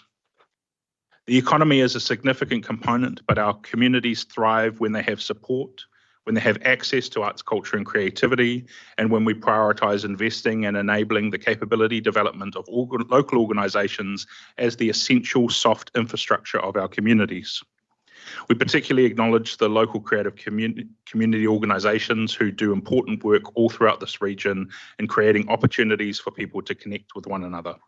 In these spaces, we can find an opportunity to gain knowledge about our culture, history, traditions, and whakapapa through artistic activity. The Council's identified a priority for community connection, and we commend this approach. We know that accessible arts, culture, and creativity directly contributes measurable shifts in community connection. We regularly work with a range of artists and organisations throughout the region and support them to do the things that they do. It is important that we acknowledge the impact of this work regularly delivered by these community organisations on the people who live here. We also know there is a real need to support positive mental health in the region, and the evidence shows that increased engagement in arts, culture, and creativity has a positive impact on mental health. This is achieved through supporting regular engagement in creative recreation and ensuring there is increased access to creative spaces in local communities, and supporting the development of our community arts infrastructure across the ecosystem to strengthen their collective impacts. The Regional Council has an opportunity to invest in regional development across all facets of the four wellbeings, so expanding from an economic focus to support cultural and social development as well. There are opportunities that we have been able to develop and test in recent years through ministry investment, which could be enhanced by ongoing regional support.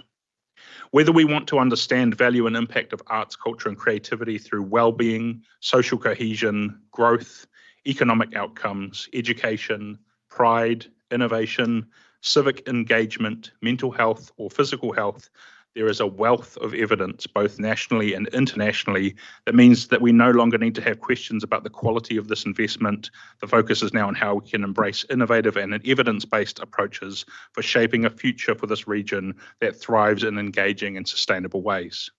Supreme Court Justice Sir Joe Williams said no meaningful social change occurs without some filmmaker, some songwriter, some artist, some poet triggering the possibility long before anyone realises what the triggering was.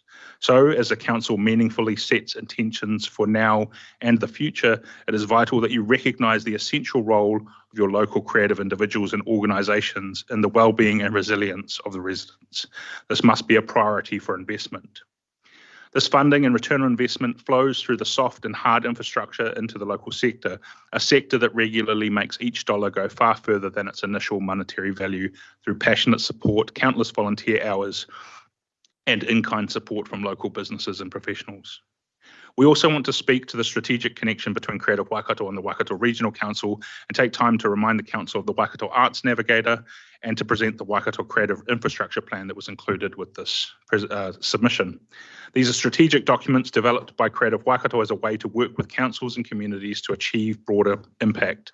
This work is connected to the work of Regional Council, so it would be beneficial for us to explore a strengthened partnership relationship where we can work together to strengthen the continued development and implementation of these strategic approaches to supporting local activity. We know that our submitted documents are a lot to take in during a process like this, and so we offer to reconnect with the Council and key staff to work through these things outside of this formal process to better support the potential positive impacts for your local community. These documents are being shared with all councils in the region, but also with funders, community organisations and other regional enablers to seek alignment and find ways that we can all track together in the same direction with cross-regional efforts that will support, complement and strengthen one another. Creative Waikato holds strategic relationships across the region, particularly with Sport Waikato and Community Waikato, but also with organisations like Creative New Zealand, Ministry of Culture and Heritage and more. Our strategic work and research are used as examples throughout the country, and we are committed to supporting the Waikato region to thrive. And we know that arts, culture and creativity have the potential to be significant contributors to this. We thank you for your time, patience and consideration, and look forward to any questions you may have. Ngā mihi nui. Thank you very much for that, and appreciate the material that you provided, councillors. Any questions or comments from? I'll just say thank you Nicol? as well. From the conversations we've had previously, it's come through strongly that you do what you do and approach us from a perspective of, my impression is, please confirm if I'm correct, that you're here for the people who do arts and creativity more so than for the organisation that you're representing. Very much so. Yeah, your passion just comes through every time we speak. And so I'm very mindful that the cultural and social side doesn't get as much attention in this council as the economic and environmental. So I appreciate that you come back and try and find a way to help us and obviously mutual. Thank you. Awesome. Warren. Yeah, thank you, Jeremy, for your presentation. Where do you see this sitting with our long-term plan? Is there opportunities within our long-term plan? Yeah, I mean, I think that there's, are you talking about in terms of working with us directly or arts and culture more broadly in the region? Well, probably more broadly in the region. I don't see it as a funding application at this stage. There's no dollars and cents around it.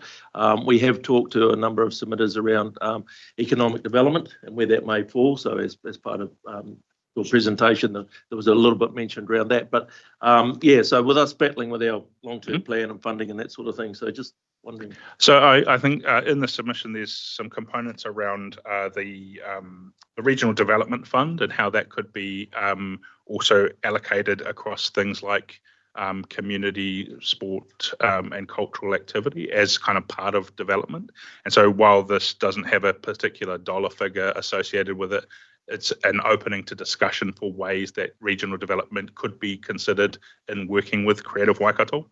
But also we talk about things like in your natural heritage rate and in the way that you support in community connection through funding lines in your LTP, actually choosing to prioritise those to working with arts and cultural organisations to tell those stories better. So that's contributing to placemaking, it's contributing to civic resilience, and it's contributing to community connection, which is a key kind of gap in this region in terms of that social cohesion. So I think within the funding frameworks you have, there is a possibility to be open-minded in how they're applied to working with community, and we're here to support that activation as well. Thanks for that feedback, and thanks again, once again, for your presentation. Thank you very much. Nice. Very good. Nothing else? All right. Well, thank you very much to both of you for coming in and presenting. Much appreciated. Thank you so much.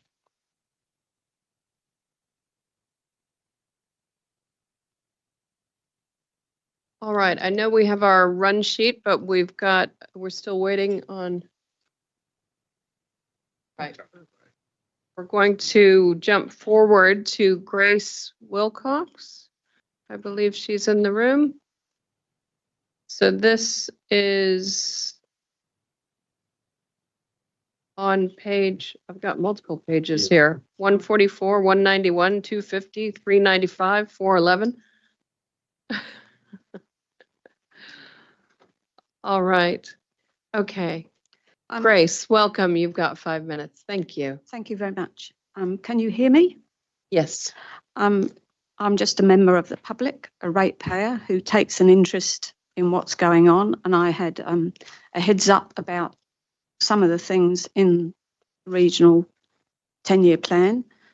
So I decided to put in a submission, which you would have had because I used the online submission process. One of my first comments is that on the sheet that you've got, the first thing I said was there was a problem for submissions. I don't expect to have to put my name and details in on every single matter I submit on. It should be able to roll over.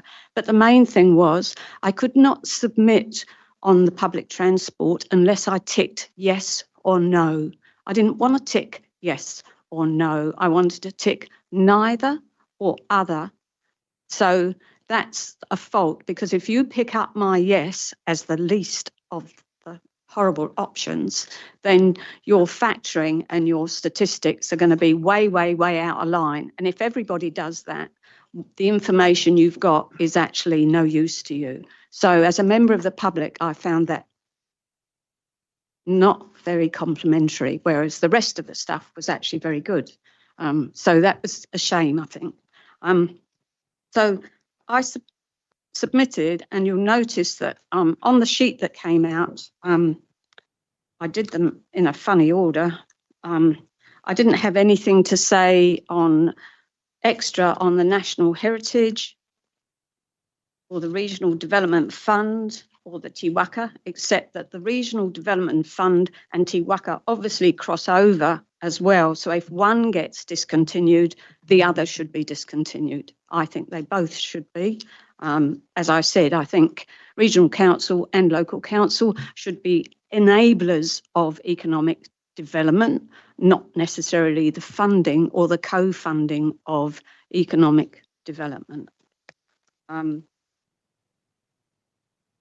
Then it came to the real problem one for me was public transport, which is why you'll find that this sheet that you've got is really all about the public transport aspect of your plan. I looked at the Metro Spatial Plan, 100 years out. Well, if we can't get it right for 10 years, we're not going to get it right for 100 years if we don't get it right now. I've made some suggestions. I don't intend to read them out, but I've made some suggestions around different things that are going on and how if you look at point D, the 10-year plan stresses the benefits for environment, pollution, congestion, carbon footprint and fossil fuel use as a public good, and then targets a small percentage to pay. The Transport Authority currently contributes about 51%, and this is from general government taxation. Therefore, regional council should apply the same principle and all ratepayers should contribute, because you can't say it's all for this goody stuff over here, but not everyone's going to pay, whereas less congestion, all those things actually benefit everybody, not just the user. So I don't agree with your principles there that the public good balance of percentages should be offset more. 2080, the other way around, that everybody, 80% of the populace pay and 20% maybe don't. But in my opinion, everyone should be targeted and paid.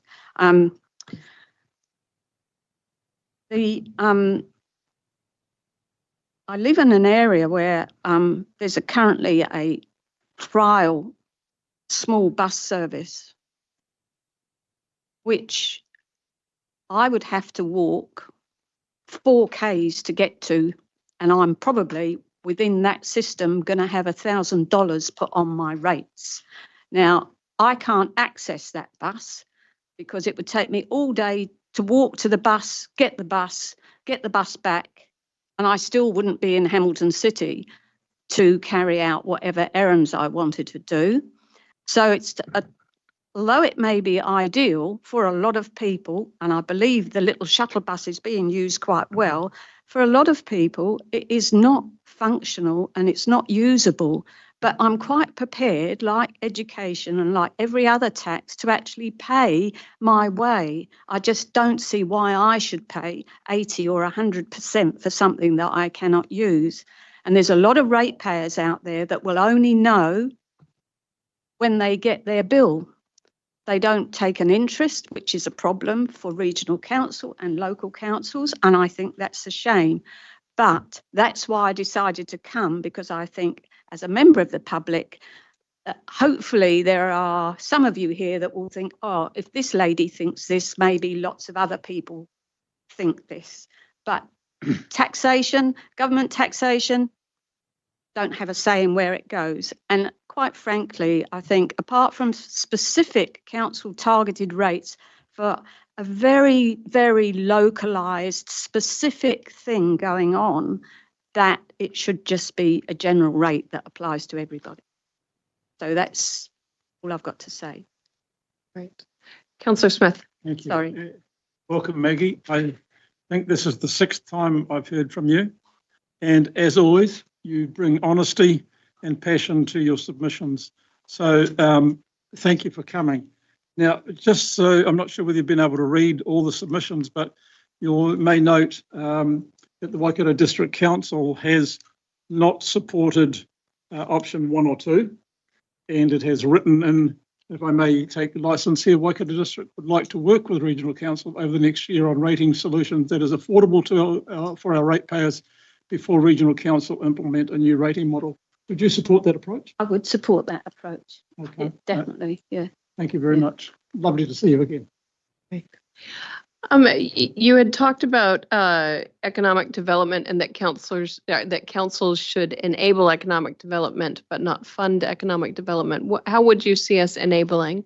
I think the majority of that would probably be around a zoning of land and maybe some offsets on infrastructure development, which may be needed in an area currently, but if a commercial, industrialised type of development went on, then you can zone land and then get some of your infrastructure funded maybe by the developer or work together. But I don't see council should drive that economic development per se. It should come from outside. So the enabling would be the use of, dare I say it, better resource consents, better building consents, and infrastructure forward planning, like old-fashioned town planning, where basic infrastructure was more in place in a larger sense of the word, instead of these little silos we get that appear that aren't linked properly, as opposed to an overall plan like an industrial zone like north of Waikato. Is it Hopu? Yeah. Where something is planned, the council can enable that with what goes on around it. So, and especially with the resource consent process, where you could perhaps improve some of the things if the government allow you to. I do realise the issues around government. Great. Thank you very much. Councillor Dunbar-Smith. Yes. Are you aware that the reason we've been suggested that we look at regional council funding these transport options is because currently you're paying for it in your district council rates, and we hope that those rates will decrease by the same amount as your new charges increase. That's the quid pro quo we understand is supposed to happen. I did understand that instead of paying Waikato, it would come to regional council. I agree. I think regional council should be responsible for public transport, because then you get a better regional picture and not in silos or little areas. And I don't mind paying you for it, but if you're going to target a specific area, now what were the figures when I looked? Some figures were 26 cents per 100,000 of your CV for this facility, and there was one, I can't remember which one, it was either 42 or 49, and then there was one that I think I fall into, unfortunately, was 29. Now, the discrepancy between those minimal cents to this figure over here, how does that work out? How's that equity for users, for ratepayers? So I don't mind paying you, but everyone's got to pay, you know, all across the board, which is what we do at Waikato Council. So I'm not sure what. So you're advocating that there should have been an option for all pay? Yes. Wasn't available? Yeah. Yeah. Or just nothing, So you're supportive of regional council taking over the public transport rating region-wide? But yes, it's the next stage. It's the mechanism through which we determine that. And so one assumes that regional council and local council, and dare I say it, community boards and community committees would be involved in developing what was required. Oh, and I mustn't forget the economic group as well. That would industrial sites, innovation park, the inland port would be involved, but it should be equitable. It shouldn't be tipped to one side or the other. No one should gain a real advantage by the fact of who or what they are. All right. Hey, thank you very much for that. Councillor Mahuta, do you want to thank our presenter? Oh, sorry, have I got somebody? Oh, Councillor Cookson, and then I'll come to you to thank our presenter. Just a second, just that your view isn't alone. I've heard that view spoken about quite often, and not just in the Waikato district. Manamata Piako and the Hauraki, they all have spoken about the same thing. So don't think you're isolated. That view has come from several directions. So thank you for presenting. Thank you. Thank you very much. Kia ora. And I'd just like to, on behalf of Council, acknowledge your effort and commitment to submitting to the regional plan. It's something that we must pass on to the next generation as well. So tēnā koe. Thank you very much. Thank you. All right. Yes, yes. Oh, have we got Taupo? They both online? Oh, yeah, I'm sorry, we're having to go back. We had skipped Taupo because we didn't have them online, but there we go. We've got Danny online. All right, councillors. So this is the submission from Taupo District Council. We have Andrew Wilson and Councillor Laughlin online. Kia ora, Your Worship. Lovely to see you. E mihi nui kia koe. Kia ora koutou. Denny Laughlin, Councillor, Taupo District Council. I was online at 2:20, but goodbye. We're just going to, obviously we're short of time, so we're just going to treat the our submission as taken as read and just highlight the key points. The main one being obviously protection of Lake Taupo in terms of all these trucks that keep sort of falling into our lake, and our request that Waikato Regional Council provides dedicated spill protection equipment. This is a matter that we are aligned with Ngāti Tūwharetoa, and particularly the Tūwharetoa Māori Trust Board, in terms of protecting our waters and our lake. So currently, sort of, you have some equipment which is owned by different parties, and for us, we need something a little bit Hamilton or other out of town sort of areas to be able to provide a reasonable response. Otherwise, in terms of our conclusion around erosion control, we're just asking that adequate funding is put aside as per in the past in terms of the Waikato Regional Council long-term plan. So those are the two key ones for us, Your Worship. Happy to take any questions or comments. And note we've got Andrew Wilson online as well, who's staff if there are really tricky technical questions. But pleased to see you all, and looking forward to catching up with you on Monday the 20th anyway, when I'm over your way. Got it. All right, we've got Councillor Dunbar-Smith and Councillor Smith and Councillor Nicol. Ben, go ahead. Yeah, Danny, two things. One, the transport one. Taupo District doesn't seem to be in favour of the centralisation of the funding services. You're concerned about undermining local input. Does that mean that if we introduced it, you wouldn't want to be part of it? I mean, what does it mean that you're not in favour as a council? What we're saying is when you have this, with all the stuff we went through Three Waters, as a council, localism is something that's quite important to us. And specifically, if these funding was set at a regional level, how would that be weighed up against, say, for example, transportation among kino or tūrangi, which is can be quite critical for those communities. So it's more at this stage we get some input and say in terms of the funding and where it goes. The concern is that we'll be, for want of a better word, averaged with a whole lot of other funding priorities and everything else, and some communities that have high needs, for want of a better word, will miss out. So that's our stance. I'm not sure whether we would pull out per se, but I think there's an onus on council to demonstrate how those concerns that we have would be managed under a regional model, because it's, it is fairly cost neutral in terms of one option or the other.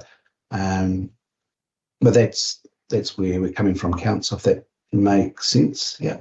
So would you want some kind of funding agreements or KPIs or something set in that related to the Taupo district? Oh, I mean, obviously our submission is we prefer the status quo. We think that's an approach that will give us a better outcome in terms of our remote communities in particular. Fine, thank you. Yeah, second question, obviously there's strong Taupo interest in Taupo. You've mentioned here Te Waka and the funding for Te Waka. You guys do your own economic development in Taupo. You're not actually part of the Te Waka process, but you're suggesting accountability measures to ensure value for money. Any ideas about what accountability measures you'd seek? I don't have any particular ones. I might even ask Andrew just to quickly give some suggestions. Yeah, so I mean, I get the Te Waka emails every other week, but yeah, Andrew, just some thoughts or ideas where we were coming from. Kia ora, councillors. Andrew Wilson here from Taupo District Council.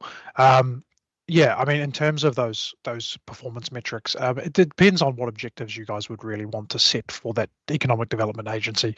Are you looking to target particular communities across the region, or in terms of a broader lens? For our own local economic development agency, obviously that's a lot easier because we're targeted. We're only talking at a district level. I'd be happy to pull some of those metrics out and circulate those to the councillor as well. More than happy to do so. Very helpful. Yeah, thank you. Councillor Smith. Thank you. My question is in relation to the accountability and protection equipment for spills into Lake Taupo. Been a bit of a cynic. NZTA provides the road. They fall off the road and into the lake. What efforts is Taupo District Council making in relation to seeking assistance from NZTA to keep their vehicles on their road, and also to fund this? It seems that the Regional Council is the backstop of all things for a lot of people. So what other work are you doing to try and cut it off beforehand? I might defer to Andrew shortly, but the short version is NZTA don't fund this work. They have been doing some works in terms of some particular aspects of the road where we have had accidents in the past, but that's only a small measure. I mean, some of the discussion we've had in other forums is maybe we should be making trucks go the long way in terms of protecting the lake, but that's got a whole lot of economic sort of problems attached to that one. But yeah, all I can say is when we had these spills, it was the Taupo District Councils and our iwi and our harbour master and everything else. Those were the ones that were on the ground dealing with it. And Regional Council sort of like later came on the picture. And that's, if the responsibility is legally on Regional Council, in particular to have that gear available for that protection, then that's why we're making the submission. But maybe, Angie, you want to add anything to that, or I covered everything? Kia ora, Councillor Lachlan. Yeah, in terms of also keeping those vehicles on the road, Taupo District Council is engaged with NZTA Wakakotahi, particularly around Bully Point, where we've had a number of trucks where it's come off the road there or come close to coming into the lake. And we have repeatedly raised that with them, that is an extremely dangerous corner of the road, an extremely dangerous section of road, not just that singular corner, but that rest of that section is quite dangerous. And that's been raised with them multiple times. And we continue to raise that with them as there are a number of accidents that happen regularly in that section of road down towards Turangi. And just, to follow up, I guess it comes down to Waikato Regional Council's risk appetite in terms of having a spill which might involve, diesel and everything else going to lake, and whether they're happy for that to happen under their watch, I guess, as well. So we're talking specifically about the gear. I'm sure there's work that we can do in terms of council helping to house that, put some funding in, maybe helping out with some of the training. It'll be a collective approach, but there's certainly the gear aspect of it we see as regional council's responsibility. Thank you. Councillor Nicol. Kia ora, Danny and Andrew. Kia ora. Danny, pleasure to meet you the other week. And my question's kind of, well, actually, I just wanted to give some reassurance. There are a lot of councillors around the regional council who are very interested in that topic you raise for the regional transport rate and keeping that localism and that control while influencing the public transport routes in future. So I think that this is one of those topics that does fall squarely into the governance side of things, where it'd be really good to understand from yourself and your councillors what you would want that to look like, as well as, and have those conversations with councillors from this council, notably, of course, Chair and Deputy of Regional Transport Committee, but also there are others who are interested. So just wanted to ask whether you feel that while you're quite clear in the submission that there's a lot of caution, that you think we can work through it to work together to figure out how to deliver that together in a regional kind of way.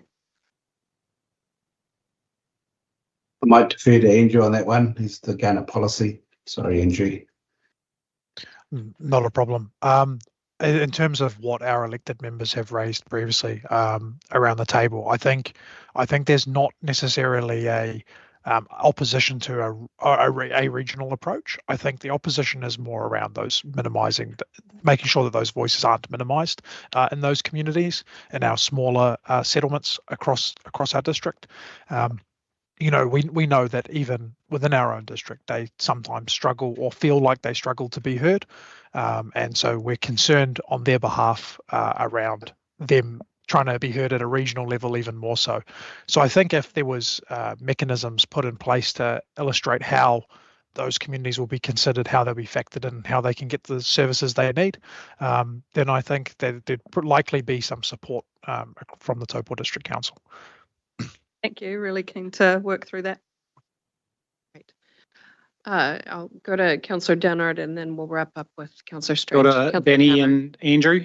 Thank you for your three important main submissions in your submissions. I just wanted to carry on from where Councillor Smith went on. Is it true to say that through that submission with the trucks or anything that falls into our lake, is that because our lake is run by the DIA and we're at the southern end of the Waikato catchment, that the important part of the submission is that we need the training and the gear to be there on the ground so we can get to the cause as quick as possible. Would that be right?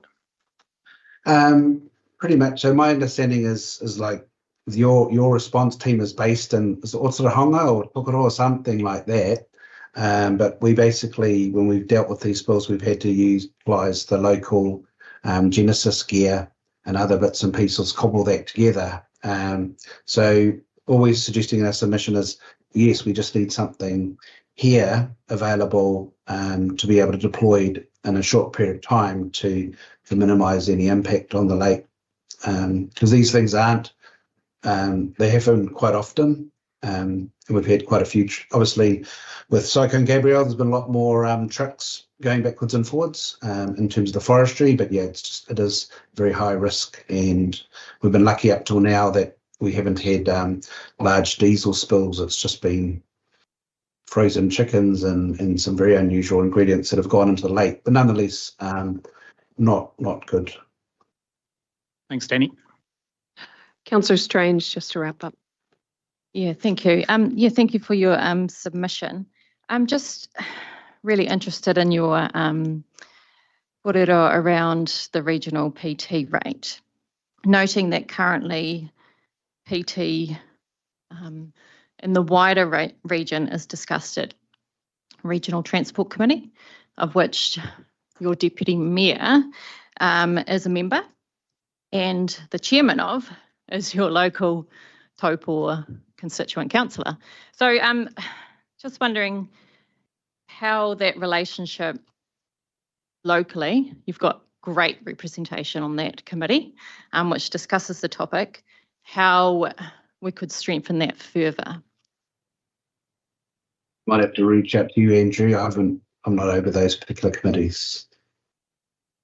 Kia ora. I'm not particularly aware of the makeup of those committees, but in terms of the actual submission point, I guess, as you're aware, councillors change and committee members change. So while Taupo District has good representation, great representation, in fact, on that committee now, as you've outlined, that may not always be the case. And so that's probably where we'd want some reassurance for those smaller communities if they don't have the same level of support or elected member support around that table at that committee, then they just need some reassurance that they can actually be heard and be able to raise the matters that are important to them. I know our councillor here, Greenslade, the member for Turangi, has raised around the Taupo Turangi connector, and your officers have previously spoken to council around the Taupo Turangi connector about how it is oversubscribed. That small connector bus is packed constantly, and they are looking to try and get an improvement in level of service. And I know at this stage, our current LTP documentation is looking like we're proposing to increase the funding to try and get that service bumped up for that community. And I guess our question is, in the future, if Turangi or Mangaken or one of those other communities has a similar situation, how will they be able to pull that lever and get the level of service that they need? That's fantastic to hear of the success of regional PT. So yeah, thank you for that feedback. All right. Thank you. Thank you, Andrew. Thank you, Danny. Really appreciate you taking the time to present your submission today. And thank you, councillors, for listening to us. Have a very good day. Thank you very much. All right. Waikato District Council. So we have Councillor Eugene Patterson and welcome. So you guys have 10 minutes. That we are quite generous today. All right, Chair Pamela, councillors, thank you very much for hearing us this afternoon. I'll take Waikato District Council's submission as read. I do want to just point out some points in here that we just wanted to highlight. I think the main one I'll leave towards last, but one of them is improving the Whangamarino wetland and Lake Waikere. These are internationally recognised wetlands that we need to start looking at how we can treat it and look after that environment a lot better. We know that it's just not regional council's problem. It's our problem. It's everybody's problem. We have a great mana whenua working group in that area that Chair Pamela knows been and had some chats with them, and so we've got a really good working group there that we can progress this along well. So really support your continued investment in that. The other thing is the Tahuia WDC along with HCC is invested heavily over time into that service and stations and infrastructure. We would, I know that there's a decision being made on Thursday, so look, we support that and long may it continue, and the 5-year trial continues as is. The other thing is in our submission is the collecting of a regional-wide public transport rate, which were probably a little bit different than their previous submitter in Taupo District. We support WRC collecting a regional rate. It does bring regional council as the public transport authority and controller in line with the rest of the country, and so we very much support that. What we do not support, and we're very, very strong on this, is that we do not support either option 1 or option 2.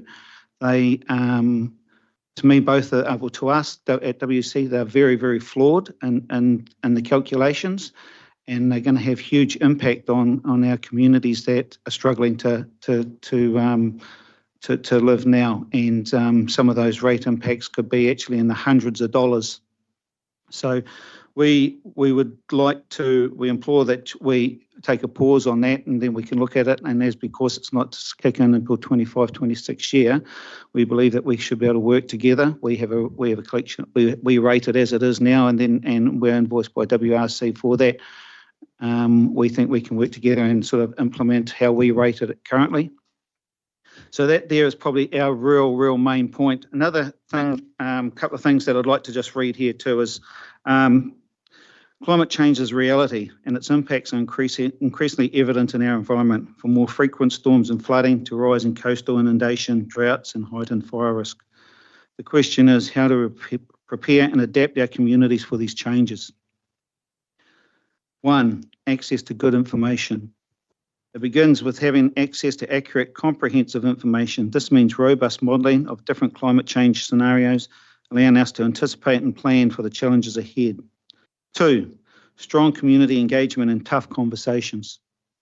Equally important is engaging in open and honest conversations with our communities. Some areas are already feeling the strain, having been exposed to large-scale events, e.g. Gabrielle.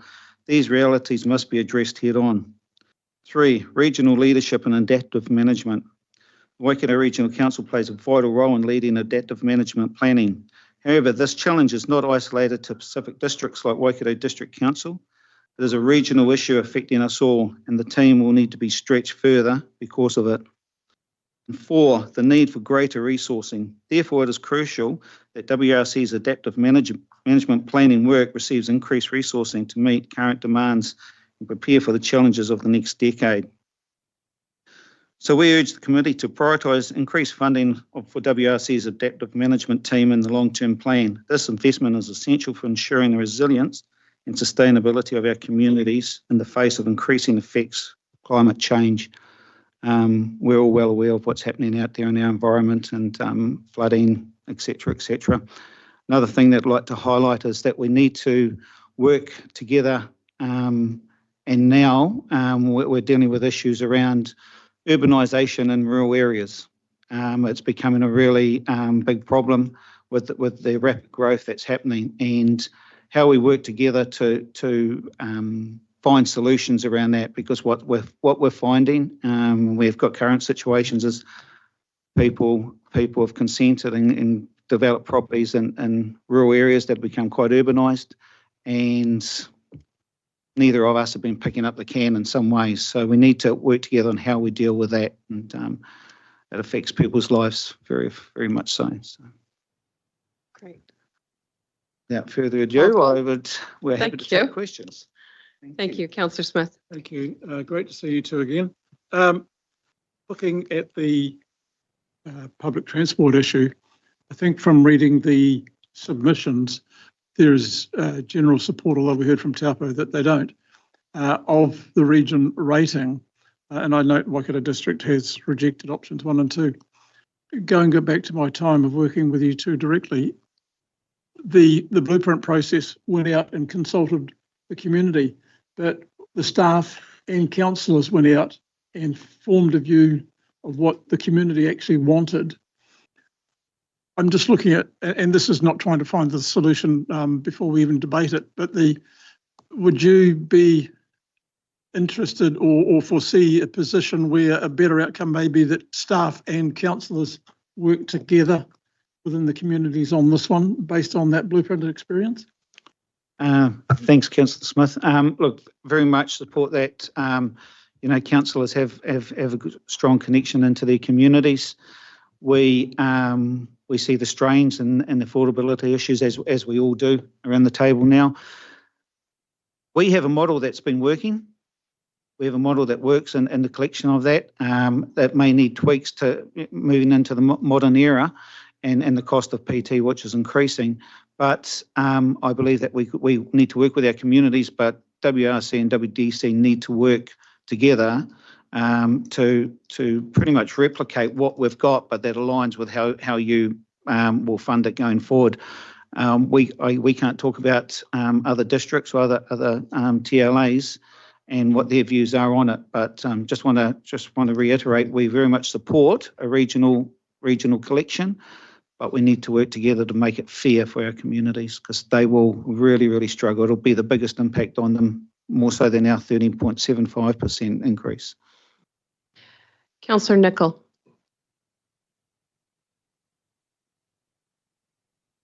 Kia ora, can you hear me?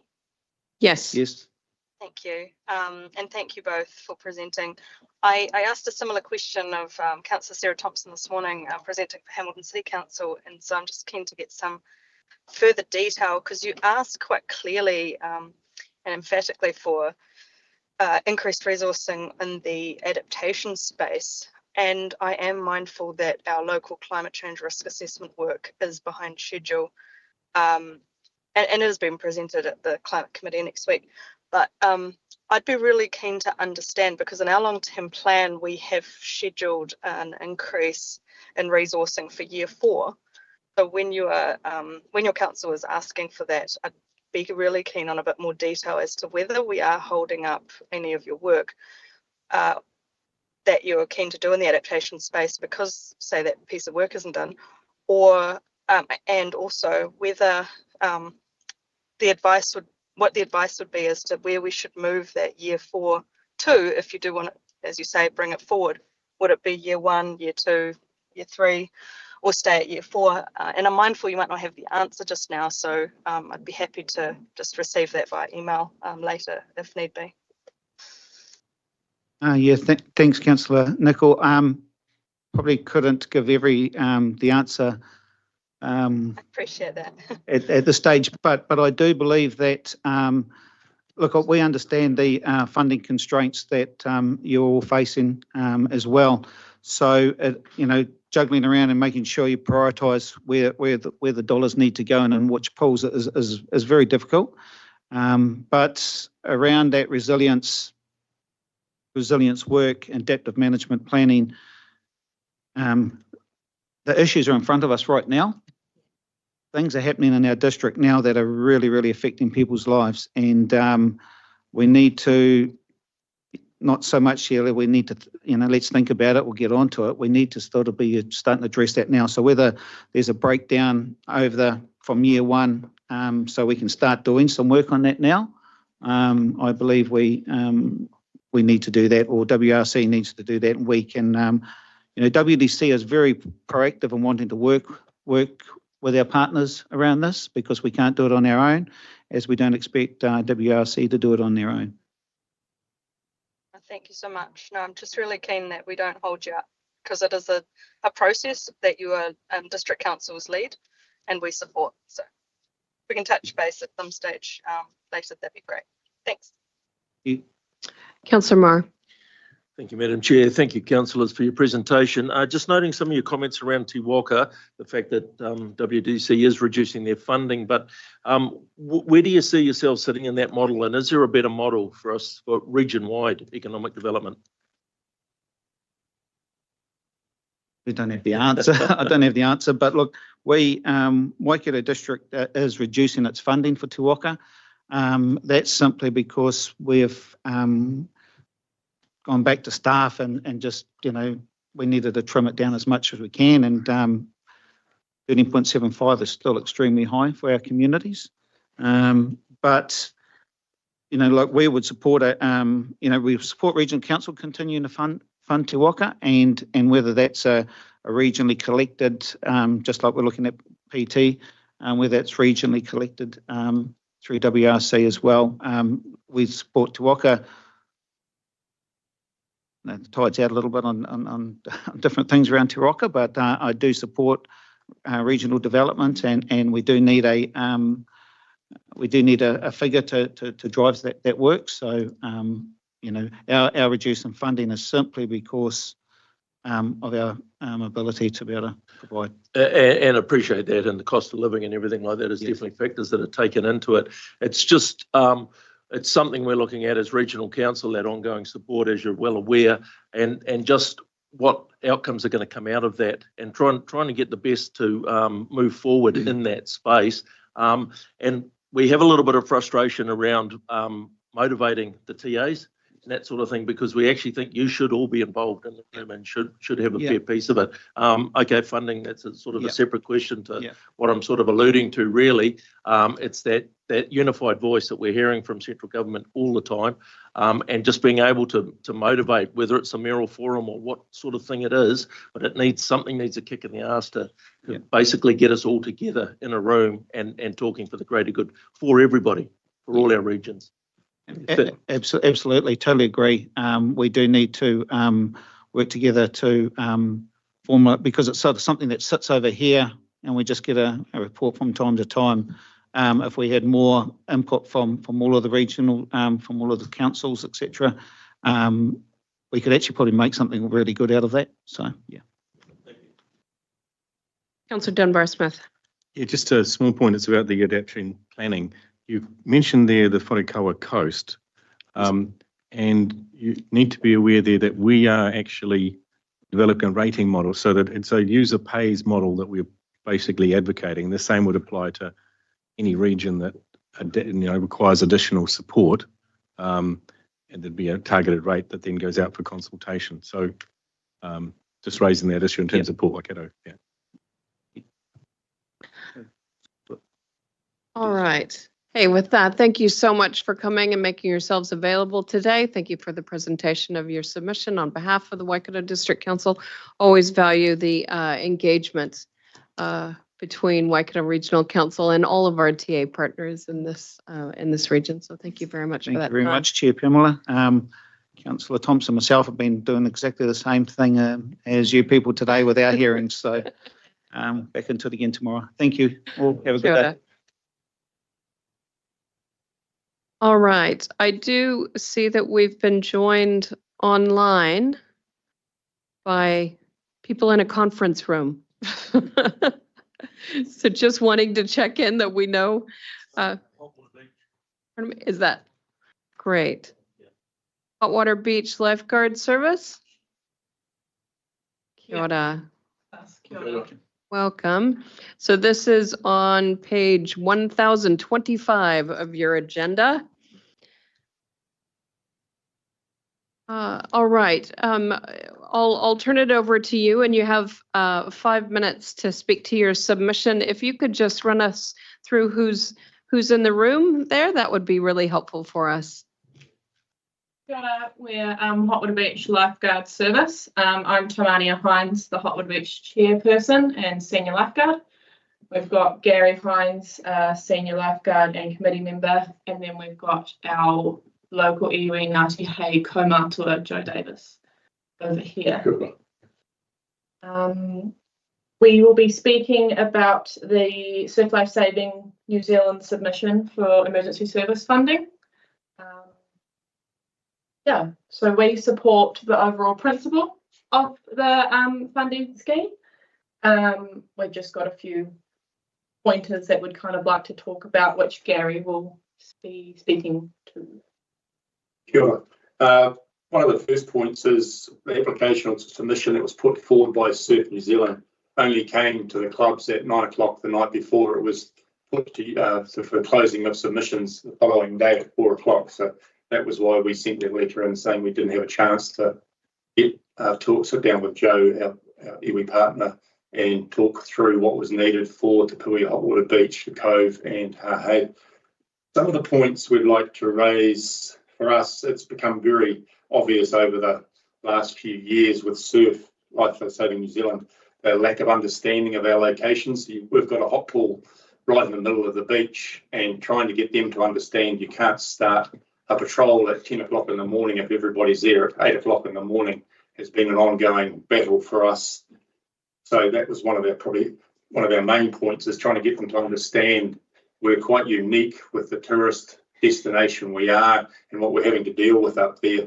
The other points being the Cove and Hahei, another tourist traps that attracts people to those beaches, and they need to be looked at differently. One of the main points there is about 8 years ago, we came to the Waikato Regional Council. I think Vaughan Payne at the time was the CEO, and we got another 25,000 from Waikato Regional Council because they saw the need for Te Puia Hotwater Beach and the Cove to have that extra funding. But in the last 2 years, I haven't been able to find from Surf where that 25,000 that was given from Waikato Regional Council has gone, and they haven't been very vague about dollar signs and stuff like that.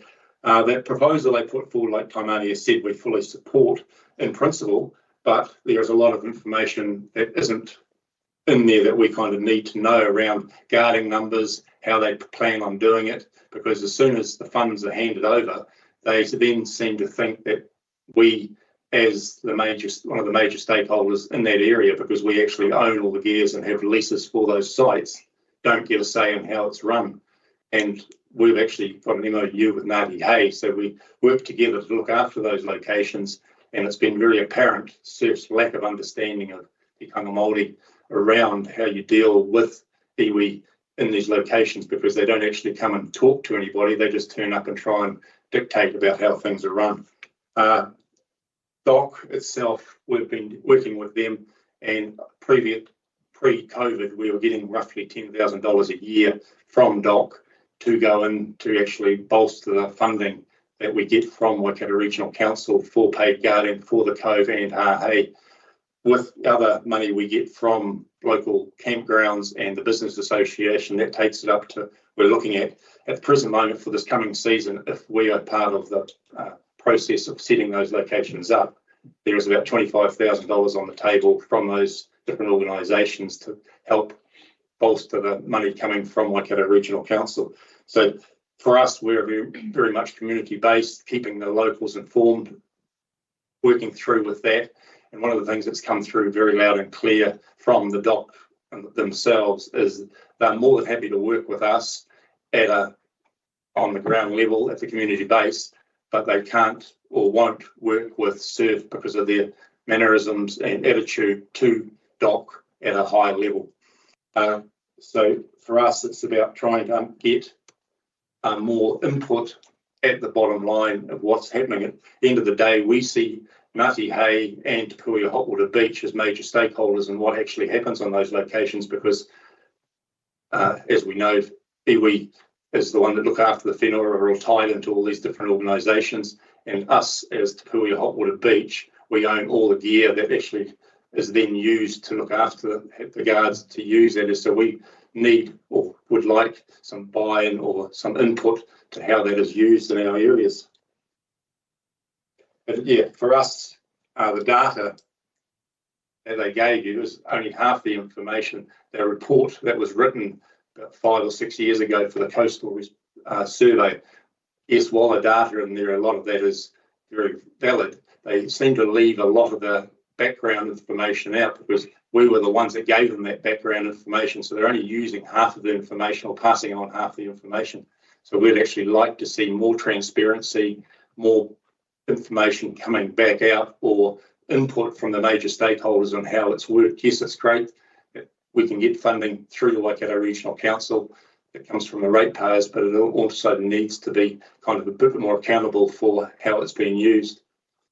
And probably the last point is in our communications with Surf New Zealand staff has become very clear their minimal lack of understanding of tikanga Māori, and everything they kind of do in that way is very tokenism in their gesture. So for us, we'd like to see more support for iwi in these locations, because they are a very big part of what we do and what they can support going forward. Thank you. I'd like to pass it over to Joe. Well, Kia ora. I understand shortage of time. I'm just reiterating everything that Taimani and of course Gary said. And yes, we throw our full support behind the Hotwater Beach lifeguards, as we've always done for years and years. Their integrity with us is 100%. We know the families that are there. There's still a tangata whenua presence, strong presence there at Hotwater Beach and Hahei, as you would understand. And we just reiterate, and that every dollar counts in terms of trying to get more people down to that beach to save lives. Basically, fundamentally, that's what we're about. and getting bang for your ratepayer buck, we understand that as well. So we're seeking to maximise and getting total value from those very important funding structures that are out there that we've got to claw for each year annually. And we certainly, as Ngāti, we certainly support Gary and the team. It's about succession planning as well. That's high on our agenda, and bringing in younger locals and teaching them how to surf lifesaving, so that we have we're already intergenerational, and we'd certainly support that. I'd like to see that keep that going as well. So behind that, this requires the roemi, the resources, and we're really dependent upon you guys. We would rather deal with you directly, which is the message. I think if you read between the lines, that's the message we're trying to spell out here. We're just fearful of the bigger corporate style vacuuming up and seeing this money go north, south, east, and west, but not coming to the actual kaupapa. That's probably a big concern to us at this stage. Thank you for your time. I understand your constraints. Thank you. That's all I've got to say. Got it for that. I've got Councillor Smith and then Councillor Marr. Councillor Smith. Thank you. And look, thank you very much for your honest submission and what I think is heartfelt thoughts. Really appreciate that. Many years ago, I was part of a move to centralise through a district council I was on the funding of the surf lifesaving, because every council got submissions from every different surf lifesaving and national body and the likes. And through that a period of time, I've come to hear some of the comments about the national body that you've said, and your one pager and your submission, the flavour of it is quite different to the 100-odd pages that the national body or the northern body has sent through to absolutely hammer us with so much information. It's hard to actually take in what they're trying to say, apart from give us more money. So my question is, are you actually, and I think Joe may have just touched on it, but just to seek absolute clarity, are you asking us to go back to the previous model where the money was allocated from the central position, say WRC, rather than the districts, direct to the local community? So that 300-odd thousand or whatever it is, split up equitably between the clubs around the region, as opposed to sending it to a national body and letting them decide where it goes. I know it's easy for regional council to say, here's a cheque and deal with one body, but a few cheques based on a formula? I think it comes down to what that formula will probably work for us, because at the end of the day, we are probably one of the biggest stakeholders for the funding that you give for what we do up in this end of the world. Even with the data they've given you, what they didn't actually put in there, our paid season went for 7 months pre-COVID, and they haven't even got anywhere near that, and they're not even using their own data at the present moment correctly to show where the money needs to be going. So yes, it would be great to go back to that funding, but I also understand how much easier it is for you guys to give to one-stop shop. But I think it needs to be more accountable, or somebody in Waikato Regional Council needs to be there kind of making them more accountable, because at the present moment, you write them a cheque for 375,000 and then they try and dictate to us how it's used and where it's going to go. When what happened last year was we were wanting them to give us the data about how they were going to use the money. They didn't invite us along to the Chairs Forum, and that the rest of the chairs on the Coromandel then decided that they were going to keep it going the way they were. It wasn't going to be data driven. They just give it to the clubs how they've been doing it. So our argument the whole way through has been it needs to be data driven. You don't give it to the clubs because they've been doing the same thing for 25 years. So one way or another, it needs to be more accountable instead of just writing a cheque for 350 or 900,000 as they now want. Thank you. Our finance manager just told me there's slightly different understanding of the finance distribution, but we can come back to that offline with the finance manager. So really appreciate your submission. Thank you. Thank you. Councillor Marr. Yeah, kia ora, Joe and Gary and Tamara. Yeah, really frustrating to hear that from ground level that that funding's not getting to where it sounds like it's definitely needed, and the division up of that, which we're not really aware of what goes on behind closed doors. But what I would ask Gary is, can you give us a little bit of an indication of the amount A, you receive for Hot Water Beach, and then B, the amount of days that actually covers compared to the amount of days that you would actually do with paid guards? No, the data that actually sent through to you is probably quite correct, but it's just what they've done. If you look at one of those sheets, it actually shows you, say, the coastal usage recommendation. That one there, you're looking at 120,000 people coming to the Cove in 2019, but then they dropped down to us only getting no funding at all for last year, when the previous season we actually did roughly about 15 to 20 rescues at that location. So it's not being divvied up or sent to where it needs to go. Hopefully that's kind of what answered your question, or not answered it at all. Yeah, no, I did. Thanks, Gary. It just gives us an idea of the workload, etc. And then just probably going back to Noel's side of things, yeah, possibly needing to look at a slightly different funding model in the future. But no, thanks for your honesty and input. Yeah, the biggest thing around that is they try and bring guards in that don't understand the location. They've worked on beaches where there's only one set of flags, whereas in a busy day at Hot Water Beach, you've got the hot pools, which is our primary care, and it's taken us a long time to get them to understand that everybody's going to go swimming at the hot pools. They're not going to go and look for a set of flags as they do in other beaches, because our beach, everybody only comes for 2 hours. And not your standard beach where everybody that lives there comes down to the beach and goes swimming amongst the flags. We've got 95% of our people coming there are tourists. They don't understand what the flags are to start with. And the second is they go for a dip in the hot water, then they want to go for a swim. So they just go straight out. We need to put guards where the people are, not just set up like Surf New Zealand has done for the last 120 years, which has worked great at other locations. Yeah, no, look, totally understand. And I know when Lisa's folks had the motels, there was at least 2 dead bodies returned from that beach of tourists, overseas tourists that come back on those bus trips. So, yeah, certainly hear where you're coming from. Thank you. Councillor Dunbar-Smith. G'day, Gary and Joe.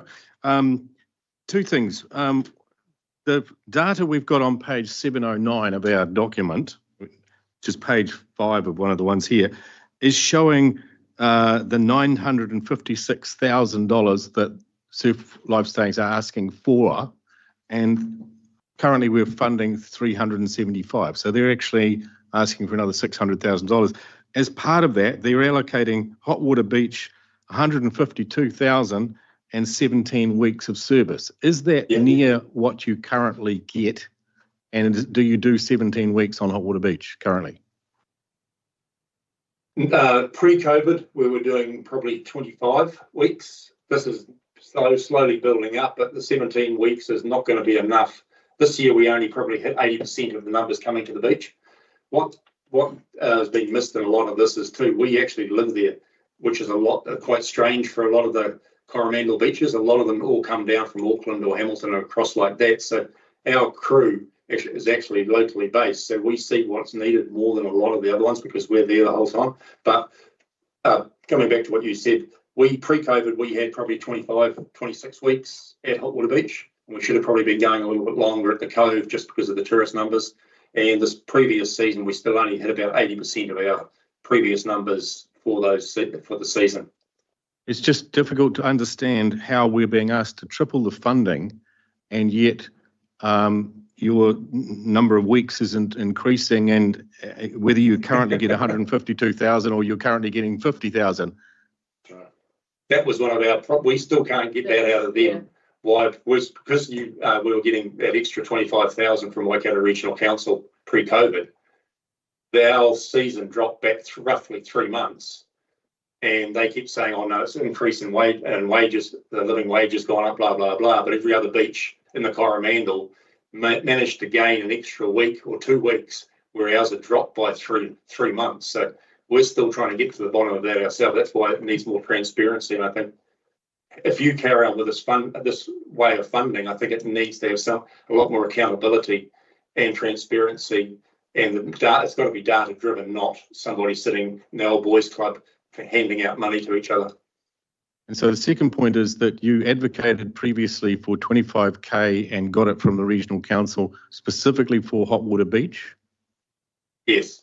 But there was no allocation necessary that you could follow that through. So is Joe suggesting a mechanism of providing that money to alternative funders that then make sure it does get to Hot Water Beach? Yeah, the optimum model, of course, would be to be able to deal directly.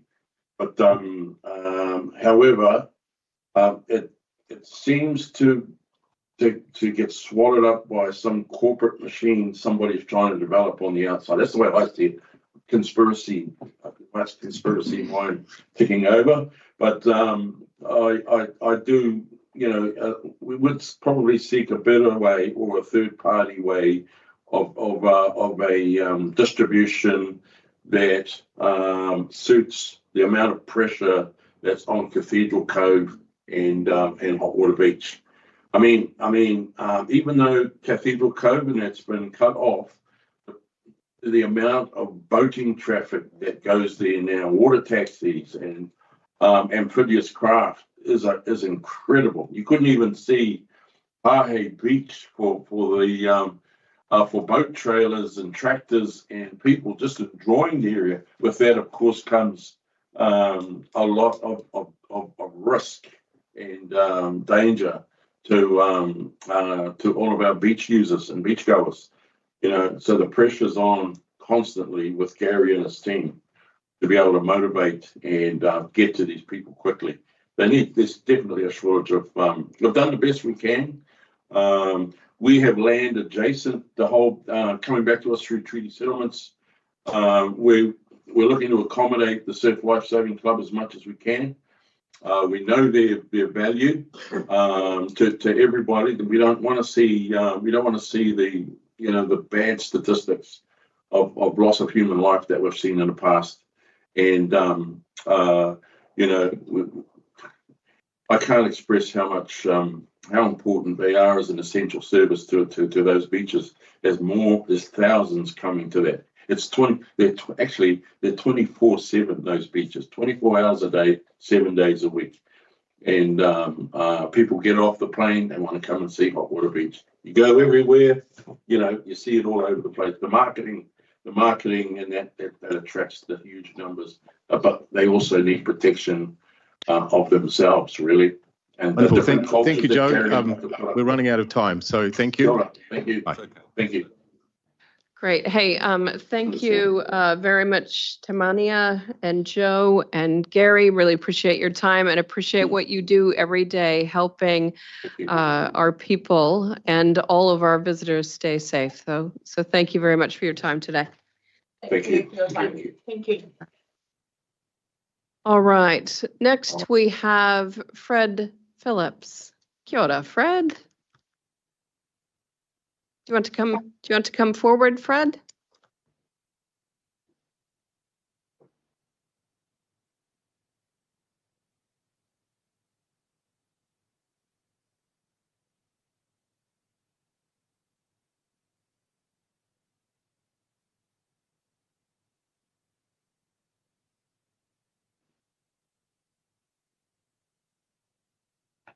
Kia ora, Fred, welcome. Thank you very much for the submission you've made to Waikato Regional Council, and appreciate your time coming and speaking to that submission today. We've got 5 minutes for you to take us through your key points. It's underway now, I think, on your screens. Thank you for the opportunity. I'm only dealing with 2 points from the submission. One is the pump stations at Mochikaraka and the other is the peat soils. The pump station at Mochikaraka, you can see at the top of that diagram, the Mochikaraka, and the rest of the area is schemes operated by council, which account for thousands and thousands of hectares of very, very productive agricultural land, most of which is in dairying, some of it is in commercial cropping. So that's just a background. It doesn't show all of the 116 pump stations because it doesn't show the ones in the Hauraki. But it gives you an overview between Hamilton and Mercer of what's going on. And I hope that slide should have already clicked over by now. Oh, there we are. That's closer in. The grey coloured area is the Mochikaraka scheme. It's a bit over 3,000 hectares, and you'll see in the centre of that it's coloured a bit lighter. That lighter area is about 1,400 hectares of land, which is under 2 metres above sea level. If you look, you'll see the Maramarua River, which flows into the wetland, and that Maramarua River and the wetland water levels tend to be between 3 and 5.6 metres. So every bit of water that goes into the Mochikaraka area has to be pumped out that's surplus to the use by plants. That's got a pumping scheme there. You won't be able to see it, but just above the word Mirimiri, there's a little dot, and I don't have a pointer to point it. That's where the weir is, which is put in by Doc and Fish and Game about 30 years ago, and that maintains the Waimarino swamp at a level about 2 to 3 meters, about 2 meters above the Waikato River. So that means that everything that goes into that swamp has to be pumped to a higher level because of that weir. Next slide, please. That's the bottom end of the scheme. You can see the pump station, existing pump station there. On the right-hand side of the circle, you can see what looks like a screw, a corkscrew. Yep, that's it.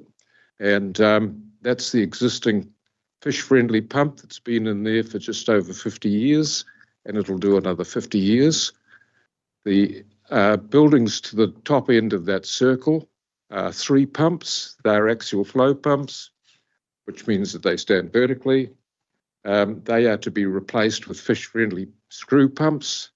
The expected cost to do that is between $10 and $15 million. Yep, next slide.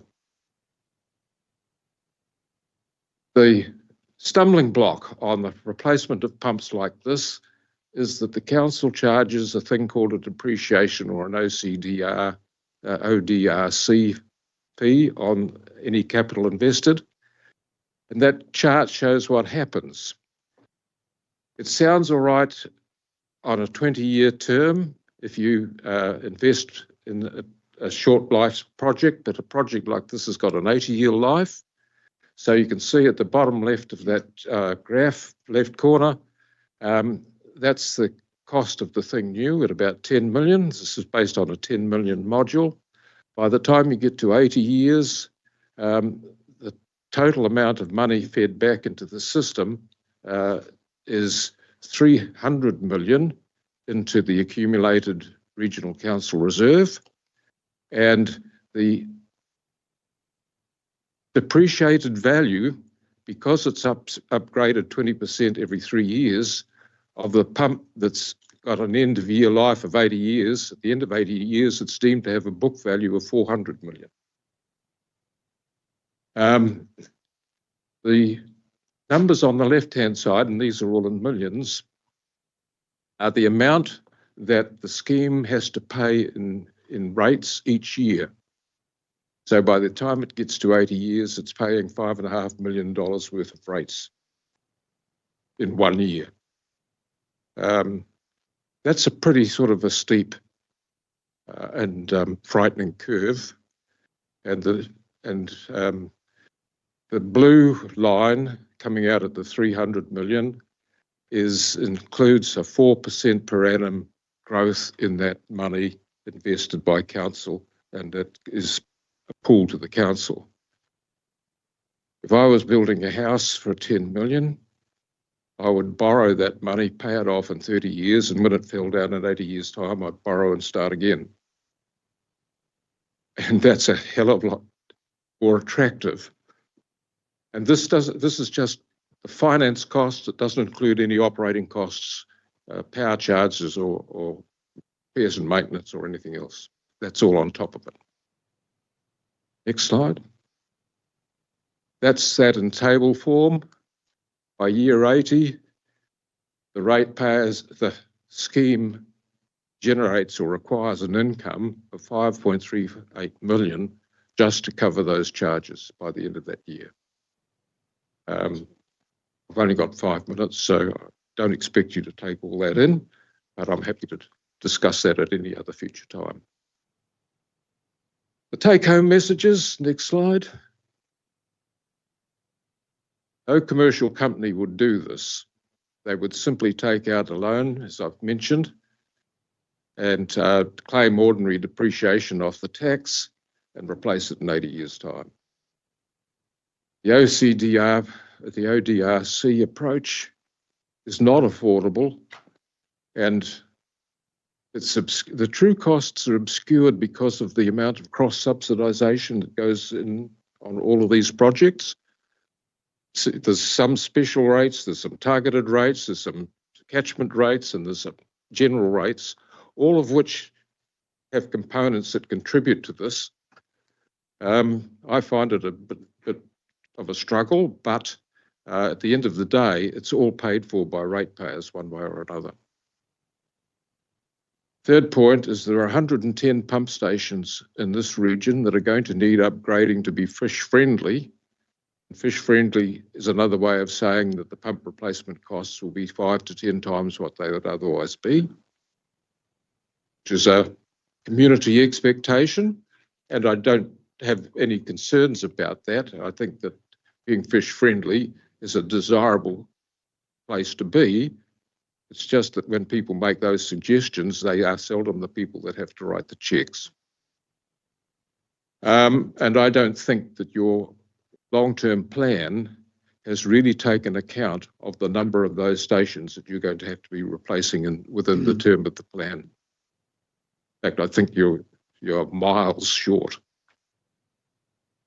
That covers pump stations. Next slide, please. Sorry, I'm a bit of a rush here. We're now into the impact of peat soils on dairying. And if you look at that map, that's the dairy effluent high risk map produced by council, and the commercial companies who design and install dairy effluent systems rely on that map. And if it's red, it's called high risk, and if it's green, it's called low risk.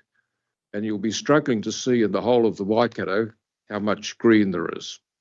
In other words, nearly all of the Waikato soils, or 90% of them, are ranked high risk. And that is an absolute nonsense. Those blue circles, there's a dozen of them there. I've only put a dozen up because I didn't want to get too crowded. Are sites where I've been asked by farmers to check because they've said to me that their soils are not high risk. I said, what do you mean? They said, we don't get any ponding, we don't get any runoff. We've been operating our systems with no storage for the last 20 years and have not failed, we have never failed to comply with the regional rules, which I was a part author of the regional rules that were in place for the permitted activity. So I went and checked all of those soils, and not one of them was correctly mapped. All of those 12 sites, and next slide, please. Oh, okay. I'm just saying there, who relies on the maps? The machinery companies, the sellers of storage, the regional council enforcement staff rely on those maps. I have yet to see a machinery firm or a council staff member take a spade out of the boot of their car and check the soils. I guess the reason is that they wouldn't know what to do with the spade or how to identify the soils if they dug them up anyway. There are some staff clearly that would, but they're mostly in your research group rather than in the compliance group. Sorry, I do need to get you to wrap it up. Yeah, Fred? we've got 2 to go, I think. From the evidence that I collected from those sites, if I remap those soils just from the samples that I know, you'd have that much green taking over the red. That is huge. To have that amount of land incorrectly mapped for dairy effluent. Next slide. Take-home messages. The council is proposing to do yet another peat survey. What I'm suggesting is that in part of the brief for that survey, they should be measuring the infiltration rates of those soils because that's the critical factor. The names of those soils that pass that test should be renamed as organic loams so they are distinguished from wetland peats, because when you describe something as a peat, people with no understanding of peat assume that that's a wildlife reserve. I'd like you to fix the map resource, and it also applies to a lot of the volcanic soils, not just peat soils. And I think that council needs to take some leadership in this, because farmers will be required to spend millions of dollars with absolutely no environmental benefit whatsoever to anybody. Thank you. Thank you, Fred. Sorry, I went over time. No, all good. Tipper. Oh no, Fred, I just always learn so much when you come in. You were part of our freshwater users group when I first came onto council, and they helped us advise with those rules. So thank you. With this reclassification under the current, what do you call it? That soils, soils. Highly productive soils, what would be the impact? Sorry. What would be the change in designation between organic loams and wetland peats? What would be the impact, do you think? Because they'd still be productive soils, right? We're talking about the drainage or the effluent? No, I'm talking about the soil identification, soil type identification. That if that reclassification happened, how does that? Typically, if it's classified high risk, and I think it's in the notes, it would, for a 350 cow farm, you'd be involved in putting into 2,000 cubic metre storage. If it was classified low risk, that would reduce by a factor of 10 to 200. And if it was based on infiltration rates, it would drop to 50. So the difference is 50, 200, 2,000. And those red marks are saying 2,000. The green marks are saying not more than 200. And in all probability, a lot of them would be 50. That is huge. Great. I'll come to you, Clyde, and if you can wrap up, that would be great. Oh, thank you. Sorry, I thought we were going somewhere first. Fred, yeah, fascinating stuff. I appreciate your presentation. So in layman's terms, are you suggesting what we saw there in the red, is the assessment of the soils exaggerated? The risks? Yes, absolutely. I mean, peats, if they were original peats of 60 to 80 years ago, they would be correctly described. They've been in agriculture for 60 plus years. They are no longer bogs, and they get infiltration rates of, I've measured on peat soils, the lowest I've measured on peat soils is, in farming is about 20 millimetres per hour. Now, if you think of a big rainstorm of 100 millimetres in a day, the peats can handle that. So in your opinion, there needs to be a reassessment? Oh, absolutely. And is there going to be a reassessment? Is there going to be a... Is there a reassessment in place? Or is... There is an assessment proposed for peat soils. Peat soils, good. Okay. Yeah, and your science group can sort that if they brief themselves correctly. Yes. Okay. So anyway, thank you, Fred. Lovely to hear from you, and appreciate your presentation. Is this? Oh, sorry, I've just got. Yeah, so just one comment. Bruce. Yeah, we've just heard the best possible justification for funding our work on peat. So, and what we need to do is just make sure that the brief that is developed to fund that work actually incorporates the observations that we've just heard today. Yes. Thank you. Yeah. Thank you very much, Fred. Much appreciated. All right, our last presentation today is Dennis Tegg. And for those who sat around this table last trinium, that beautiful quilt in the background is very familiar background for us. Kia ora, Dennis. All right, and councillors, this is on page 890 of your agenda. Oh, Dennis, you need to unmute, sorry.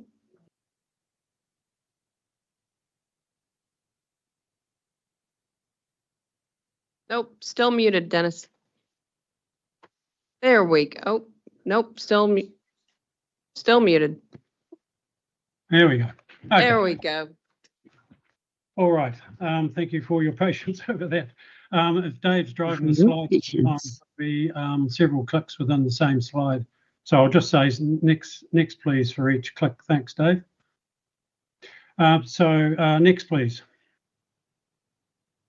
So the Thames Coromandel District Council's LTP proposes $88 million for seawalls, and that assumes a 60% government contribution. So the overall costs for this project are well north of $200 million. Next, please. But these costs exclude WRC's overlapping flood protection assets, which also will require costly upgrades and potentially new walls. Next, please. So the focus of my submission is that WRC's LTP lacks transparency on this issue. So where does it stand on this project? Is it satisfied that this is the best adaptation option? Is it affordable? And if so, what is WRC's capital contribution? Because as far as I could tell, it's not disclosed in its own LTP. Next, please. So these issues are of extreme urgency because large swathes of Thames may have coastal flooding in a 1 in 20 year event, not a 1 in 100 year event, and that's those blue areas shown on the flood maps. Next, please. Even worse, satellite data that I obtained myself from the UK provider confirms foreshore subsidence is about 10 to 12 millimetres in parts of the foreshore. TCDC has assumed only 5 millimetres a year and a rapid decline in that rate. But if it is 10 to 12 a year, that triples, I emphasise triples, the local sea level rise rate. Next, please. So the implication of that is that Thames, well, the foreshore at least, reaches dangerous levels of sea level rise 3 decades earlier when subsidence is accounted for. Next, please. And this in turn could lead to extreme 1 in 100 year events like we had in 2018 happening every day by 2070, according to the Parliamentary Commissioner. And a couple of clicks, thanks, Dave. So there is now this extensive legal framework in place relating to coastal hazards. I don't know if you can read that, but that's the New Zealand Coastal Policy Statement, National Guidance, and the National Adaptation Plan.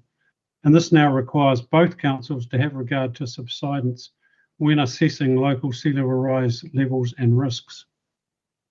So what that means is that, in essence, the current seawall design height level is between 1.25 and 1.7 metres lower than what the legal framework requires to be considered. Next, please. And regional council's own reports, and these are some reports that I actually asked to be obtained when I was on council, confirm Thames is highly susceptible to groundwater flooding as seas rise. Next, please. This raises the question, can a seawall actually prevent groundwater flooding? The red hatched areas in the bottom left are all reclaimed with hundreds of metres of sediment and no $155 a year, given their own costings and assuming 60% funding. But if you use the WRC's typical targeted rate methodology, that equates to nearly $4,000 a year for, say, 1,400 Thames ratepayers that directly benefit. And also the council confirmed their own debt limits would be maxed out by 2030. Next, please. So if you take a scenario where, say, the government contributes only 40% of the cost and extensive sheet piling is required for the whole length and costs blow out by, say, just 10%, then the rating burden on owners in the area of benefit could potentially go out to over $10,000 a year. Next, please. So this is a massively critical matter for our region and is within Council's core responsibility and expertise, flood protection. In my view, Council cannot stay largely silent in its LTP on this project. In light of the new data, it should state whether it believes the seawall proposal is actually feasible. It should state whether other options require greater scrutiny, including managed retreat. Dunedin has 15 options. TCDC and with WRC's involvement has really just focused now on only one. Will it budget for any contribution to this project?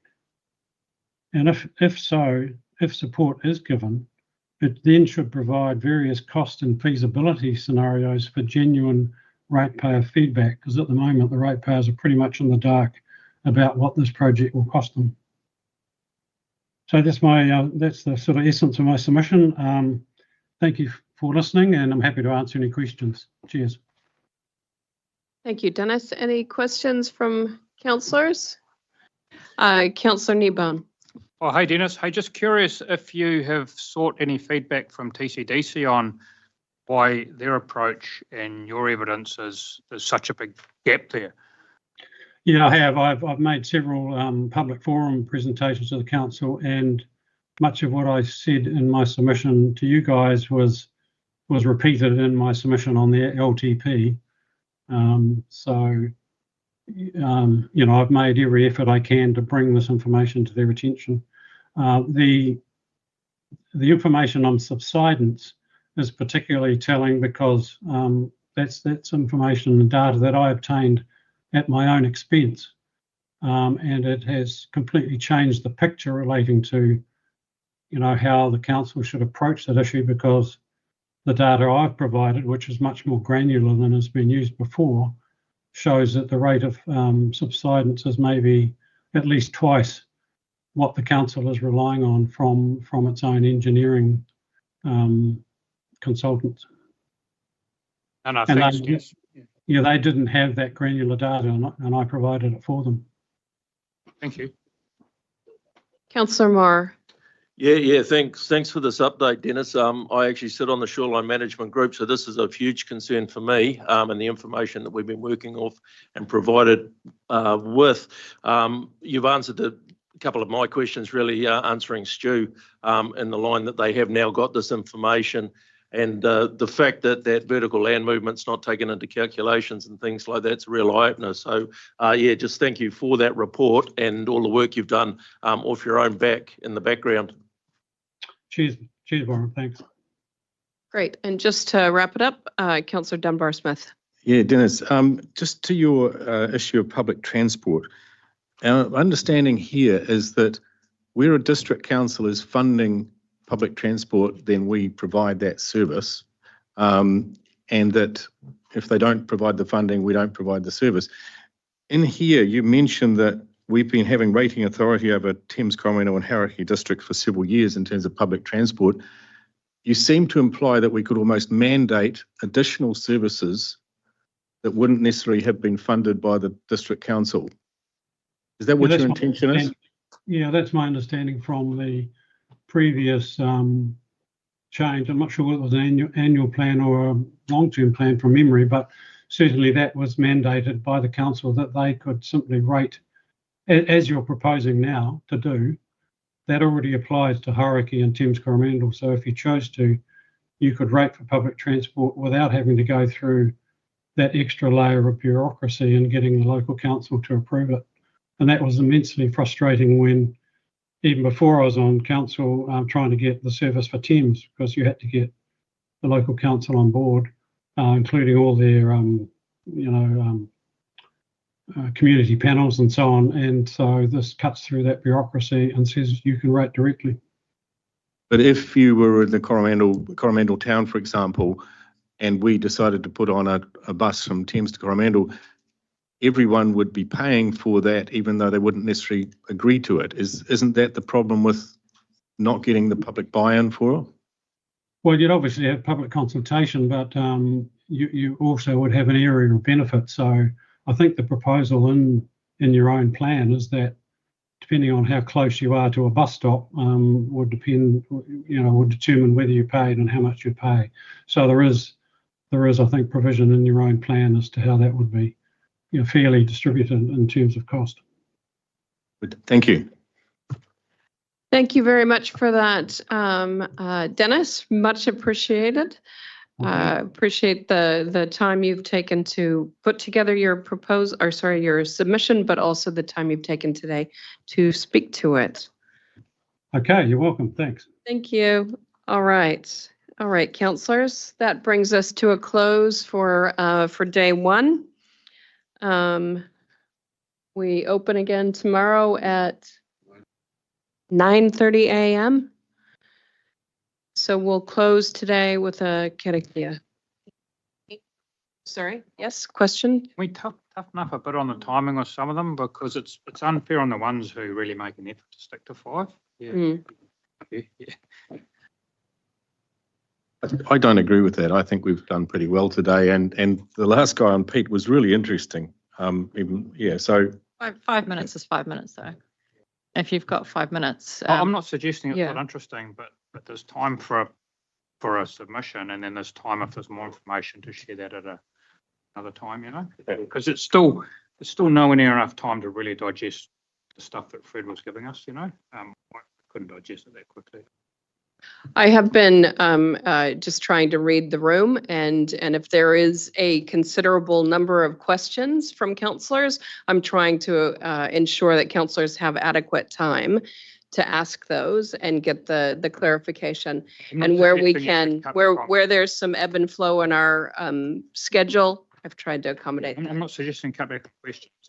Your approach, Madam Chair. Thank you. All right, we'll close with a karakia. Okay. Ona hea mai te uru tapanui, kia wātia, kia māma, te nākau, te tinana, te hininaro, e te ara takatū, koe rā e rongo e whakari aki ki runga, kia tīna, tēnā, haumie, hui e, dai ki e. All right, we'll see everybody back here at 9:30.